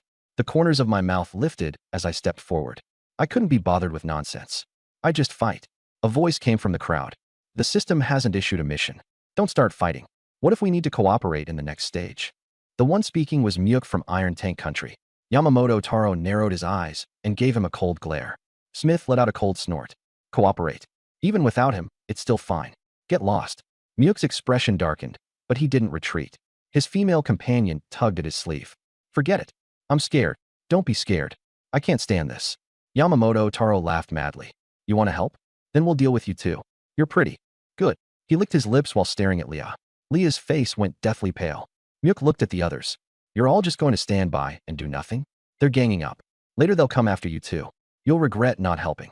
The others remained cold and took a step back. Yamamoto Taro smiled sinisterly. "We'll only kill him, and being single forever." I spoke up. "Myuk, right? Thanks. But I appreciate the kindness. I can handle these people by myself." My gaze swept across the entire crowd. "Anyone else want to step up? Come at me together. Don't waste time." The whole place erupted in uproar. "Arrogant. Seeking death." 2 conceded. 3 more teams stepped out. India, Panama, and the Philippines. The Indian team leader stared at Megan, a lewd grin spreading across his face. "I didn't want to join, but you look down on us. I'll make sure you know what it means to live worse than death." Yamamoto Taro sneered. "What do you want your death to be like?" No answer. He lifted his harpoon and walked toward the more than 20 people. His steps were steady. The onlookers sneered coldly. "Idiot, challenging a team from 10 countries alone. There's a good show to watch. The dead teammates will be taken care of." Some remained silent, watching with cold eyes. Myuk watched me walk over, his face worried. He wanted to follow, but Leah tugged at his sleeve. "Don't go, you'll just be songse." He stopped. It wasn't because he was afraid. It was because I shook my head at him. Megan looked at my back, curious. Can he really win? The system prompt appeared. Stage 3 team cooperation. Kill 500 zombies to pass. It starts in 5 minutes. 500 zombies? No problem with so many people. We passed with just 20 zombies earlier. Easy. I kept walking. 5 minutes is enough. Let's deal with them first. Yamamoto Keiji grinned fiercely. Warm up before the game. Attack. Fire snakes, ice spikes, and wind blades blasted toward me. Earth walls and vines restricted my movement. A faint golden shield appeared around me. The ice spikes shattered on impact. The wind blades left only shallow marks, and the fire snakes coiled around me without moving an inch. I punched through the earth wall. The vines were burned to ashes by Megan's fireballs. S-rank defense. B and C-rank attacks couldn't hurt me at all. Myuk stared wide-eyed. He blocked all the attacks? The crowd erupted in shock. What kind of defense is that? Too strong. A giant fireball, the size of a millstone, flew from behind me and smashed toward Yamamoto Keiji. The fireball exploded, but a curtain of water and an ice wall blocked the flames. Nishimura Masao grinned obscenely. A beauty playing with fire? I'll make you feel nice and warm in a bit. Megan's eyes were filled with killing intent. A black scythe appeared silently behind the more than 20 people. The onlooker's hair stood on end. What is that? Behind us. Someone turned around, and the death god's scythe flashed like lightning, slicing at their legs. I rushed in front of Yamamoto Keiji and thrust my harpoon at his face. Yamamoto Keiji swung his blade to block. Clang. He was knocked back 2 steps, his tiger's mouth numbed. Screams rang out. Ah, my legs. Yamamoto Keiji turned around to see 6 or 7 people with both legs severed at the knees, blood spraying as they fell to the ground and wailed. Those who reacted quickly put up shields or dodged, but they still suffered deep gashes. Only 2 or 3 managed to escape. The death god's scythe disappeared. Impossible. How does he have 2 abilities? Yamamoto Keiji felt a chill in his heart. I attacked again with my harpoon. Bastard. Yamamoto Keiji dodged the harpoon, then swung his short blade in a fierce slash. Crack. The shield shattered. Die. The short blade slashed at my throat. The shield appeared again, and the short blade only caused ripples across it. My harpoon pierced Yamamoto Keiji's left leg. Ah. The death god's scythe appeared again and severed both his legs. I charged into the crowd. After the scythe's harvest, they were already badly injured. Nishimura Masao, Smith, and the Indian team leader gritted their teeth and stepped forward to fight. Ichi-shan. 3 attacks came at once. Wind blades and a purple light sphere smashed into my shield, causing a violent tremor, but it remained unharmed. A black toxic bowl corroded the shield, cracking it. My ability repaired it instantly. That's strong. The 3 of them changed expression. I sneered. That's all. I swept my harpoon sideways. Nishimura Masao was sent flying, his ribs broken, coughing blood as he collapsed. Smith's thigh was pierced. He dropped to one knee and screamed. The Indian team leader's knee shattered, and he fell face first, howling in pain. The 3 turned to flee. The death god's scythe whooshed out. Puff, puff, puff. Their calves were severed cleanly. The remaining 4 ability users went weak at the knees and dropped to the ground. Big brother, don't kill me. We surrender. We'll give you all the crystal cores. I took the 11 crystal cores and glanced over the others lying on the ground. I'll give you mine too. Don't kill me. Megan picked up the crystal cores. 32 in total. Yamamoto Keiji lay in a pool of blood, both legs ruined. The zombies were coming. How were they supposed to fight? Fear rose in his heart. Jiangyu, take the crystal cores and help me deal with the zombies. His voice was humble. This was the true nature of Sakura country. When you were strong, he wagged his tail. When you were weak, he pounced like a wolf. Smith hurriedly said, I'll give you my crystal cores too. The others followed, pleading in fear. I looked at Yamamoto Keiji and curled my lips in a cold smile. Wait until you're dead, then I'll take all the crystal cores. Yamamoto Keiji's face turned deathly pale. System countdown, 60 seconds. Give you the crystal cores, save me. Yamamoto Keiji panicked. Smith shouted, I don't want to die. Some people were tempted. I swept them with my gaze. The crystal cores are mine. Immediately, they all shook their heads. Bastard. Zanbinmu cursed, and Megan threw a ball of fire that burned his left hand. I summoned the death scythe and severed the legs of several men. Keep your word. When did I ever say that? I spread out my left hand, and crystal core powder fell away. 3 had already been absorbed. I was in peak condition. Megan also absorbed a crystal core. The countdown ended. Roar, roar, roar. Hundreds of zombies poured in from all directions. Zanbinmu and the others were the first to suffer. No. Zanbinmu crawled backward frantically. Zombies lunged and bit at his shoulder. Jiangyu, Sakura country will not let you get away with this. More than 20 people were swallowed by the zombies. My shield blocked 5 zombies. The death scythe spun, and 5 heads flew up into the air. If you need help, just hand over crystal cores, I said to the people in the square. The man from Shilon country was dissatisfied. What kind of thing is this? Taking advantage of the situation, someone chimed in. The female team leader from Tianan country immediately stated, I'm willing to hand over crystal cores. Vila country, Bailusha country, and 5 or 6 other countries followed suit. Hand over the crystal cores first. We're afraid you'll go back on your word. Each team handed over 5, and I collected 25. Adding the ones before, I had 68. The team leader from Annan country smiled. We'll hand ours over too. Price has gone up, 6 each. The other side stiffened, but still handed them over. Megan, go all out. Megan hurled a millstone-sized fireball, blasting 5 or 6 zombies to death. I charged forward with a harpoon in hand. My shield blocked the attacks, and the harpoon precisely pierced their vital points. 1 thrust, 1 kill. In just a few minutes, more than a dozen zombies fell. Megan kept hurling fireballs in a cycle, absorbing crystal cores to recover her power, her fire output never stopping. I kept killing as I counted. 25, 26, 31. The 2 from Rakshasa country worked in perfect sync. The burly man smashed skulls with a sledgehammer, while the other froze the zombies with ice armor. As for the teams that handed over crystal nuclei, I'd take care of them. When someone got surrounded, the death scythe would immediately cut down the threat. The captain from Anon Country moved up beside me. 3 zombies came at him, and he shouted, "Help!" I frowned, but still went on killing the zombies. Liao was being besieged by 3 zombies, and Mook was tangled up with 4, unable to break free.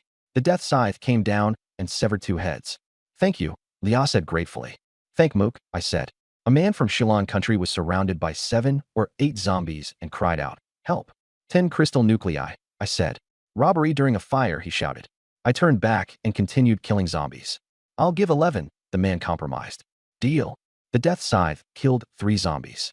The other teams all shouted, "We'll give crystal nuclei too." I looked at those teams that were about to collapse and nodded, setting the price at 11 crystal nuclei. They were heartbroken, but their lives were more important. One after another, they took out crystal nuclei and threw them over. Megan held a pile of bags containing crystal nuclei, her face full of joy. "Take money, do the work." I no longer used the harpoon. I focused on controlling the scythe to protect my clients. Wherever danger arose, the scythe would go and kill the zombie posing the greatest threat. In the center of the field, I maintained the shield barrier. Zombies slammed into the shield and were bounced back. After a few times, they turned to attack others. The thin captain from Anon Country rolled his eyes, then squeezed right up next to me. "Mr. Jiang, you've worked hard. We'll stay right beside you." A flattering smile covered his face. The small team from Abani Country also squeezed over and found a spot behind me. The 2 teams hid within the shield, taking turns absorbing crystal nuclei. "Captain, is this really okay? We didn't hand over crystal nuclei for nothing. Staying safe while recovering is worth it. So that Chinese guy is just useful labor." The 2 exchanged glances, both looking pleased. "So what if he's strong? Isn't he still being led around by us?" The captain from Anon Country chuckled softly. The 2 from Abani Country hid behind me, shouting for help from time to time. The scythe cut down the zombies, and they kept absorbing. A faint smile curled at the corner of my mouth as I noticed their little scheme. The other teams didn't try to piggyback off us, afraid of offending me. Although they had my protection, they still fought zombies themselves. As time passed, the zombies gradually grew fewer. The square was piled high with corpses, black blood streaming across the ground. I told Megan to watch over the client's safety. "If anyone's in danger, keep an eye on them." She nodded and condensed fireballs to patrol. I sat down cross-legged and took out crystal nuclei to absorb. Maintaining 2 abilities at once had been costly. My energy had dropped by 30%. A warm current surged into my body. 2 minutes later, I had absorbed 5 crystal nuclei and returned to peak condition. The battle was drawing to a close. The last zombie had its head smashed in by the Rakshasa burly man. "It's over," someone slumped to the ground. More people were gasping for breath, covered in injuries. Only the 4 of us, me, Megan, Anon, and Abani, still looked energetic. The captain from Anon Country stretched and looked at the slumped figures with an arrogant smile. "Look at how exhausted they are."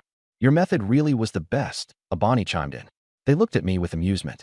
Megan dug out 15 crystal nuclei, and Yamamoto Muna found more than 20.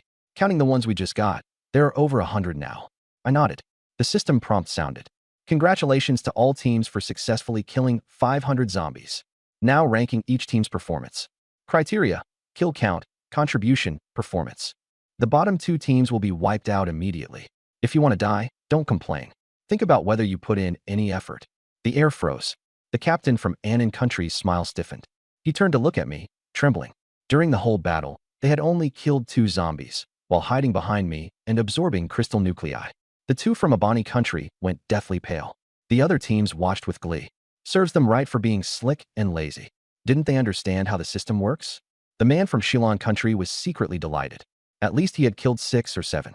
The captain from Anon Country said in a trembling voice, "Wasn't this cooperation? Why is there a ranking? Why rank us? I don't want to die." The 2 from Abani Country roared in anger. Ranking statistics in progress. The system ignored them. The 2 teams collapsed onto the ground. Ranking ended. I stood where I was, my expression calm. I had long since figured out the system's nature. Hadn't it always been digging pits for us? From the trial period to the crystal hunting battlefield. I hadn't blown up before, first to build a reputation, and second to wait for the system to deal with those who didn't try. Megan curled her lip. "Trying to be clever and screwing yourself over serves you right." This kill ranking. First place, Team Single Forever 250, Huaxia, 57 kills. Second place, Team Charming Katia, Rasia, 21 kills. Third place, Team Ronnie Riverside, Kingdom of the Pyramids, 15 kills. Everyone looked at me. 2 people had killed 57, nearly 3 times Rossia's total. The 2 from Rossia stared wide-eyed, announcing the last 2 teams. Team Everyday is so happy, Abani, 3 kills. Team Wisdom Ape, Anon, 2 kills. The losers will be erased immediately. No, the Anon team leader let out a desperate roar. From beneath their feet, gray-white dust spread outward by several inches. In a few seconds, the 4 of them turned to flying ash. The ground was left with only 4 piles of powder. Everyone's scalp tingled. Remaining players, prepare yourselves. The final stage will begin in 3 minutes. Survive to receive generous rewards. The crowd lit up with joy. It's the last stage. Just survive and get rewarded. I hope it's cooperation again. More people looked at me. With this big shot here, there's no problem. But I felt an instinctive unease. The system won't let us pass so easily. Megan asked quietly, "What are you worried about?" The system likes to spring surprises. The final stage won't be easy. Megan's expression changed. It's scheming against us again? Not sure, but being careful never hurts. I took out crystal nuclei and started absorbing them. 3 minutes was too short. I absorbed 10 crystals, but there was still no sign of a breakthrough. The crowd gathered together, holding their breath. Then, roar. A piercing roar came from the east side of the plaza. Everyone turned toward the source of the sound. Behind a collapsed building, a huge figure walked out. The plaza sucked in a breath of cold air. It was a zombie, but a special one. It was 2.5 meters tall, with dark red, armor-like skin. Its muscles bulged like coiled steel. Both hands had mutated into massive bone claws, their tips gleaming coldly. A dark gray bone armor covered its chest. Most terrifying of all were its eyes, with crimson pupils that seemed to hold intelligence. What the hell kind of zombie is that? Liao from Iron Tank Country asked in a trembling voice. Damn it, I blurted out. A high-tier zombie, probably. The system is screwing us. Feeling its aura, I sensed an oppressive force that made me want to run. It was at least 2 tiers above me. The system's voice rang out. Ding. Final stage. Kill the early stage tier 3 mutated zombie, the Ripper. Clear the stage for generous rewards. Good luck. The plaza erupted. Tier 3? We're only tier 1. 2 tiers apart. How are we supposed to fight that? Please let us swap for a weaker one. Everyone panicked. The system gave no response. The Ripper let out a wild roar and charged, shaking the ground. Attack together. I shouted angrily. The Scythe of Death took shape and shot straight for the Ripper's neck. All the awakened abilities were unleashed at once. Fireballs, ice spikes, wooden thorns, lightning, all on ing toward it. Boom. When the smoke cleared, everyone stared. The Ripper was still standing, with only a few charred marks on its body. The combined assault had merely left it lightly injured. Only my scythe had embedded itself half an inch into its neck, seeping dark black blood. Roar. It grabbed the scythe and squeezed with force. Crack. The scythe shattered. Its crimson pupils locked onto me. My hair stood on end. Its figure vanished. Move. Instinctively, I raised my protective shield. Bang. A violent tremor hit, and cracks spread rapidly. A second claw strike came. Crack. The shield shattered. I was forced back several steps, blood seeping from the corner of my mouth. The third claw strike aimed straight for my throat. At the razor's edge of life and death, I activated my third ability, invisibility. My figure vanished into thin air. He disappeared? A new ability? How many abilities does Jiangyu have? The crowd was shocked and envious. The Ripper's attack missed, and it let out a low growl as it searched for its target. I crept around to the back of the Ripper while invisible. Just as I got within 2 meters, it locked onto my position. Roar. Its massive claw swept toward me. Damn it. Its nose is that sharp. Caught off guard, my barrier shattered and blood sprayed from my mouth. My organs felt like they were being shaken out of place. I retreated quickly. The gap is too big.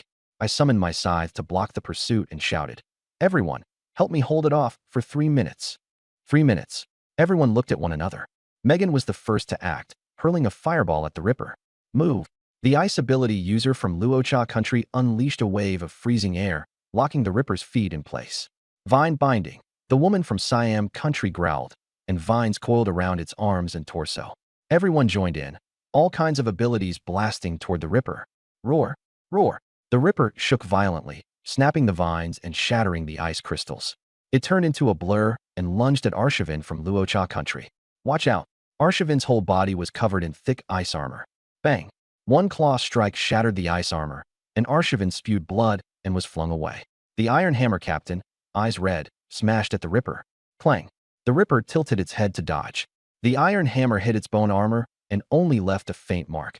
The recoil nearly knocked the hammer from his hands. The Ripper swept its claw back.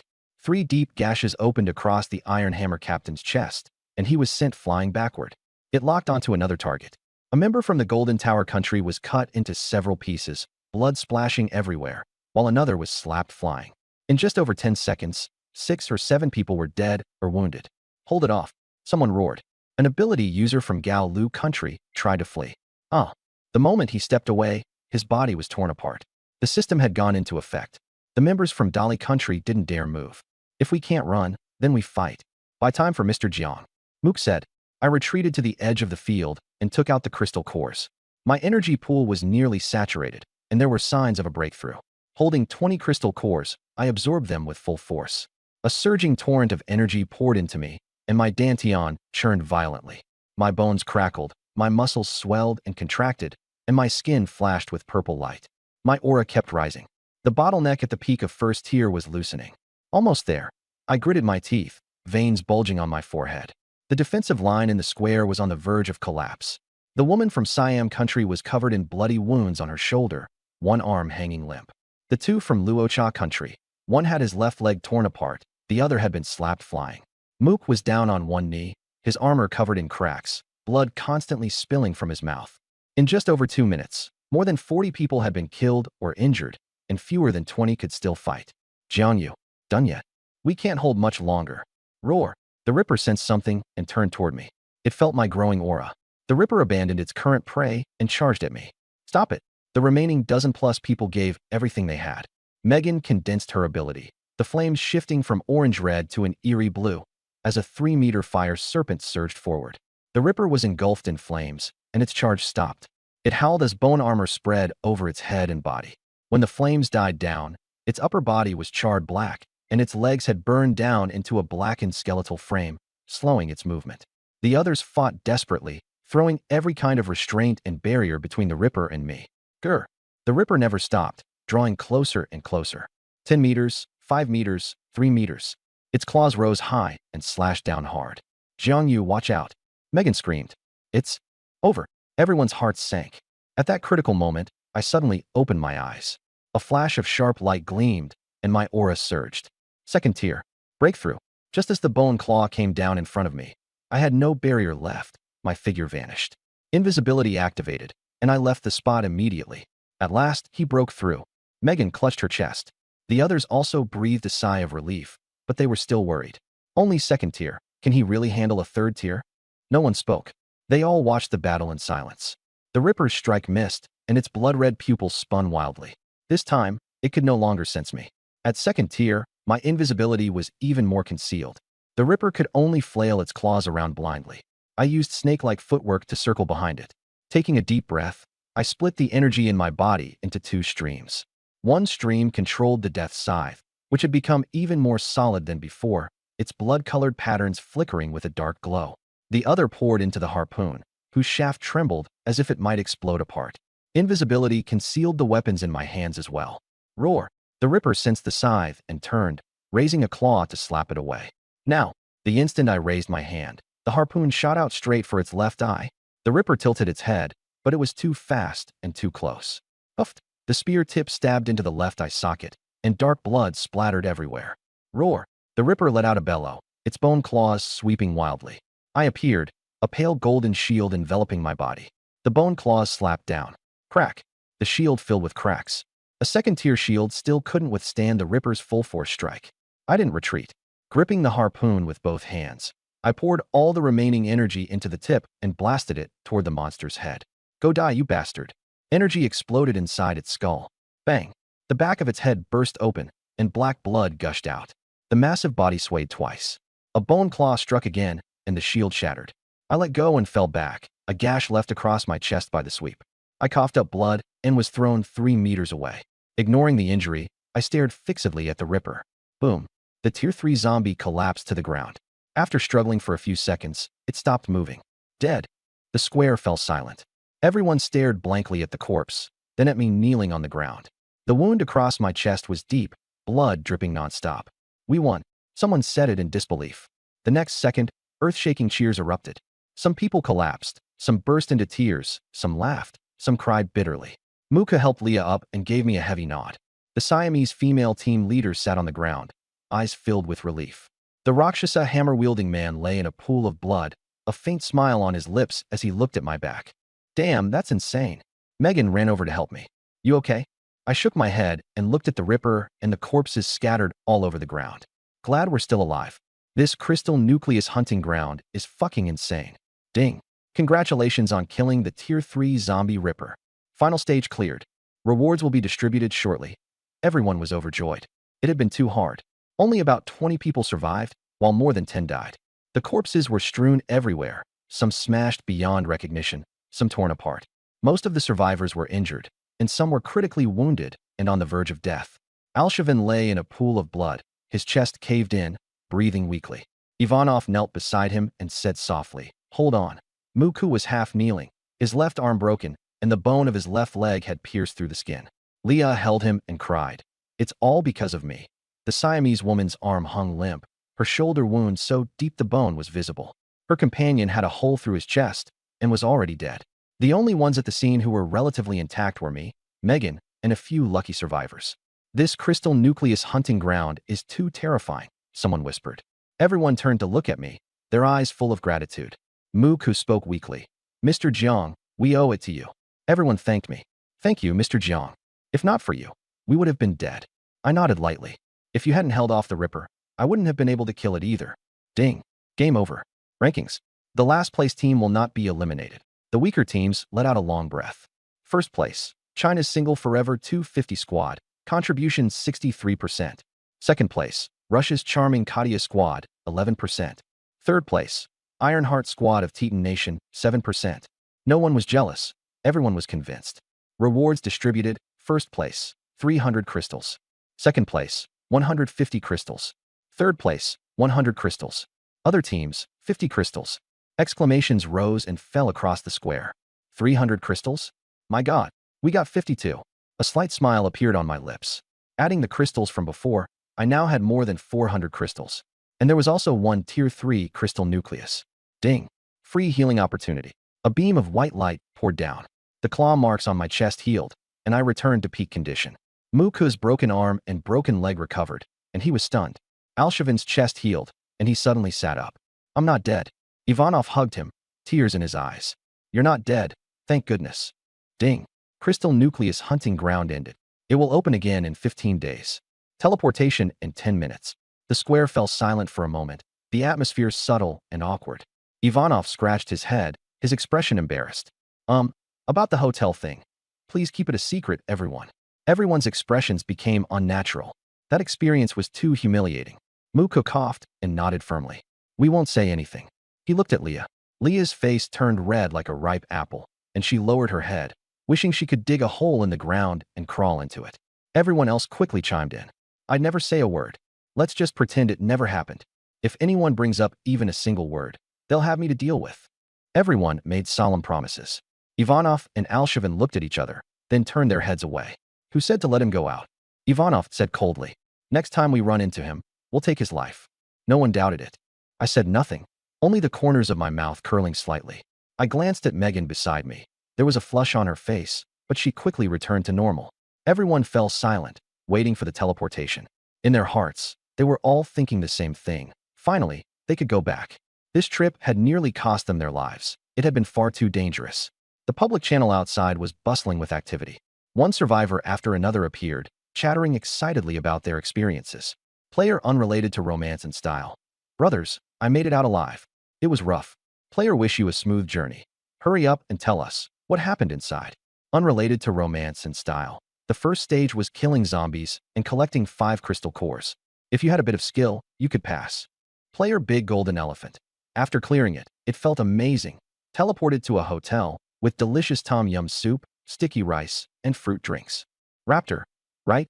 We had food too, tailored to each country's taste. The rooms had bathtubs with hot water, so we bathed and changed into clean clothes. The system was pretty considerate. The players who hadn't entered swallowed hard. Soul-seeking a hotel? And there's such a good thing? Didn't the system say there'd be danger? You didn't run into any danger. The public channel went quiet. Then a player from India spoke up. "How could there be no danger? Haha, I was in the hotel. Before he could finish, St. Euro Rose jumped out. Trash. Think carefully before you speak. Her tone was icy, the threat unmistakable. So she was the team leader who had received the system's reward. She had never spoken up in the past. Then many players from the Crystal Core hunting grounds began chiming in. Beer extra large cup. You remembered wrong. The hotel was fine. Catch kangaroos and eat barbecue. Exactly. Just eating and bathing. Nothing at all.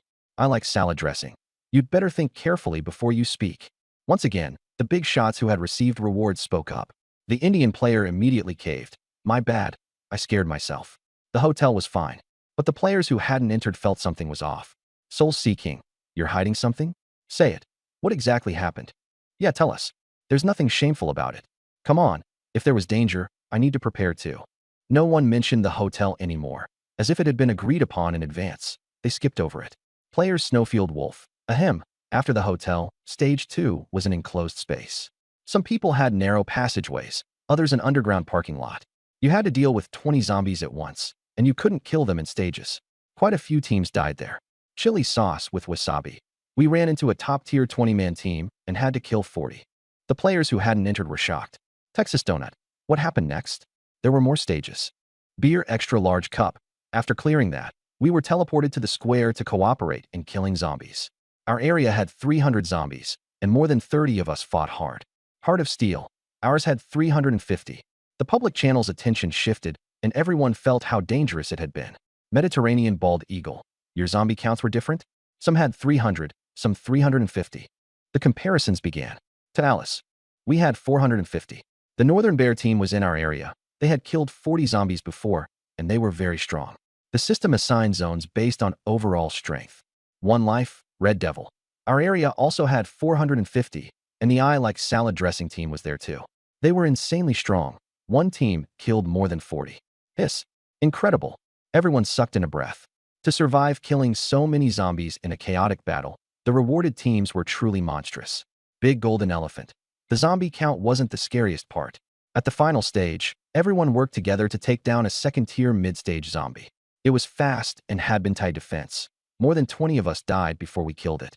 Crazy Agump. Second-tier late stage? Our area had a second-tier late-stage zombie. St. Euro Rose, the team leader, held the front line alone and killed it with her own hands. One life, Red Devil. Second-tier late stage? So what? We had a second-tier peak zombie. Just one step away from third tier. The I Like Salad Dressing team leader was unbelievably brave, and we survived thanks to him. The public channel gasped in shock.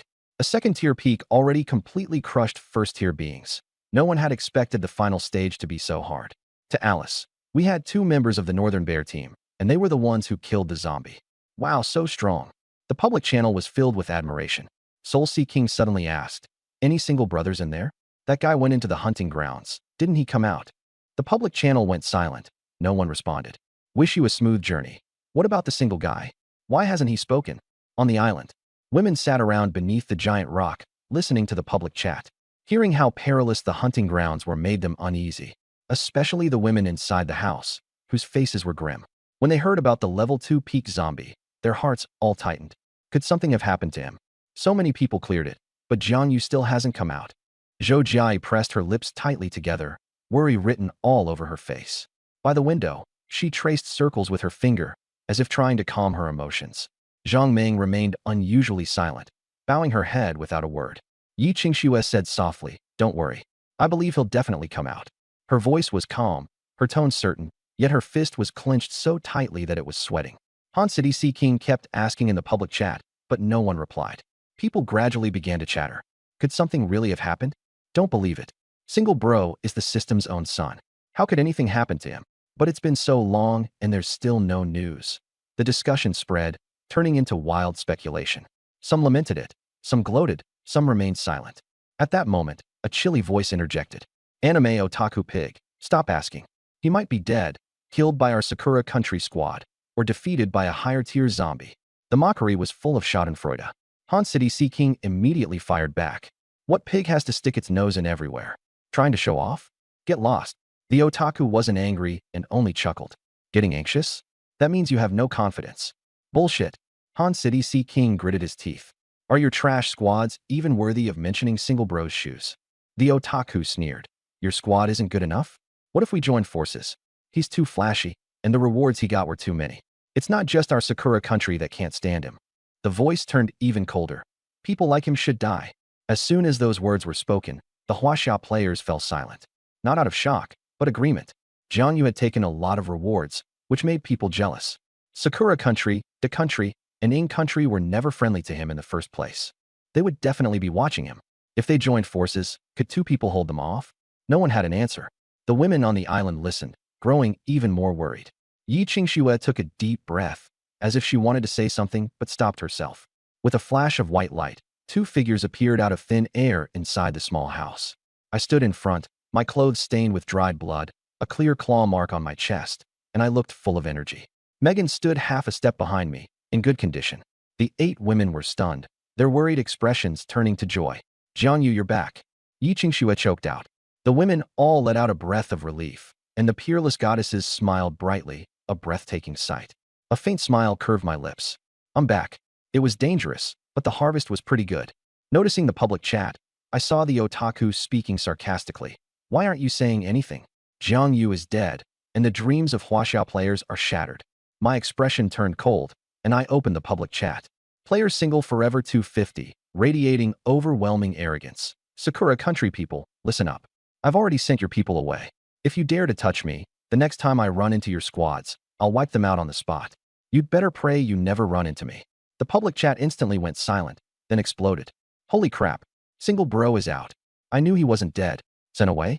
He killed people from Sakura country? Nice job. Han City Sea King finally felt proud. Single bro is finally out. I was just fighting an uphill battle. Those Sakura pigs were too noisy. You came out and slapped their faces swollen. So satisfying. The otaku was silent for a few seconds. Consider yourself lucky. Next time won't be so easy. I ignored him. Player Musashi River challenged. Single forever. You dare kill Sakura country people? Big talk.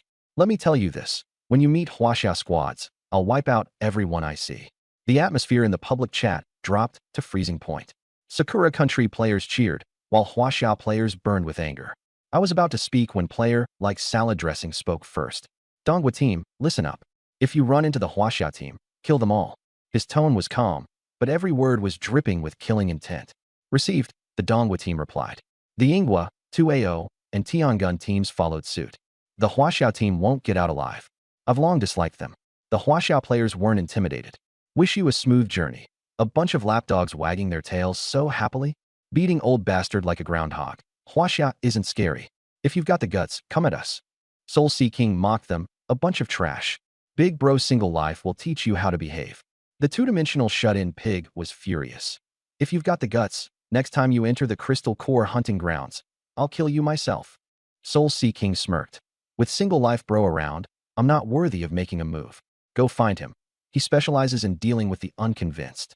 The shut-in pig roared. Baka, in a month, you'll be dead. Someone asked, we've been talking for so long. Does anyone know what kind of zombie single life Forever 250 ran into? Was it also peak second tier? Peak second tier was currently the highest difficulty. Northland Bear and like salad dressing had both cleared it. If Jiang Yu's was also peak second tier, he could stand on equal footing with the big shots. Otherwise, it would be awkward. The shut-in pig was just about to mock him. Yana, the durian picker, jumped out and said, peak second tier? Wasn't the final enemy a third-tier early-stage zombie? The public chat went silent. Everyone's brains short-circuited. Third-tier early stage? Someone typed shakily. What did you say? Third-tier zombies.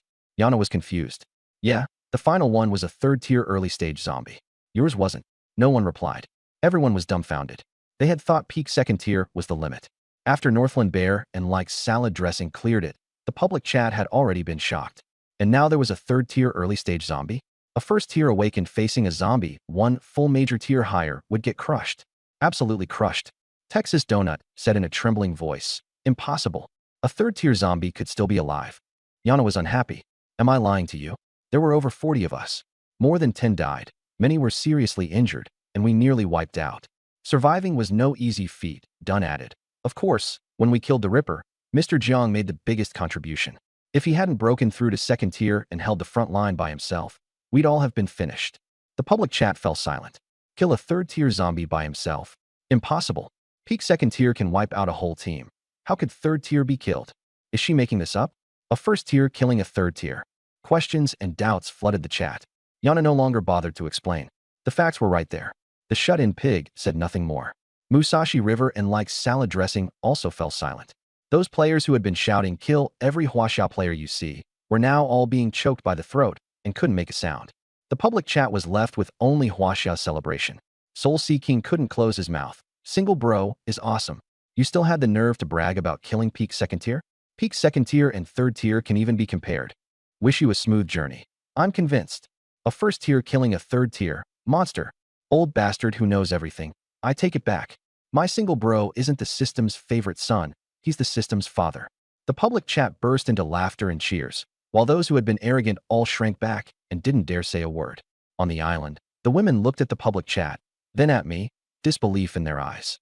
A first tier killing a third tier. Just how strong was this man? Yi Qingxue said nothing. A faint smile curved her lips, and pride was hidden deep in her eyes. Seeing their expressions, I remained calm. After going through life and death battles in the Crystal Core hunting grounds, I truly experienced the power of the copied ability. The Crystal Core hunting grounds weren't only about crystal cores. The combat experience let me break through to second tier and gave me the chance to see third tier zombies. Those things were far more valuable than a few hundred crystal cores. I'd go to the hunting grounds again next time, but first I needed to consolidate my strength. I looked at Megan. She was also looking at me. Then she said, "I'd better go outside." The Crystal Core battlefield had brought her and me a step closer, but back on the island, facing the others still made her uncomfortable. She wasn't familiar with the girls. Being in the room was awkward, so it was better to go outside and stay with Sylvan. I nodded and handed her 20 crystal cores. "Take these. Hard-earned fee. Enough for you to reach peak. First tier." Megan took them, and her fingers brushed my palm, pausing slightly. She looked at me deeply before walking out the door. Sylvan came up to her, gossip gleaming in her eyes. "How was it? Did you and Jianyu get closer?" Thinking of the wild scene at the hotel, Megan blushed and nodded. Dailise, Maivika, and Kamani squeezed over. "Tell us, what exactly happened in the Crystal Hunt battlefield?" Inside the room, my stomach was growling. We'd already eaten at the hotel, but after fighting all day, I was starving. I looked at the women.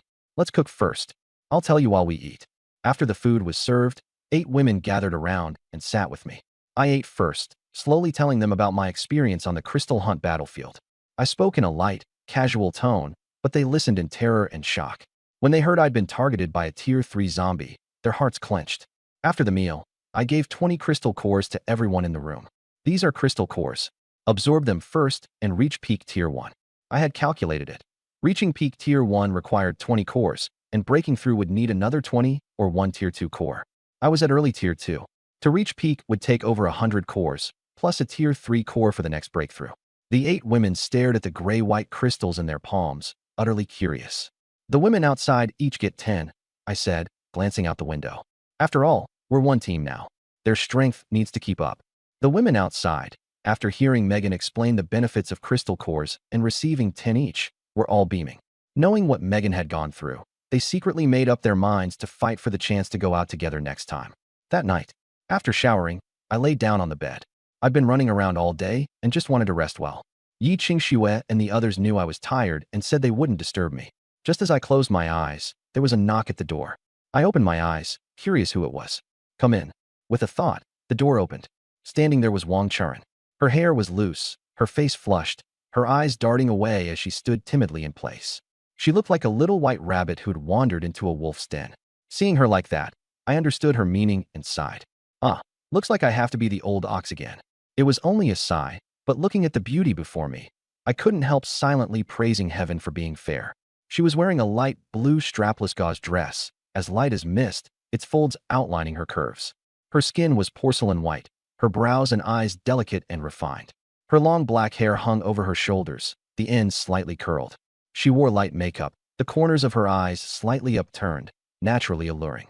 Her nose bridge was high, her lips a soft rose pink, understated yet eye-catching. At 1.7 meters tall, she had long, straight legs and perfect proportions. Beneath the gauze skirt, her fair calves were faintly visible, the lines smooth and graceful. When she wasn't smiling, her brows and eyes were cool and noble. Right now, though, she was nervous, her lips pressed together, eyelashes trembling, making her seem much more fragile. I'd seen plenty of beauties. Yi Qingxue was cold and stunning.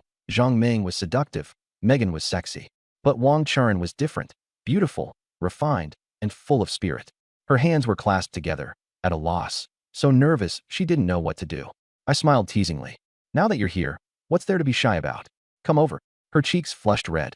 She bit her lip and took a few long steps to the bedside. The hem of her gauze dress swayed, revealing a glimpse of her pale knees. The door behind her closed automatically. With a soft click, her delicate body trembled like a startled deer. Seeing her look like a little white rabbit who'd barged into a wolf's den, I laughed. I reached out and gently pulled her. She wasn't prepared, stumbled forward with a soft cry, and fell into my arms. Her softness settled against me, carrying a faint fragrance. My hearing was sharp enough to catch the rapid beat of her heart. Feeling mischievous, I lowered my voice with a chuckle. You're a big star, showing your face to crowds everywhere, and you're still shy? Her face turned even redder, and her voice grew softer. When I'm not filming, I've never been this close to a strange man. I raised an eyebrow, curious. You had 2 ex-boyfriends, both top-tier celebrities, right? She looked up in panic and hurriedly denied it. They were all rumors, scandal, company hype. I've never actually dated anyone. I smiled, remembering what Zhang Ming had said. Zhang Ming really wasn't lying. You really are different from the rumors. Her eyes filled with curiosity, as if she wanted to ask what Zhang Ming had said. But I changed the subject. You hid food when eating, then went to shower. Were you using food to trade for clothes and cosmetics? Her face burned hot, and she wished she could crawl into a hole. She had thought her little tricks were unnoticed, only to have them seen through completely. She hesitated for a long time. Then, gathering her courage, she said, Sister Yi said you don't like owing favors. We've been indebted to you for several days, so today we should repay you. Seeing her shy, flushed face, my heart warmed. I suddenly asked, You 2 came here. Where's Deng Yuzhen? She froze and looked up at me. Her lips trembled, and so did her voice. You want Sister Deng to come too? I'll go call her. As she said that, she was about to get up. In her mind, there was only one thought. Since she had agreed to be my woman, she should follow my wishes.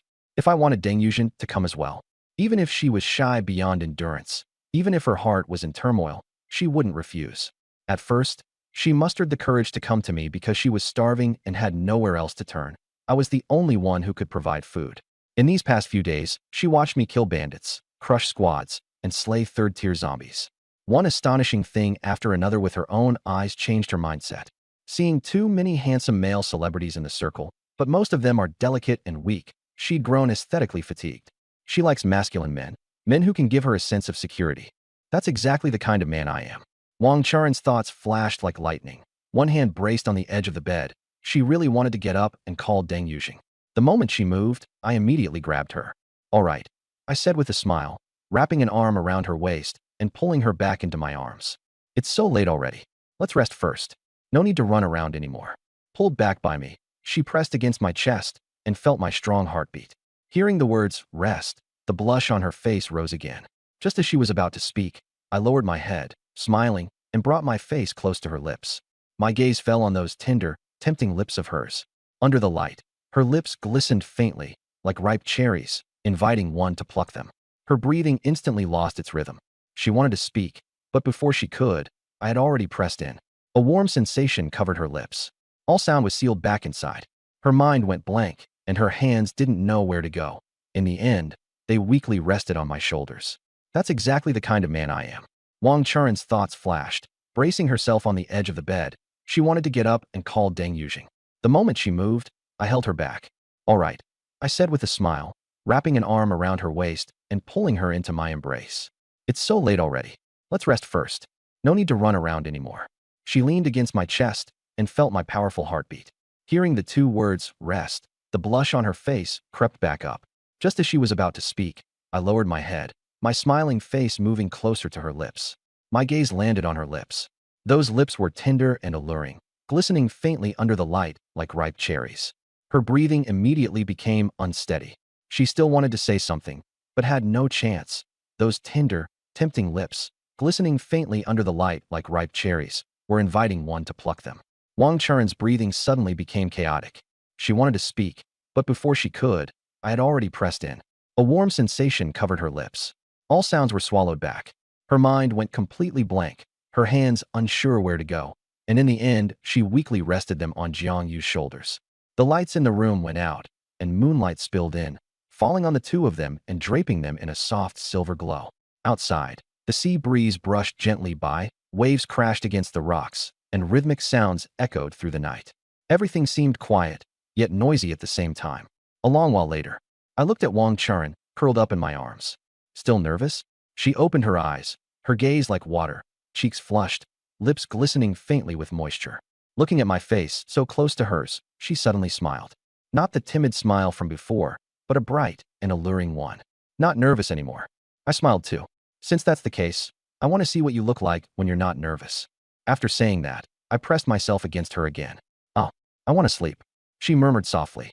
The next day, just as dawn was breaking, she blinked groggily at the morning light outside the window, her brain not reacting yet, but her body moved first. She suddenly sprang up from the bed. Hiss! A low cry of pain escaped her. She had moved too abruptly and tugged at her injuries, making her frown tightly in pain. I woke up and saw her panicked expression, the corners of my mouth lifting slightly. What are you in such a hurry for? She bit her lip, her voice anxious. They're coming over. As she spoke, her face reddened, and the tips of her ears practically steamed. Looking at her, I understood. Last night we had gone at it 3 times, and after that she had nearly collapsed into my arms and fallen asleep. I hadn't expected her to sleep until dawn. The past few days on the crystal hunting battlefield had been too exhausting, and once she relaxed, she slept heavily. Get up first. I lifted the blanket. She glanced at me, her eyes full of grievance, along with a hint of indescribable coyness. Just after the two of us finished getting dressed, there was a knock at the door. Knock, knock, knock. Jiangyu, are you up? Yi Qingshue's voice came from outside. With a thought, I opened the door. Yi Qingxue, Zhou Jiai, Zhang Meng, and the other 4 women filed in one after another. Usually, they came at this hour to help prepare breakfast, and today was no exception. As soon as they entered, all 7 women looked at Wang Churen in unison, wearing knowing smiles. Her face instantly turned red as she clenched her teeth and walked with somewhat unnatural steps to the table and sat down. Yi Qingxue glanced at me. This guy was simply strong in every aspect, without a single weakness. I remained calm and composed, as if nothing had happened. Glancing at Zhou Jiai, I suddenly had an idea. Aren't you able to heal? Why not use it on her? As soon as the words left my mouth, the atmosphere in the room grew subtle. Is that possible? Zhou Jiai froze, having never thought her ability could be used like that. Wang Churen practically wanted to bury her face in the table, her ears red enough to drip blood. Only Zhang Meng couldn't help bursting out laughing, her shoulders shaking with amusement. Jiangyu, your imagination is way too wild. Zhao Mengqi laughed along, and Su Lishuan and Chen Sisi held it in as hard as they could, but the corners of their mouths still rose. Yi Qingxue shook her head, the corners of her lips carrying a helpless smile. Still, Zhou Jiai walked over to Wang Churen. She extended both hands, and a pale green light gathered in her palms, warm energy covering Wang Churen's body. Wang Churen felt a warm current spread throughout her body, and the pain really did lessen quite a bit. All better. She couldn't believe it and moved her body around. The pain had eased by more than half. But her face was still red, and she didn't dare meet the other's eyes. The little episode passed quickly. The women began preparing breakfast, and the smell of food gradually drifted out of the kitchen. I sat at the table, thinking about the arrangements ahead. We had plenty of food, so that wasn't something to worry about for now. What mattered most was improving our strength. During these next few days, focus on absorbing crystal cores and raising your strength. As soon as I spoke, my tone was serious. The next crystal hunting battlefield will only be more difficult, so we need to prepare early. The women all nodded. Over the next 3 days, the women on the island devoted themselves to absorbing crystal cores. I didn't rush to do anything. During the crystal hunting battlefield, in order to break through to 2nd tier, I had absorbed 20 crystal cores all at once. Although I succeeded, the energy poured in too quickly, and much of it hadn't been fully refined. It was like sediment clogging a riverbed, and it would take a little at a time to clear it out. So, over these past few days, I mainly focused on refining my energy and solidifying my foundation. After hard work, the energy pool in my body gradually became stable from a chaotic state. After completely stabilizing my early stage tier 2 strength, over the next 3 days, I absorbed 60 crystal cores, raising my strength from early stage tier 2 to late stage tier 2. For an ordinary tier 1 awakened, going from early stage to peak requires 20 crystal cores. Breaking through from tier 1 to tier 2 also requires at least 20. From early stage tier 2 to late stage tier 2, forget it unless you have 100 or more crystal cores. I absorbed 60 in 3 days, an astonishing speed. If people outside knew, they would probably be shocked speechless. An SSS rank ability combined with the system's enhancement of my physical constitution made my absorption efficiency far beyond that of ordinary people. Others needed several minutes to absorb one crystal core, while I only needed a few dozen seconds. Others suffered losses during refinement, while I converted almost 100%. The number of crystal cores one could absorb per day also varied, and the stronger you were, the greater the gap. Right now, I can absorb 20 crystal cores a day. Megan, with her A-rank ability, can absorb at most 5 a day, which is an increase of 2 to 4 times. Wang Churen, with her SS rank ability, can absorb 15 a day, which is also very good. The other women on the island were also cultivating. The one improving the fastest was Megan. She had already absorbed quite a few crystal cores in the crystal hunting battlefield, so her adaptability was higher than the others. In 5 or 6 days, she finished absorbing all 20 crystal cores I gave her, directly reaching the peak of Tier 1 and even stabilizing her realm. Naturally, I wasn't stingy and gave her another 20 crystal cores. I didn't know it, but during this period of calm on the island, a conspiracy against me was brewing outside. In Sakura country, inside a simply furnished room, a shirtless man sat upright on a tatami mat. A black dragon tattoo coiled across his back, extending from his shoulders to his waist, vivid and lifelike. His name was Akio Harasuke, a hardcore anime otaku that any Huaxia player would surely know. At that moment, he was chatting via private video with another man. The other man's figure was hidden in darkness, flickering in and out of view, with only his eyes cold as blades. Lord Musashigawa. I heard Akio bow his head respectfully. Regarding Jiang Yu's experience in the crystal hunting battlefield, after paying the necessary price, your subordinate has investigated it thoroughly. Musashigawa's real name was Musashigawa Ryuichi, and his voice came through with a sinister chill. Speak. I'd like to see what kind of abilities he has that allowed him to kill a third-tier zombie. Akio Harasuke took a deep breath and recited the findings. According to clues provided by survivors in the same area, he displayed 3 different abilities. The first is an extremely strong defensive ability, capable of condensing a pale golden shield that can briefly withstand attacks from a third-tier zombie. The second is a black scythe, with extremely powerful offensive force, likely an attack-type ability above S rank. The third is invisibility. During battle, he once vanished into thin air, and even a third-tier zombie could not pinpoint his exact location. After he finished, the room fell into a long silence. How can one person possibly possess 3 abilities? There was a hint of confusion in Musashigawa Ryuichi's voice. I don't know either, Akio said, sweating nervously. But the intelligence is true. The teams from Shilon country and Bama country both corroborated it, so it can't be wrong. Another silence followed.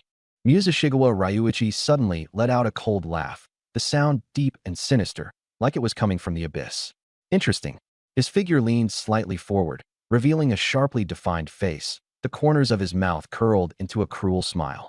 3 abilities. Dangerous people must die. Next crystal hunting battlefield, I'll personally deal with that Huaxia guy. A trace of hesitation flashed in Akio Harasuke's eyes. My lord, the team challenge mode won't open for less than a month. Wouldn't it be more convenient to issue a challenge to Jiang Yu again? Musashigawa Ryuichi replied with a cold laugh. The team challenge is too slow, with too many variables. Only the crystal hunting battlefield lets us kill him by using numbers advantage. Akio frowned. But the hunting ground matches randomly. Sakura country can only send 1 team each time, and even if we contact allies, we can't guarantee it. That guy is too strong. Sending in a normal team would be suicide. I didn't hear their conversation, but from their voices I could sense their anxiety. Suddenly, the system notification sounded. Ding. New items in the shop. Hunting ground match ticket, 300 crystals each. You can designate the target of the next match. Limit 2 per country. Treatment ticket, 300 crystals each. Instantly restores full health. Limited time 20% off. Today only. Musashigawa Ryuichi's eyes lit up. Hunting ground match ticket. He exchanged a glance with Akio, as if the system had specially prepared this for him. Help from heaven. He laughed wildly and immediately checked the details. Instructions for use. You may designate a matching target. The top 10 teams in the world cannot have 3 teams enter the same region at the same time. Global Combat Power Ranking 1. Divine Tamer Squad, Huaxia. 2.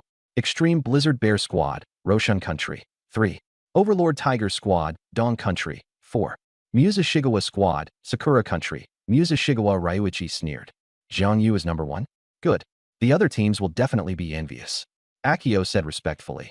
My lord, since the top 10 teams can't have 3 teams enter at once, we can arrange for teams ranked outside the top 10 to surround and kill him. Musashigawa did not answer, but instead asked, have you found out what happened at the hotel? The people from Shilon country took 20 crystals before they'd say anything. They said the hotel would make people hallucinate and mimic animal sounds, and they felt embarrassed, so they didn't want to reveal it. Musashigawa sneered. Such a trivial matter means nothing. It's not worth mentioning compared to killing Jiangyu. You plan to enter the hunting ground yourself? Of course. The ability to wield 3 powers means I'm qualified to make a move, he said coldly. Contact Edward. The video switched to Edward, captain of Donghua's Tyrant Tiger team, with sunny beaches and bikini-clad beauties behind him. What do you want? He asked lazily. You've seen the hunting grounds matching coupon? I have. You want to use it against the Chinese? Yes. Musashi Kawakawa laid out his plan. Edward was silent for a moment. You want to team up with other squads to ambush and kill Jiangyu? Why should I help you? It's not helping. It's for everyone's good, Musashi Kawakawa said darkly. That Chinese guy grows too fast. He even killed a tier 3 zombie. We can't let him keep developing. The coupon costs crystal cores. Who's paying? My team and another team from Sakura country, plus your second strongest team in Donghua. I'll provide the coupon. You contact the other national teams. They may not listen to me. If you can get them to act, I'll give you 200 crystal cores. If they won't agree, forget it. I won't care anymore. Deal. Edward smiled. Musashi Kawakawa asked, what happened at the hotel? Edward's expression darkened. A little trick from the system. You'll understand once you go in. After Musashi Kawakawa hung up the video call, Edward's face turned sullen. He sneered at the beauties beside him. I'm pissed off. Meanwhile, on the island, I heard the system store add a new item, the hunting grounds matching coupon, and I suddenly opened my eyes. Specified target area? Wasn't that tailor-made for me? The system also released the combat power rankings, and I became the target of everyone's attention. I gave a bitter smile. System Daddy, you really love stirring things up, don't you? The women gathered around me. Yi Qingxue frowned. People from Sakura country are sinister. If you've offended them, they'll definitely be plotting against you. I said calmly. They're up to something. Next hunting grounds run, they'll definitely be coming for me. Zhang Ming said anxiously. You're not afraid of Musashi Kawakawa, but there's still Donghua. Sakura country will probably try to ally with Donghua. Zhao Minqi looked worried. If all the enemies are against you and you don't have any teammates, it's too dangerous. Shouldn't you skip it? I shook my head. If I don't go, how am I supposed to get stronger? Where else will the crystal cores come from? I walked to the window and looked out at the sea, a smile curving at the corner of my mouth. They want to kill me? Then I'd like to see what kind of lineup they can put together. The public chat was buzzing. First place on the combat power rankings? Team Yushin? Isn't that the single guy? He changed his name? Yushin sounds badass. But it feels like the goddess he's controlling are the real ones, doesn't it? There's going to be a good show. Sakura country and Dong will want to go after him. The next hunting grounds event is going to be a big drama. A video call request came in from Busan Sea King, and I accepted. On the other side of the screen, the handsome guy grinned and shouted, Single guy, finally I get to see you. I said seriously, get to the point. He frowned. Those little Japan bastards are up to no good. I want to go in with you and kill them. I shook my head. No need. You going would only distract you. They'll make targeted plans. You'd be in danger handling it alone. Don't worry, I said with a teasing smile. They think you'll be going in with me, so we'll do the opposite. You go to another area and focus on Sakura country and Donghua. They'll be paying attention to me. That's exactly your chance. Busan Sea King's eyes lit up. A feint to the east and strike in the west. But you'd be alone. What if Musashi Kawakawa or the Tyrant Tiger team show up in person? 2 fists can't beat 4 hands. You don't believe in me? I said calmly, full of confidence. Fine. I'll go to another area and wipe them out. Then I remembered something. Is your team all uncles and aunts? No women your age? He scratched his head. Why are you asking? Are there any? Well, not all of them. There are a few ladies in their 30s. I said earnestly. Then when you enter the hunting grounds, bring the ladies in their 30s. Why? Uncles and old ladies have creaky arms and legs. Can you bear to make them suffer? Listen to me. Bring the aunts. Fine, I'll tell Wei Bao. I added. Tell those who wished you a safe journey. When you enter the hunting grounds, it's best to pair men and women together and build relationships. Zhu and I Lu Shunfeng is called Chun Ming, and he's a guy from Furong City. You want him to pair up with women. My mouth twitched. I'm from Furong City too, and I'm normal. Forget it, I'll just pass the message along.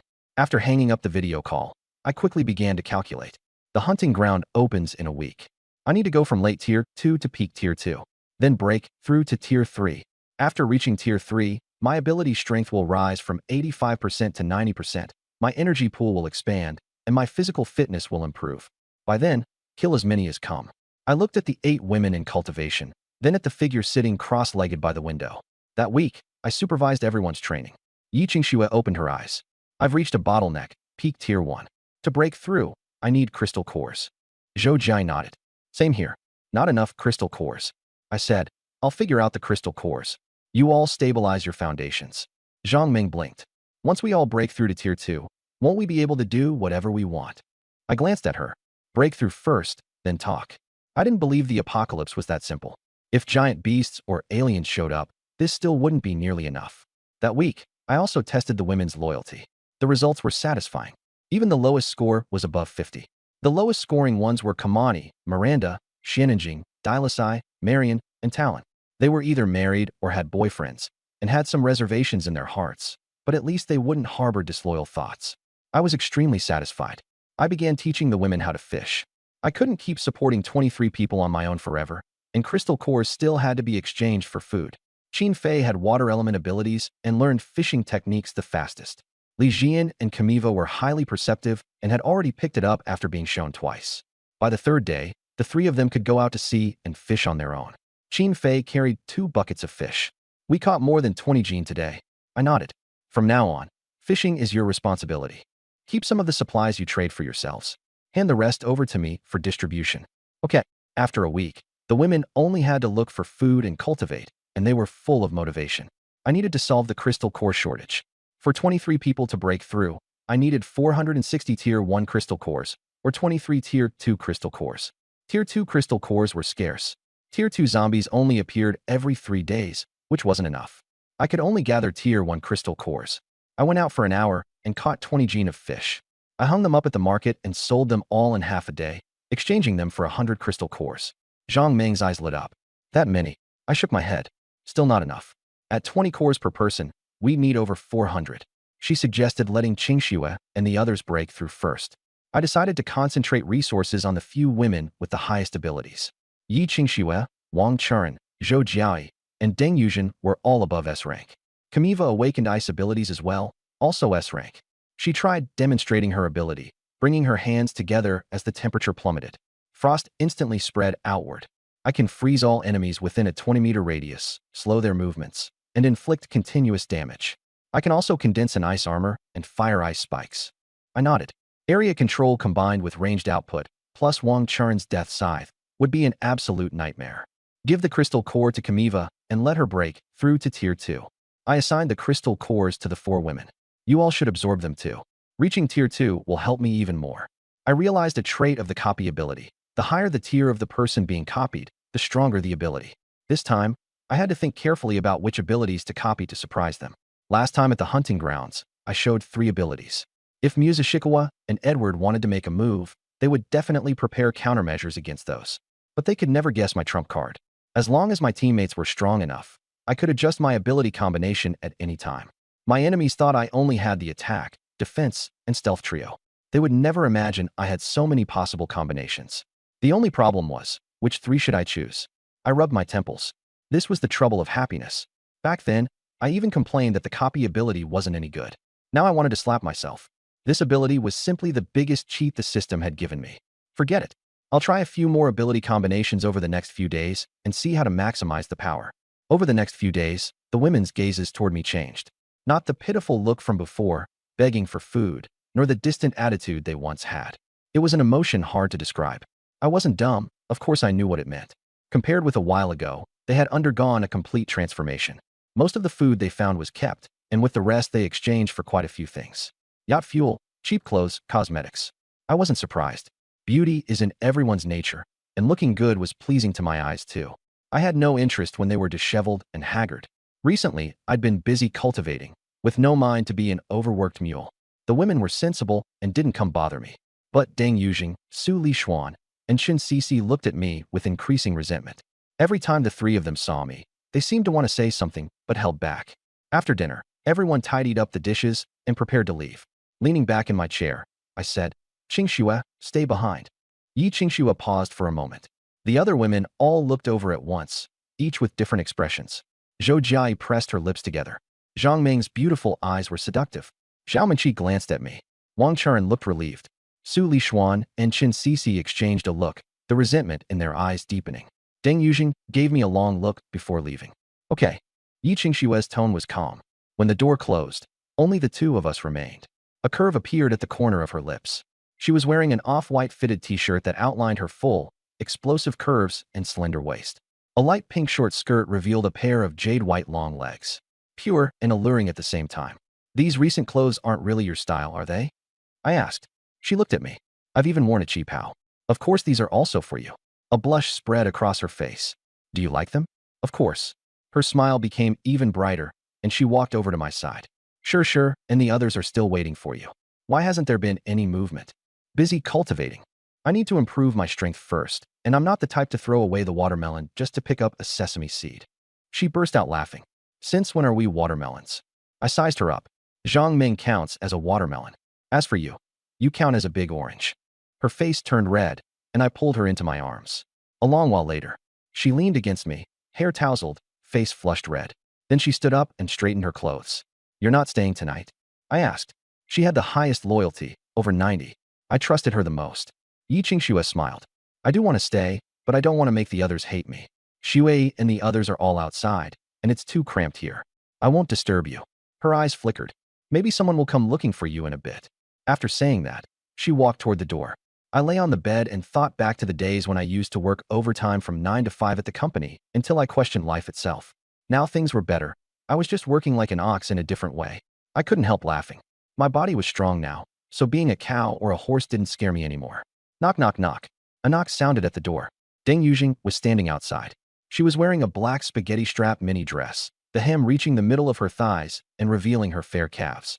Her collarbones were delicate, her shoulders round, and her long hair hung loose. Her features were striking and lush, with light makeup, deep red lips, and an alluring charm. Is this a bad time? She asked softly. I teased. You've already come this far, and you're asking whether it's convenient? Who would refuse a woman who comes to repay a debt on her own? Deng Yujin gave a light laugh and walked in, the door closing by itself. She was the sexy goddess of Annan, hailed as Annan Ning Jichin. Her black spaghetti strap dress displayed all her strengths, her breasts full, her hips perky, her figure a perfect S-curve. Though she wasn't as tall as Zhang Ming, she had a more exotic flair. I drew her into my arms. She looked up, her beautiful eyes tinged with resentment. Captain Jiang, you're always so busy. I haven't even had a chance to repay my debt. I smiled. Now that you're here, Su Lishuan and Chen Sisi don't have to keep waiting anymore. She giggled and caught my hand. That makes it sound like you're doing me a favor. Before the apocalypse, I had a lot of fans in Annan. If they heard you say that, they'd want to eat you alive. I raised an eyebrow. Is that so? I'm not afraid. I lowered my head close to her ear. Next, I'm going to do even more things to drive them crazy. Late at night, the sea was calm, moonlight shattering into silver specks as tides rose and fell in the darkness. At 3 in the morning, Deng Yujin left with a weary body, her legs a little weak. She walked a few steps before recovering. Before leaving, she shot me a resentful glance, her eyes complicated. I shouldn't have mocked them. I'll go back and let Jiai treat me, she muttered, frowning as she walked toward the stone. I looked at the expression in her eyes and smiled. With the system strengthening my body and my abilities leveling up, my physical condition had improved tremendously. Give me a plow, and I could work 4 or 5 acres of land. After the women awakened their abilities, their bodies were likewise strengthened. Over the next 2 days, at night, I mainly deepened my relationships with Zhou Jiai, Zhao Munqi, and Wang Churen, and I didn't let any newcomers into the room. During the day, I cultivated to the peak of Tier 2 and stabilized it, while making time to fish. Dozens of pounds of fish a day were exchanged for crystal cores. Aside from the 5 women, Wang Churen, Yi Qingxue, Zhou Jiai, Deng Yujin, and Camille, Zhang Ming, Zhao Munqi, Su Lishuan, and Chen Sisi, along with Megan outside, all received upgrade crystal cores and were breaking through. I understood one thing clearly. Except for Megan, the other women had no real combat experience. Even if their strength had increased, they might not be able to fawoy their full potential in a real fight. Who should I take with me next time to the hunting grounds? I thought about it seriously.